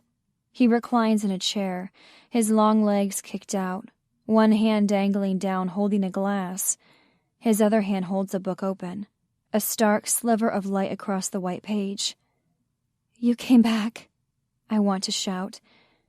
Except that might make him leave. Maybe he actually is still wild underneath all that expensive linen and wool. I have to tread carefully so I don't spook him, and so that I don't make him pounce. That's what you were doing at 6 years old. I guess it's no surprise you're doing... He pauses, glancing back at the hardcover. Financial engineering? What the fuck is that? I thought you were in business with Gabriel, I say, surprised to find my voice is so even. To find him in my room like this is a dream. I'm not sure whether it's a good dream or a bad one, but I never expected it to happen. Not once. Definitely not twice in my life. He gives a low laugh. He's the one who handles the investments. My side of the business is a little more, well, let's just say hands-on. Avery told me about your strip clubs.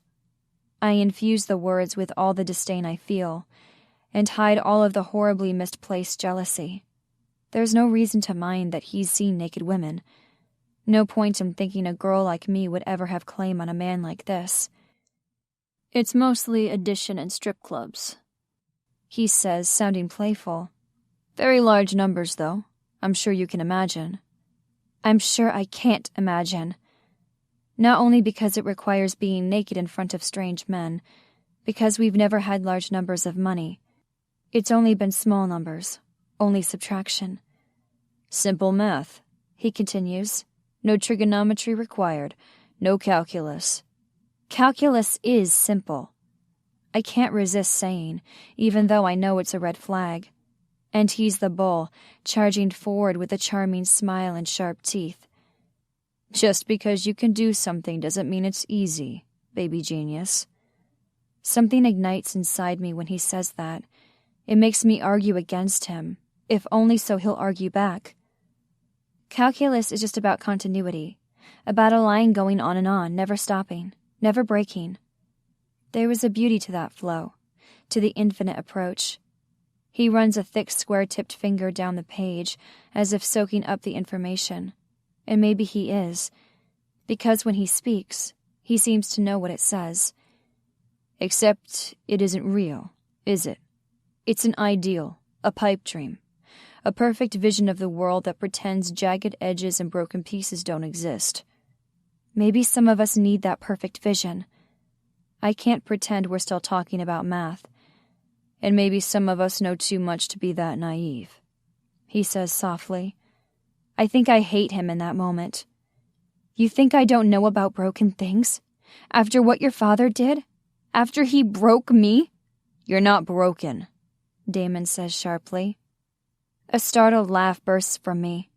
I'm not the only one naive if you believe that. You are, he says, sounding fierce. Still innocent, still a baby. I'm not a baby. There's something brewing inside me. Maybe anger, definitely excitement. I can't really place the feeling, except that every time he calls me a baby, I want to hit him, but I also want him to keep doing it. He sounds almost regretful. 15 years old. That's a baby. There's a wall between us, built out of fear and doubt and an age difference that will never really go away. I'm getting older, but so is he. That wall should have been enough to keep me from being interested. Instead, it feels like I've been leaning against that wall for years, and sometimes it feels like he's right on the other side. Today's my birthday, I say, swallowing after the words are out. It feels like a risk sharing something like that, even though it's ordinary information. This time last year I had been at the burger place with Brennan. We started dating in middle school, even though it mostly consisted of holding hands in the hallways. This year I'm in a modern-day castle, half guest of honor, half prisoner. He snaps the book shut. What? My birthday, I say, trying to sound old and unaffected, like it doesn't mean anything. A curse word hovers in the darkness. Did you have a cake? Candles? Presents? A shrug.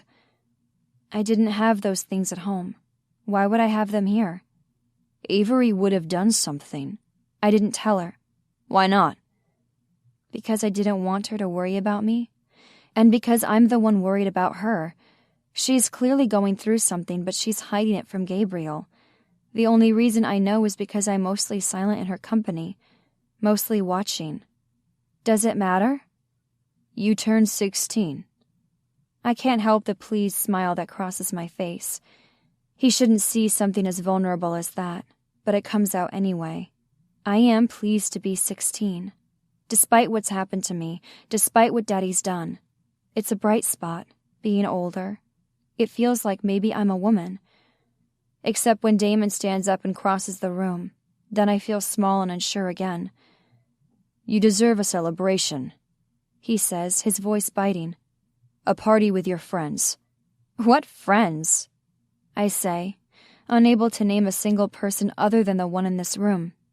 You have friends. From school, from the diner. And you have that boyfriend. What's his name? Bennett? The air seems thick, making my chest rise and fall with each breath. Brennan. That's right. Would he have given you a birthday kiss? And just like that, the suggestion blooms between us. That Damon could kiss me. That he could do it right now. We're only 3 feet away. So little space between us. So impossible to cross. Yes, I say, more breath than sound. Brennan would have kissed me on my birthday. It would have made me feel safe. I know without trying that Damon's kiss wouldn't make me feel that way. Damon sits on the edge of the bed, in the same way Daddy did. When I would have a screaming nightmare after Mama left, when he would comfort me.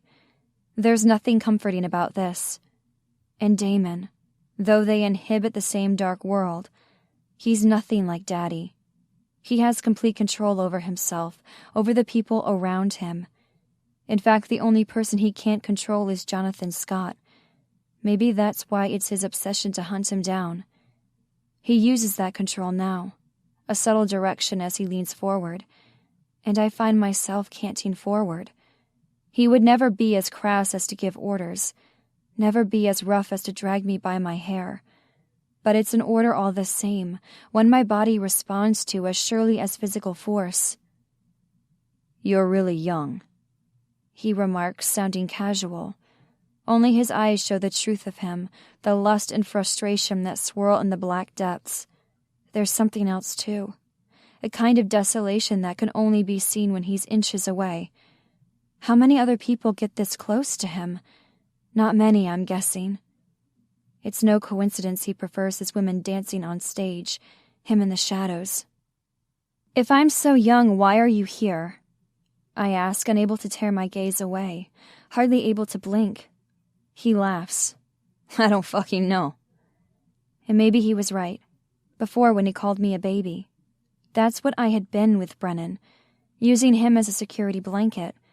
Even when I thought I might have sex with Damon, when I imagined it, it was some theoretical construct.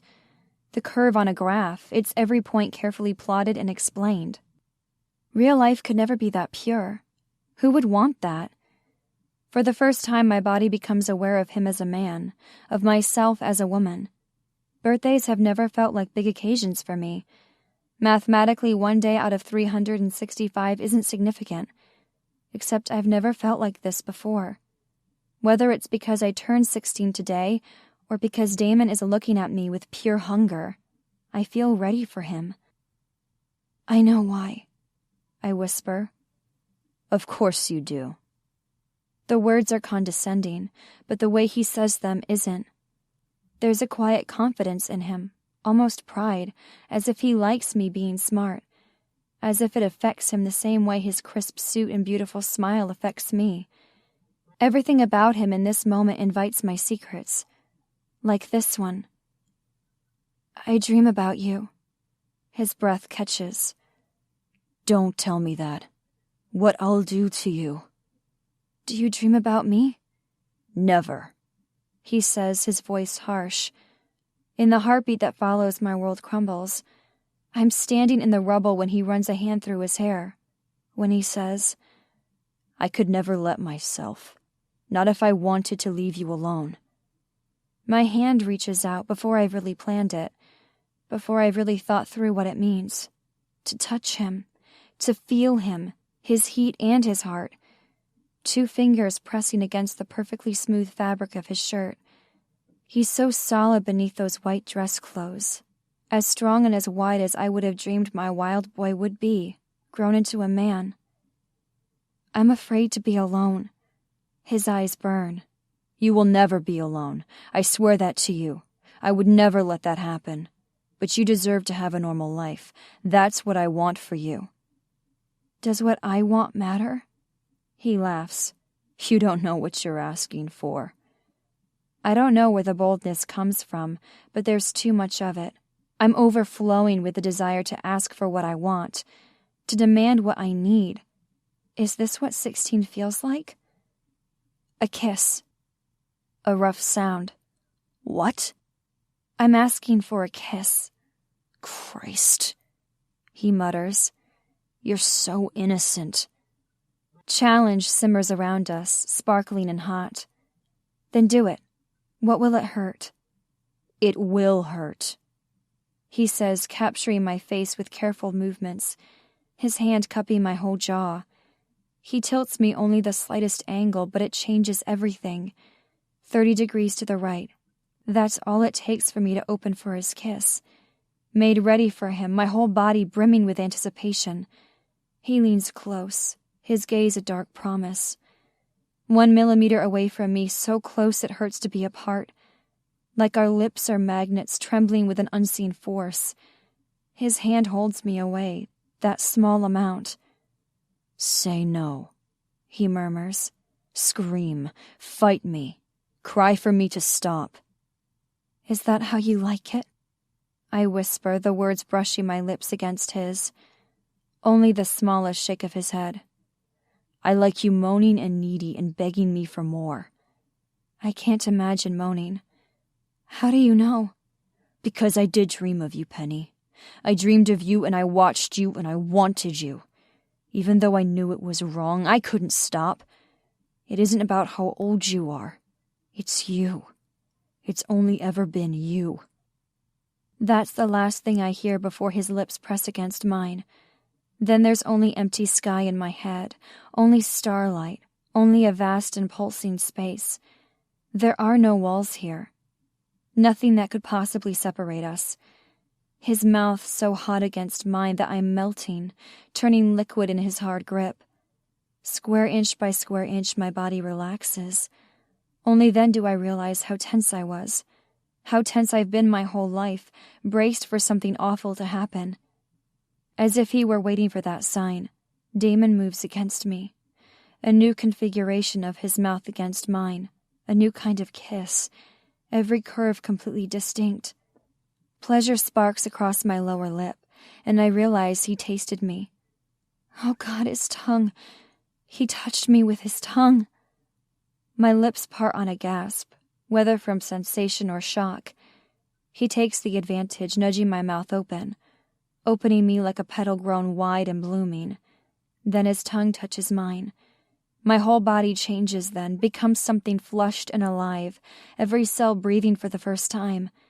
There are feelings in new places, a heat between my legs, a terrible tension that I think only he can fix for me. I've touched myself under the covers before, but it's never hurt like this. There's something happening inside, a change. A sound breaks through the silence, low and sensual. It's me. And just like that, he sits back. In the space he had been, there's only empty space. My breathing comes fast, my whole body aching and hot. I feel like he took me apart and put me back together. A child before, a woman now, and every womanly part of me attuned to him, wanting more. He breathes hard, staring at me with something like desperation. "Fuck," he says.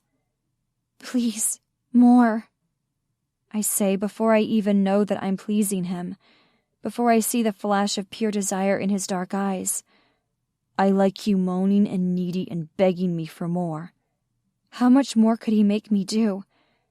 He stands, abrupt and impersonal. "That's enough." "That's enough?" I repeat, my voice hollow.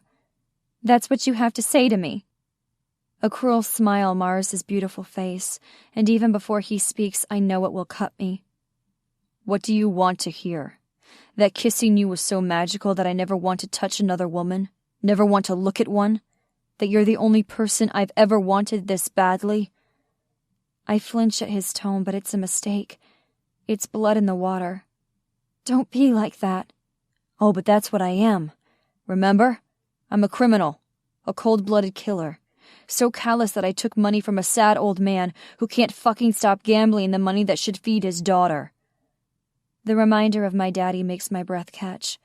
There's something that can pierce the haze of desire. Grief can do it. A grief so hard and tight it's a fist in my chest. "You didn't take it. You gave him money." "You're right," he says, his voice silky smooth. So like his father, it slices me open. Like two hands on either side of a wound, pulling the skin apart. "I gave him money he could never repay, because there's something I want more than his debt. There's you." I'm completely flat, two-dimensional, made into an object without value. "Stop it," I whisper. "That's not what you were saying a few minutes ago." "And this isn't what you were saying a few minutes ago," I say, tears hot against my eyelids. "True. There's something painfully sweet about your little jailbait mouth, but I can't let you distract me. Not with Jonathan Scott still roaming the streets." That's what this is about. His father, his hunt. And that look in his eyes. I recognize it too well. The one Mama would get before she found a new boyfriend with new needles. The one Daddy gets before the rent money disappears. There's always an addiction. And God, the books on the nightstand prove no one's really immune. "Then stay," I say, more afraid for him than myself. There's a reckless aura around him, a violence that seems almost directed at himself, or the man who made him that way. "Stay here with me."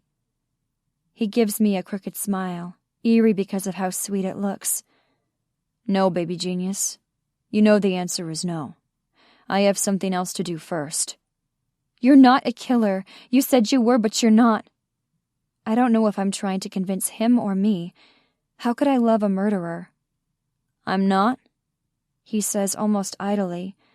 What he shows me next takes my breath away. It's hard to hold his gaze, to stare into the terrible soul he shows me. "I've never killed before now, but I think I'm going to enjoy this. I'll draw it out, make it last, and when I come back, this will finally be over." He leaves the room with that threat in the air, with that imagery in my mind. Torture.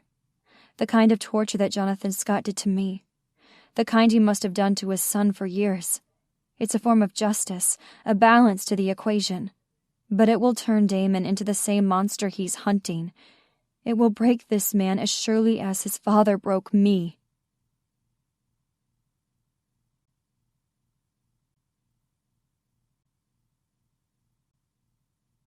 Chapter 19. I spend the next few days in a kind of stunned purgatory.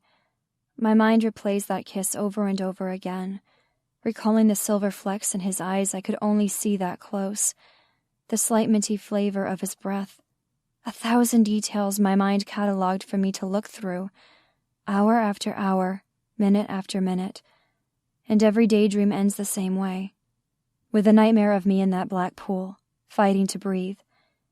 Avery has downloaded these books on her phone about PTSD and repressed memories. She reads them out loud to me, but I'm not really sure if they're for me or her. It takes days before her worry level starts to rise.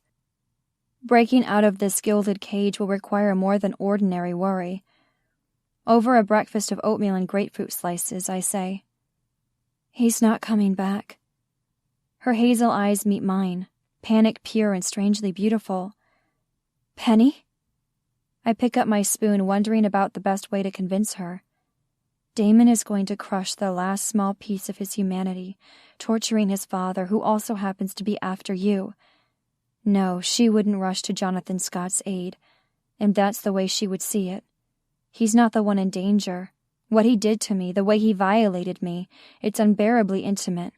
He knows things about me, private things, but I know things too, like the fact that he wants to die. He wants to be tortured, for whatever insane reason is in his head. "Why did you say that?" Avery demands. "What do you know?" "He never said goodbye." She gives me a hard look. "If you mean Gabriel, he's coming back. Any minute now." "Him too. Penny, who didn't say goodbye?" "Damon." She hides her relief. "Do you want him to come back?" "Only with every cell in my body. I want him to come back whole, not as the monster he hunts." I shrug, swishing my oatmeal around in the bowl. Avery is always pushing me to eat more. Doesn't she realize that I've survived on less my whole life? This is what I need her help with, getting us out of this fortress so that we can find Damon. "Maybe we can visit the den one of these days. We'll get Gabriel to take us." Does she really think that's how it will happen? That Damon will let us visit him for tea in the afternoon? That her precious Gabriel will come out of this unscathed? No, she wants to believe that. I understand about that. He needs help. She bites her lip. "Do you ever hear voices? Voices that aren't there?" "All the time, but not the way she means. I think she has repressed memories, ones that are coming out to haunt her. My memories live on the surface. They keep me cold company even when I'm alone." "You definitely can't trust me." Her eyes widen. "What?" I feel a little guilty for this, but I need Avery to be afraid. Need her to understand the enemy the men are facing. It's not that he doesn't care about their souls. It's his goal to burn them. I understand Jonathan Scott in a way no one else does, maybe even his son. "Run and tell your daddy that Jonathan Scott is here." Sometimes I wish I could push the memories down the way she does, but that would be such a complete aloneness. I guess they bring me some comfort after all. Memories of the terrible Jonathan Scott. I think I'm finally getting through to her when we hear footsteps outside. I watch with an aching chest, the hope across her face. The doctor comes into the kitchen, hope stashed. He looks as rough and jagged-edged as ever, his shirt sleeves rolled up revealing thick forearms and some kind of pale tattoo on his smooth freckled skin. "How are you feeling?" he asks me. I like Anders because I don't have to pretend around him. What's ever in my head he seems to understand. "I used to dream about trees," I tell him, but I don't mean trees. I mean the wild boy who lived in them, the pretend life we could have lived if he stayed. About sunshine and dirt. He simply nods. "Better then." I am doing better, strangely better than Avery herself. It seems strange, like maybe I should be more broken by what happened. Then again, there's no timetable for recovery. I know it doesn't sound pretty. Dirt. The smell of it thick and strong. It means you're free. Even in my fantasies, we don't live in a castle. If he had stayed, we would have lived in the woods, would have fished in the lake, would have walked barefoot and wild. The good news is that Avery comes up with an elaborate plan to escape the mansion. That it's such a secret confirms every fear I've had about our positions here. Prisoners. The bad news is she thinks she's leaving without me. I sneak after her and the security guard on her tail, making it into the trunk of the black SUV before the door closes. "What are you doing?" Avery whispers, her eyes wide with surprise. With a sigh, I burrow myself into her body. She knows exactly what I'm doing. After a moment, her body relaxes, accepting me. It's actually pretty impressive. The feint she set up so they would think she left with the delivery truck from earlier. The security guard drives us off the property himself. Less impressive when we sneak onto the streets of West Side.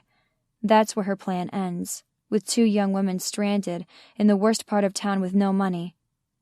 Only a rich girl, honestly.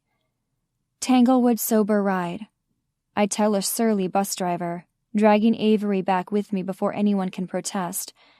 The program is rarely used by people who actually should use it. More by people who want to joyride on moldy old buses, which tells you everything you need to know about the state of the seats. The bus shakes violently as it begins moving, knocking Avery off balance. I drag her into the seat next to me. "Thank you," she says, sounding breathless. All I have for her is a small smile. We make a pretty good team, though I'm not going to tell her that. I hope we never have to break out of a multi-million-dollar home again. "We should go to the den," she says. "It's on 4th Street, once you go past the train tracks and—" I squeeze her hand. These are my stomping grounds. I know. The buildings get more narrow as we approach the historic district. The alleyways more winding. Every building with 3 secret exits left over from the Prohibition. On 4th Street, I pull the cord, making the bus stop. We reach the den to find the door open. The fortress looks completely dark. Empty. At least that's how it looks from a few feet away. When we reach the short steps, we see him, Anders, the doctor, spread out on the stairs like some kind of gruesome warning sign. Avery kneels beside him, pressing her hands to his chest, coating her hands in blood. She takes off her sweater and pushes it against the wound. He coughs. "Don't!" I can't help but think pain is a good sign at a time like this. It means he's alive and feeling. Then again, that sounds like something Jonathan Scott would say. "You're losing blood," Avery says, clearly panicking. "Don't." He coughs again, his words mangled. Panic descends on me like a heavy fog, keeping my feet in the same place, blurring my vision. It feels too much like being underwater, this fear, too heavy to possibly fight. Avery looks back at me as if I might have the answers. "He's not here," I say, because I know he won't be upstairs. "Gabriel?" she asks. I shake my head. It's Damon. It's always been Damon. Anders drags her close. "Don't go to him. That's what he wants." This is what Jonathan Scott wants. But then he orchestrated this violence. He's the conductor keeping all of us playing. We're all just instruments to him. Even Gabriel, rare and beautiful. Avery calls the police while I consider bolting. I want to find Damon to protect him. At the same time, I want to run far away from here, to hide in the trees somewhere, to live off the ruined land. The truth is that I will go find Damon. It was always leading to this. I only don't want to take Avery with me. It's too dangerous, and she's too innocent. Before I can make a decision, she turns to me. "He sent you to me, didn't he?" There are pieces of her story available to me. The virginity auction that Damon Scott ran that sold her to Gabriel Miller. Her enmity with him, her eventual trust, and now her capture in his castle. "I don't know," I whisper, not entirely sure what connection she has to Jonathan Scott. Her gaze is fierce. "You're going to take me to him." "No," I say, shaking my head. She doesn't belong in that mental hospital. In the end, I know she'll come with me, the same way I came with her. We're 2 sides of the same coin. We both love dangerous men. We will both lose ourselves trying to save them. I stop by the diner to pick up a knife, a small weapon compared to the ones the men will have, but better than nothing. I also take the opportunity to talk to Jessica, who looks shocked to see me alive. "What the hell did Damon do to you?" she demands.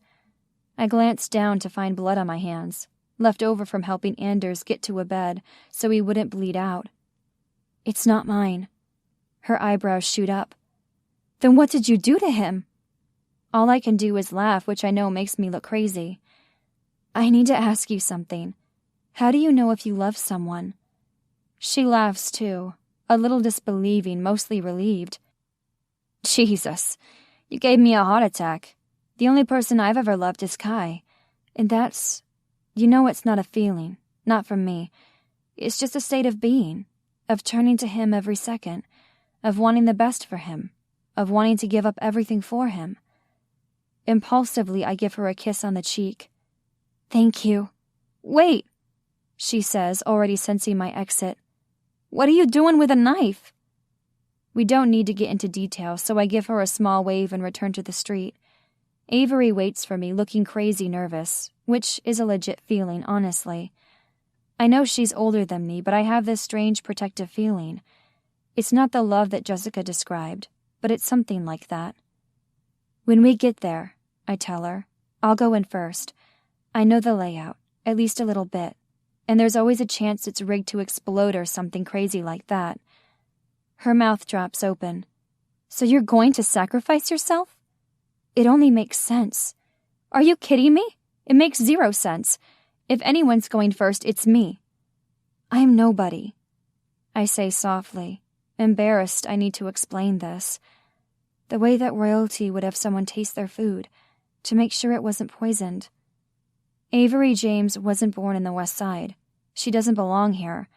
Her father was some famous businessman and politician, and even if he eventually lost everything, that doesn't change her pedigree. "I'm not royalty," she says, sounding horrified, "and no one's going to die for me." Maybe it's only girls like me who can see the class system, ones who know they'll never rise above it. Maybe not royalty in the official sense, but in every way that counts. Girls like me, no one saves us in time. "Damon did," she says, certain to this.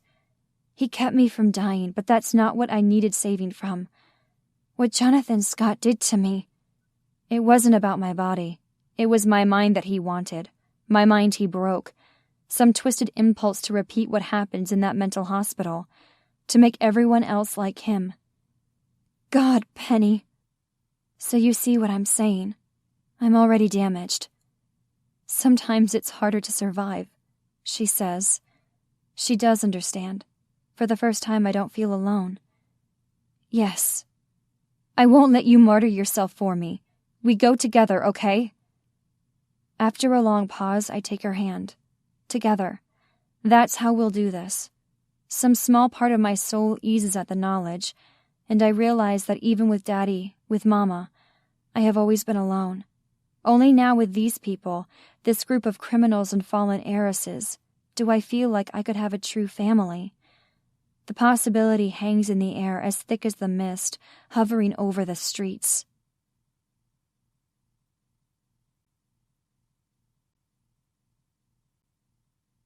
Chapter 20. The smell of pain fills the air. Jonathan Scott is strung up by his wrists, shirtless and clearly beaten. His skin singed and turned black. How long have they been torturing him? By the dead look in Damon's eyes, it's been an eternity. "What are you doing here?" Gabriel says when he sees us. "Looking for you," Avery whispers, clearly in shock. "How long have you been here?" "You shouldn't be here." She takes a step forward. "Is this a hospital?" Jonathan Scott begins to laugh, a horrifying sound.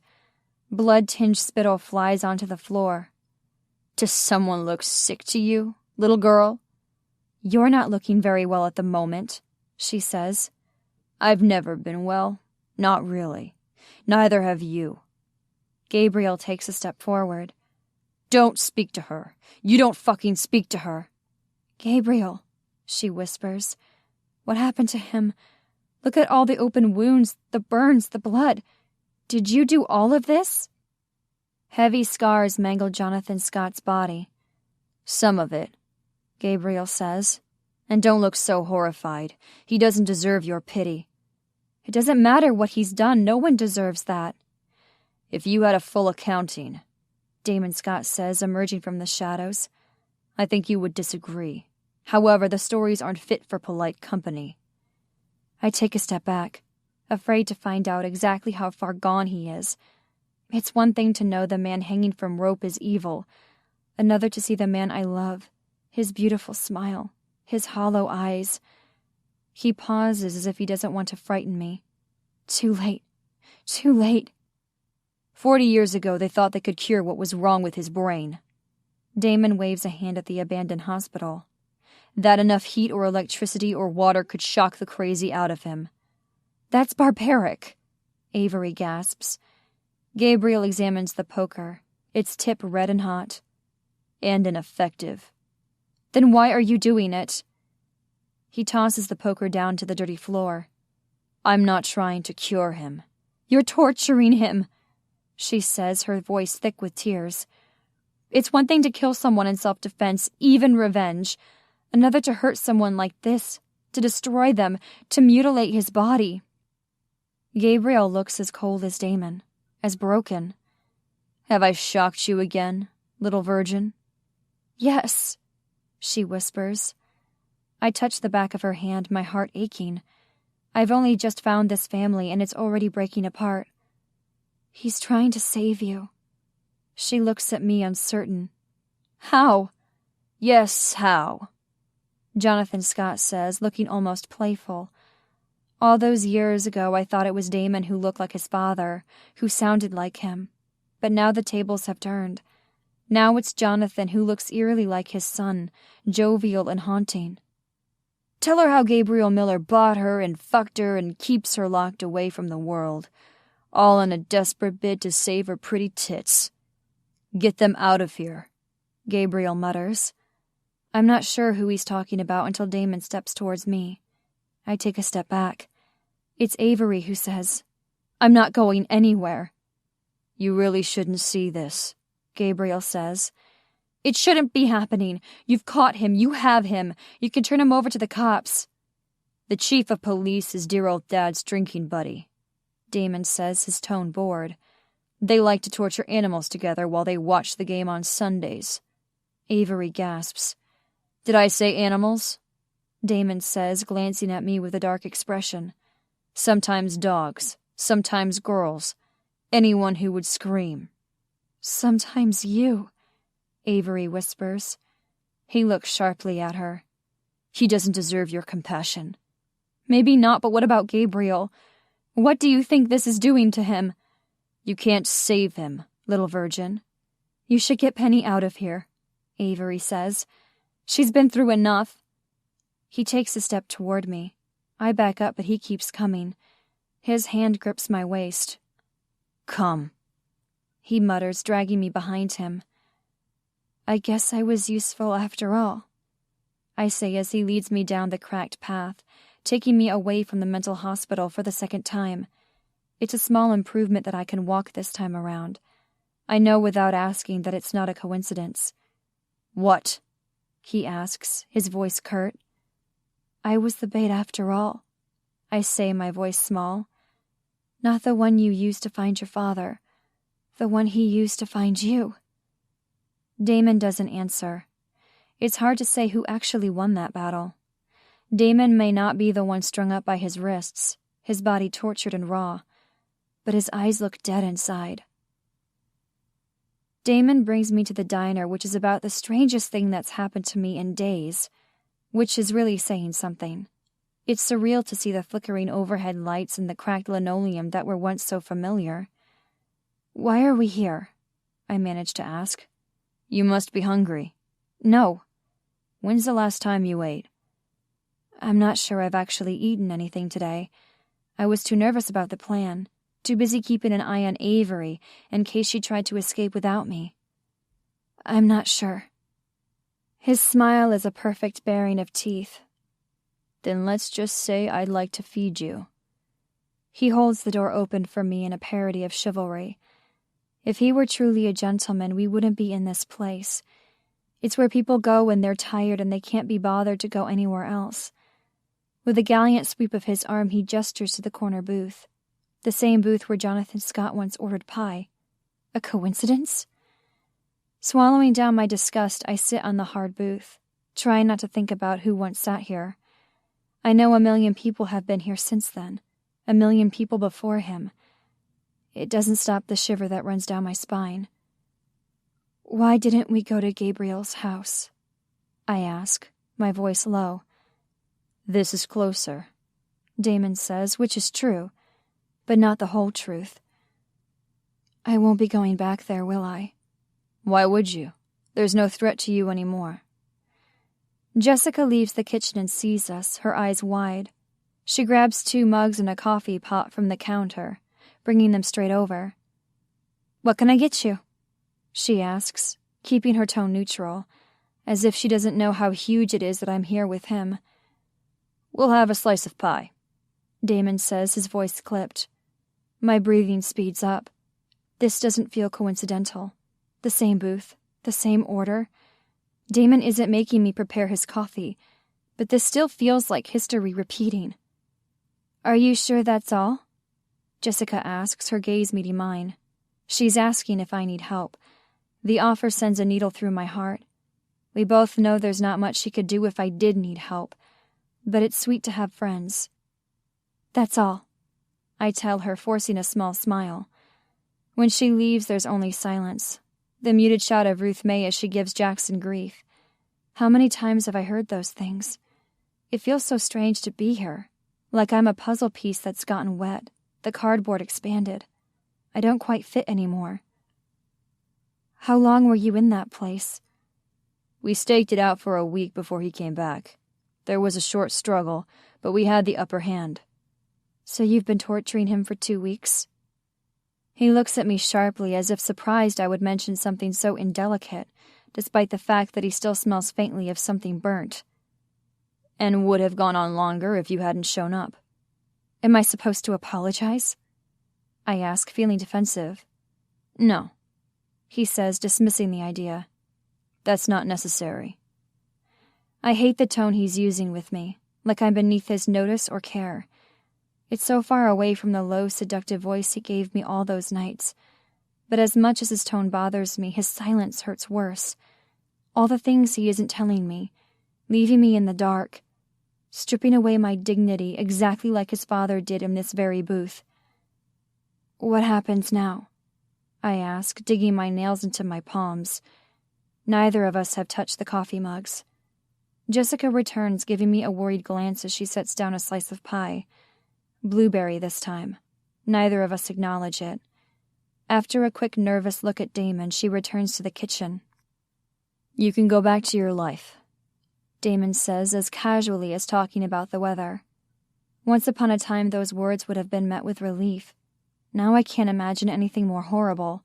Not even green tiles and black water are worse than this. What?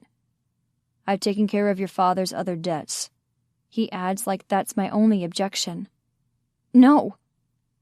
There's a weighted pause, as if Damon's giving me time to reflect on my disobedience. This is what he's become all those days torturing his father. Becoming him. Losing that final battle. I don't believe you have a choice, he says lightly. You said I would be yours. Yours to keep. For as long as I want, he says agreeably. Time's up. It shouldn't be so hard to breathe outside the water. At least my gasp is silent, my pain private. You said I would be yours to protect. And you're safe now. You can run back to your little boyfriend. What was his name? Brandon? Brennan, I say, tears stinging my eyes. Right. I'm sure he would love to fix your intimacy issues and give you a couple babies. You can live happily ever after. That's not what I want, I say, my voice low. Oh, my sweet Penny. Where did you get the idea that matters?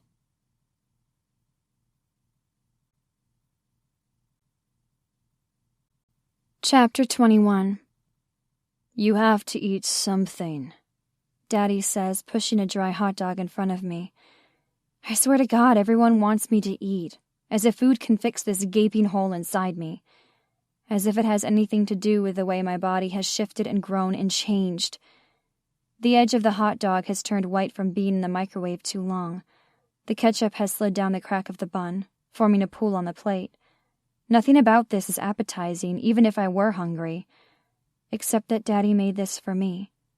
100 nights he was gone playing card games, leaving me to scrounge for food, to learn to work the stove before I really should have. All I'd wanted was this. A dry hot dog that he would make for me. I forced myself to take a bite. Somehow it tastes worse than it looks. Chew, swallow, act like a person. Daddy's eyes are wide with hope and worry. If you don't like it, I can bring something else. No, I say a little loud. No, this is perfect. Thank you. The truth is he's been nothing but supportive ever since Damon dropped me off at the door. Like an errant lost puppy he was returning to its owner. Daddy fell over himself apologizing to me, swearing things would be different. At the time I had been too numb and too cold to even run through the ordinary thoughts. Don't believe him, Penny. It will only be worse when he gambles again. Except he didn't gamble again. Not in the 3 weeks I've been home. That might not sound like much, but once upon a time it would have been a miracle. Now it's a curiosity, a concern even. Who is this man? When I've eaten half the hot dog, I push the plate away. My stomach threatens to revolt if I don't stop. When is the big game? I finally bring myself to ask. He freezes in the act of putting ketchup in the fridge. What game? Guilt burns like acid inside me, because he looks so pained, so ashamed. I don't want to make him feel bad. That's how dark and twisted family makes you. You're desperate to console them even when they've hurt you. The game you used me to buy in. He flinches. I'm so sorry, Penny. I never should have done that. Your mother. There's a whirlpool inside me, a constant and wild swirl that's been there ever since Damon walked away from me. And for a moment, everything goes still. What about her? She would have killed me, he says, sitting down heavily at the kitchen table.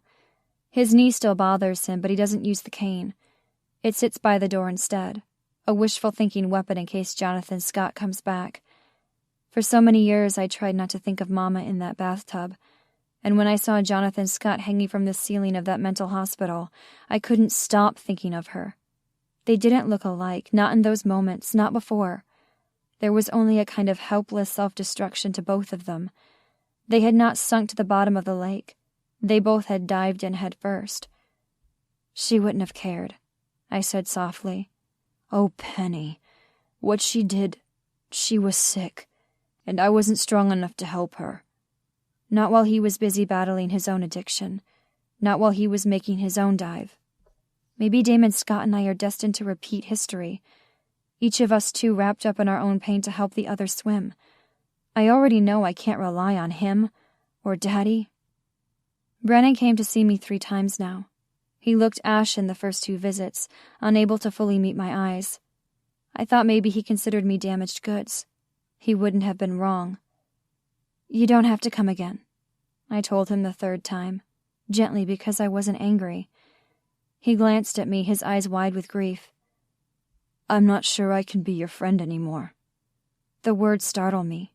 What? I know you wanted that from me, so I didn't push. I didn't. But I did want more, Penny. I want that now. To marry you and make it so you never see Damon Scott again. Do you want that? I could have relied on him, but I couldn't hurt him that way. I couldn't lie.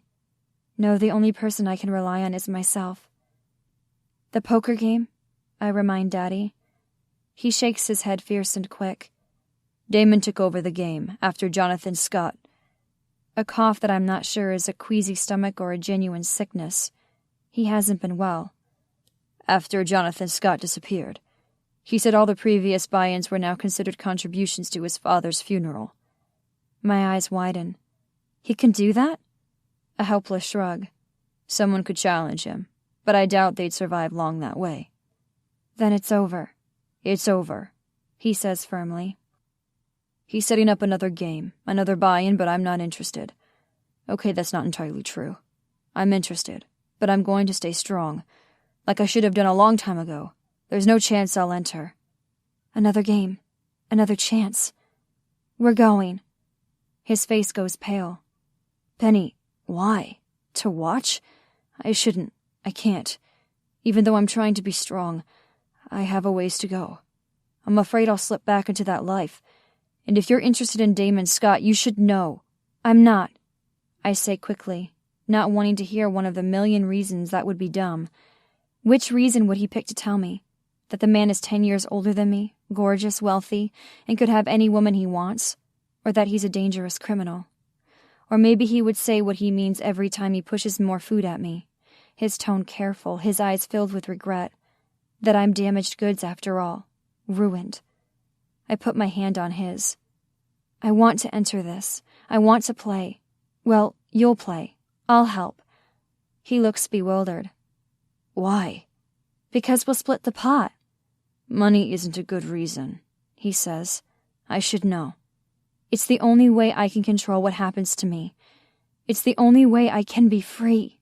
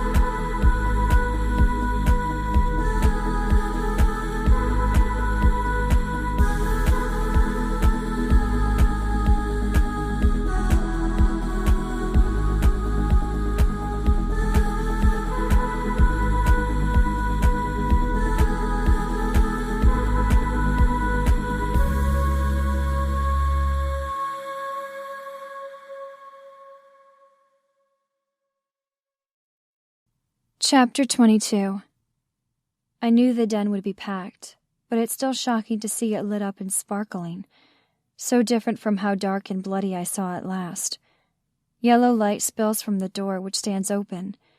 2 bouncers stand on either side, as large as professional football players. Maybe they actually are professional football players. They're wearing suits, which had to have been custom-made. No way does anything that broad in the chest and arms come off a rack. They're checking names off a list. Some of the people clutch a cream vellum invitation with calligraphy, as if to prove they're allowed. Apparently their elegant gowns and tuxes wouldn't be proof enough. I'm sure no one gets in if their identity isn't confirmed. We won't get in, I say, my heart squeezing. I knew it would be a bumpy road convincing Damon to let us play, hiding the counting and the signals, but it aches to be stopped so early. That game means college-level math classes and professional addiction therapy for Daddy. It means freedom from ever being bartered again. Let's try, Daddy says, but I know he's secretly relieved we'll be stopped. He thinks Damon Scott is just as bad as his father. I tell him it's not true, but that sounds like a lie. He looks so much like Jonathan Scott at the end, his eyes more pale and shimmery than ever, like a cold, unfeeling monster. And then he left me, his eyes as impassive and stone black as the water in that pool, exactly the opposite of what Damon Scott had been to me. "Penny!" calls a feminine voice. I turn to see Avery in a glittering gown that hugs her slender body. She looks like a celebrity stepping out of the limo. Gabriel emerges in a tux, growling about safety and letting him go first. The rough sidewalk could be a red carpet when they stroll over. She grins at me. "You look lovely." I glance down at my black dress. There are sequins on it, which is the only nod to fanciness I had. Manufactured sparkle. Fake gems. And the saddest part is that the dress isn't even mine. I borrowed it from Jessica. Give me something that will help me blend in with rich people. Thanks, I say weakly. I'm not sure we'll get in. I didn't know you'd be here. My confidence wavers. I have to talk to Damon. Oh, she says, hooking her elbow in mine. You can come in with us. There's security, and they look strong. Gabriel will get us in, she says, sure of him with a serenity that makes me blush. Gabriel leans forward and whispers a few words in one of the bouncers' ears. Then I'm ushered inside, Daddy following on our heels. One hurdle down, at least 100 to go. The crowd glitters in the large foyer, large gemstones sparkling from their necks, champagne glasses in their hands. Many of them turn to look at Gabriel Miller when we enter.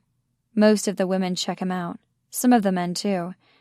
He cuts a handsome figure in his tux, his wild mane of hair and rare golden eyes compelling. But only one man captures my attention, all the way in the back of the crowd, lurking in the shadows. Black eyes meet mine, glinting from the chandeliers. Gabriel Miller is as bold as thunder, rumbling, unmistakable. Damon Scott is lightning, so bright he'll blind you. They're both forces of nature, but only one will kill you just to touch him. Only one will burn you in a flash. Damon pushes through the crowd more furious than I've ever seen him. What are you doing here? The chatter stops almost completely, everyone watching us. Embarrassment turns my cheeks red. I don't belong here, but this is my only chance. I'm with my father. He's playing tonight.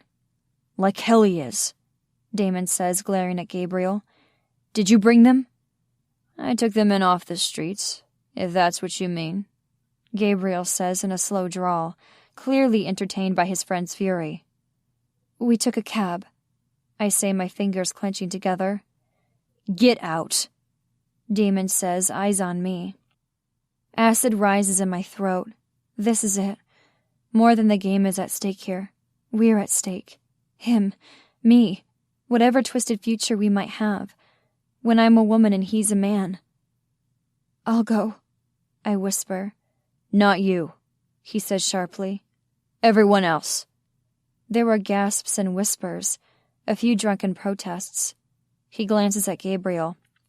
Kick them out or let them play for all I care. I'm done here. With that, he grasps my wrist, his grip firm but not bruising. Despite his words, I expect him to throw me out into the street, or maybe take me to the private room with the small card table.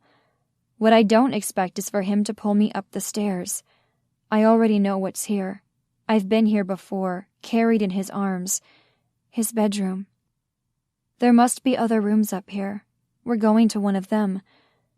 But I know even before we stop outside his bedroom, before he crosses the threshold taking me with him, before he locks the door with an old-fashioned skeleton key. There's only one place he would take me tonight. All right, he says, his tone casual. Let's play. I want to play in the big game, I say, my voice shaking. You don't think I'm big enough? He asks, his voice mocking. The grand prize, that's what I need to win. I thought you weren't playing. It was dear old Dad who's going to play, right? With you as his wager. Surely you weren't going to help him in any illegal manner. My hands are shaking. My whole body shakes. I'm an earthquake in the form of a young woman. Fine. Then I'll play myself. I'll be my own wager. So that you can count cards? He asks softly. That isn't allowed. How will you know?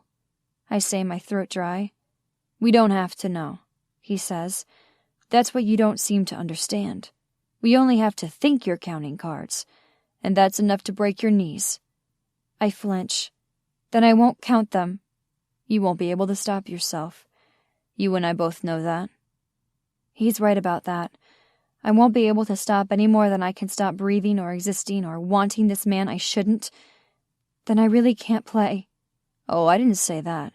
We'll definitely play. Not in the big game, though. We'll have a private one. You and I.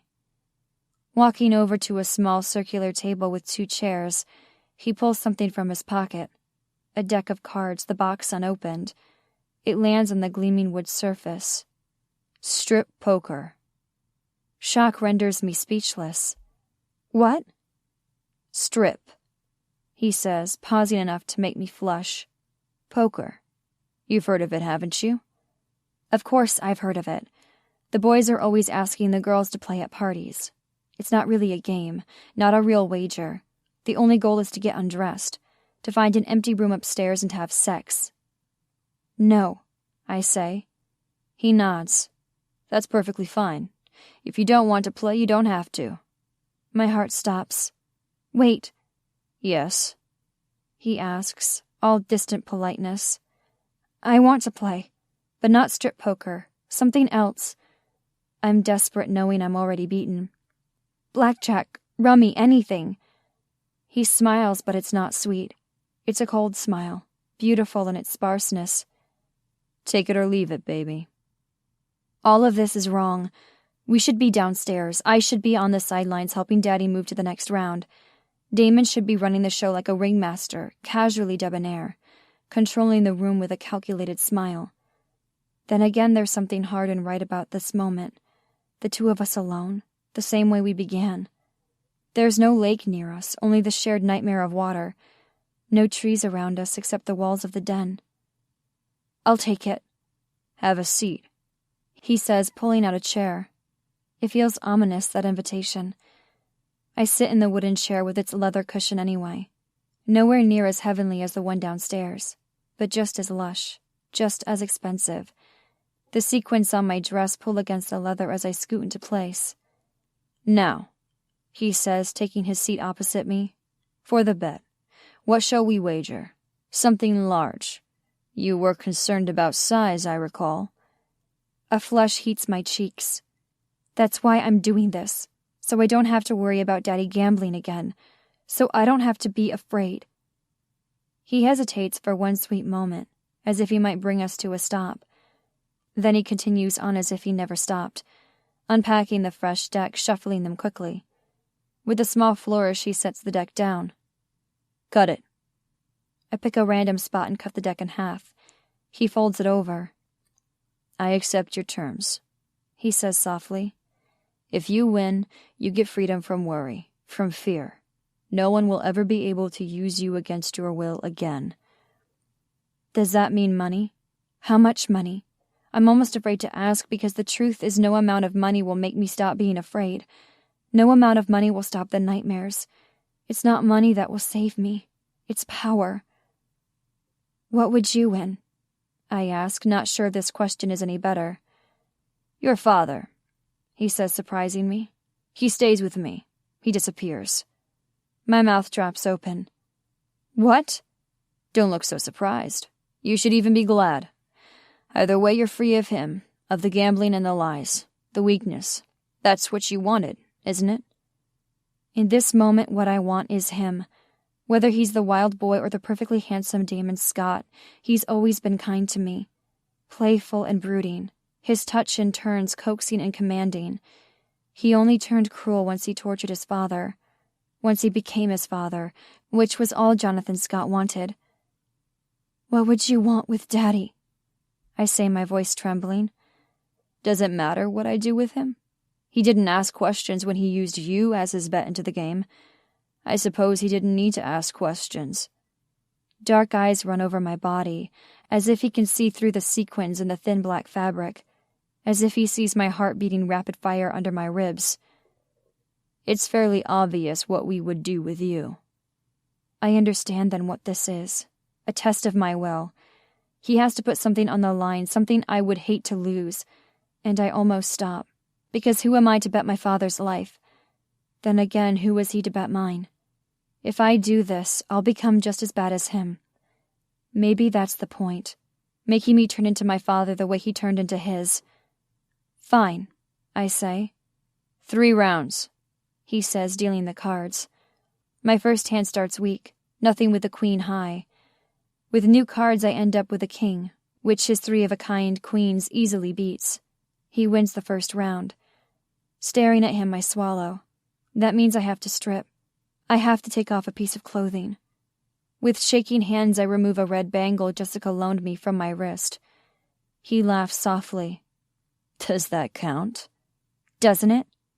I ask, arching my eyebrow, daring him to argue. I win the second round with 2 pairs, relief pouring over me. His eyes glint.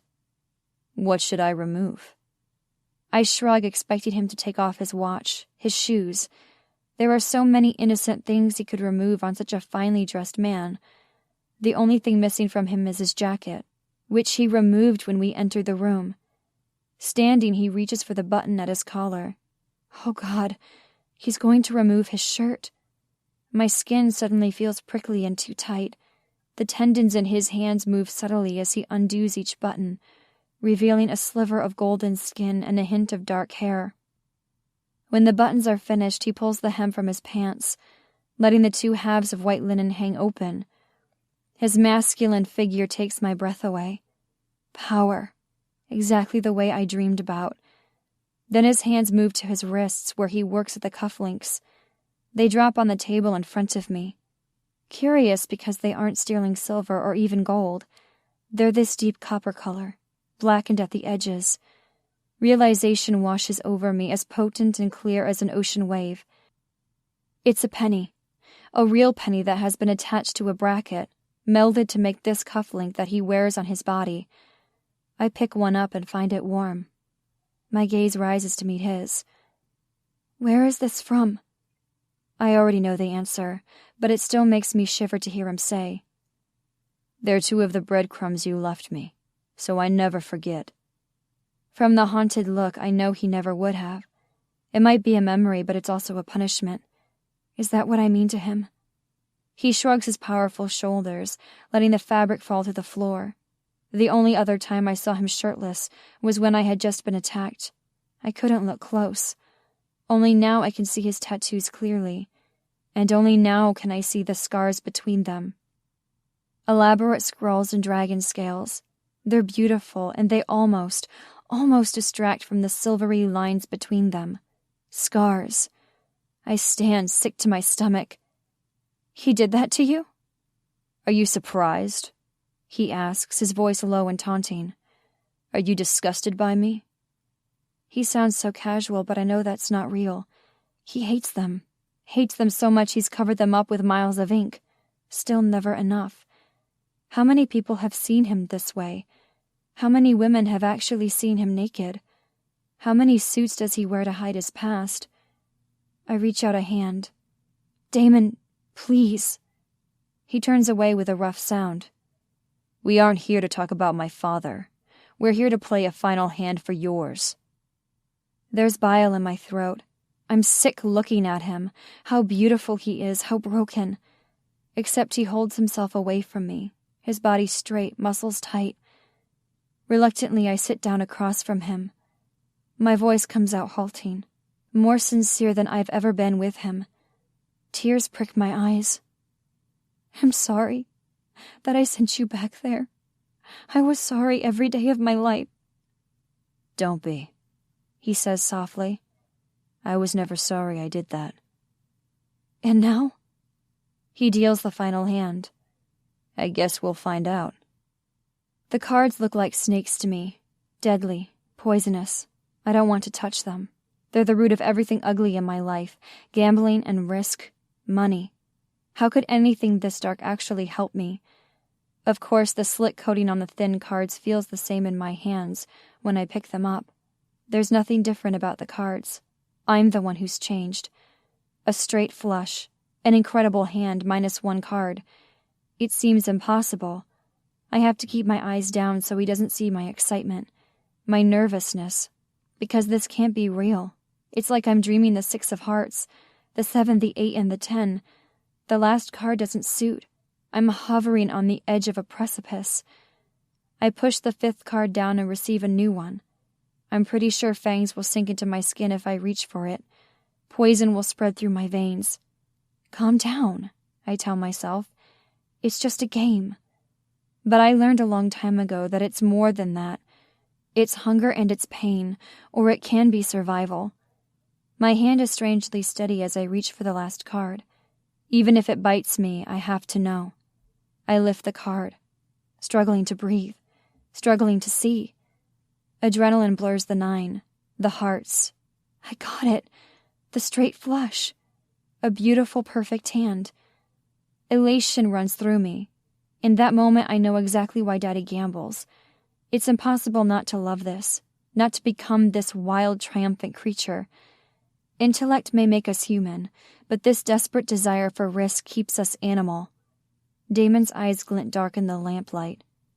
You look pleased, he says, and he doesn't look worried. Because he wants me to win, or because he knows he can beat me? I put down my cards. He doesn't flinch, doesn't reach beyond a genial nod of his head, acknowledging a good hand. Well played, baby genius. Not good enough, but still, a very good showing. One thud in my chest, another, painfully slow, time crawling now. How?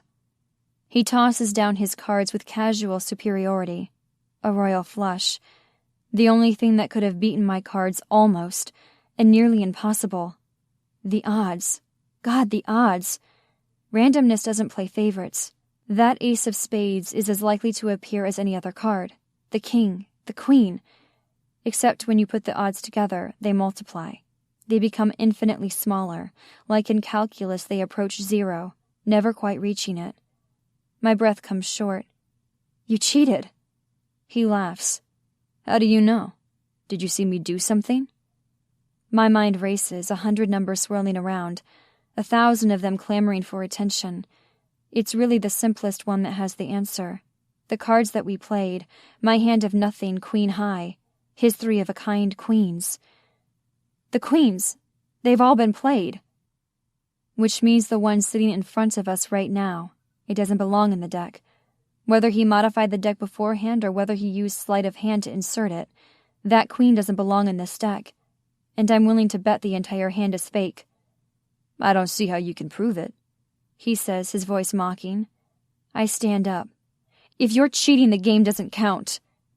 He stands, too, reaching for his shirt, putting it back on like armor, covering up the scars of the past, and all that beautiful vulnerability.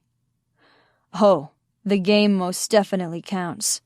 Your father is forfeit, and you, my sweet Penny, are free to go.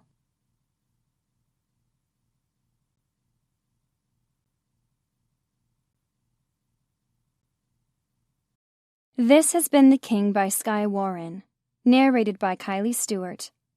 This is the first book in the Masterpiece Duet. I hope you love Damon and Penny's emotional journey.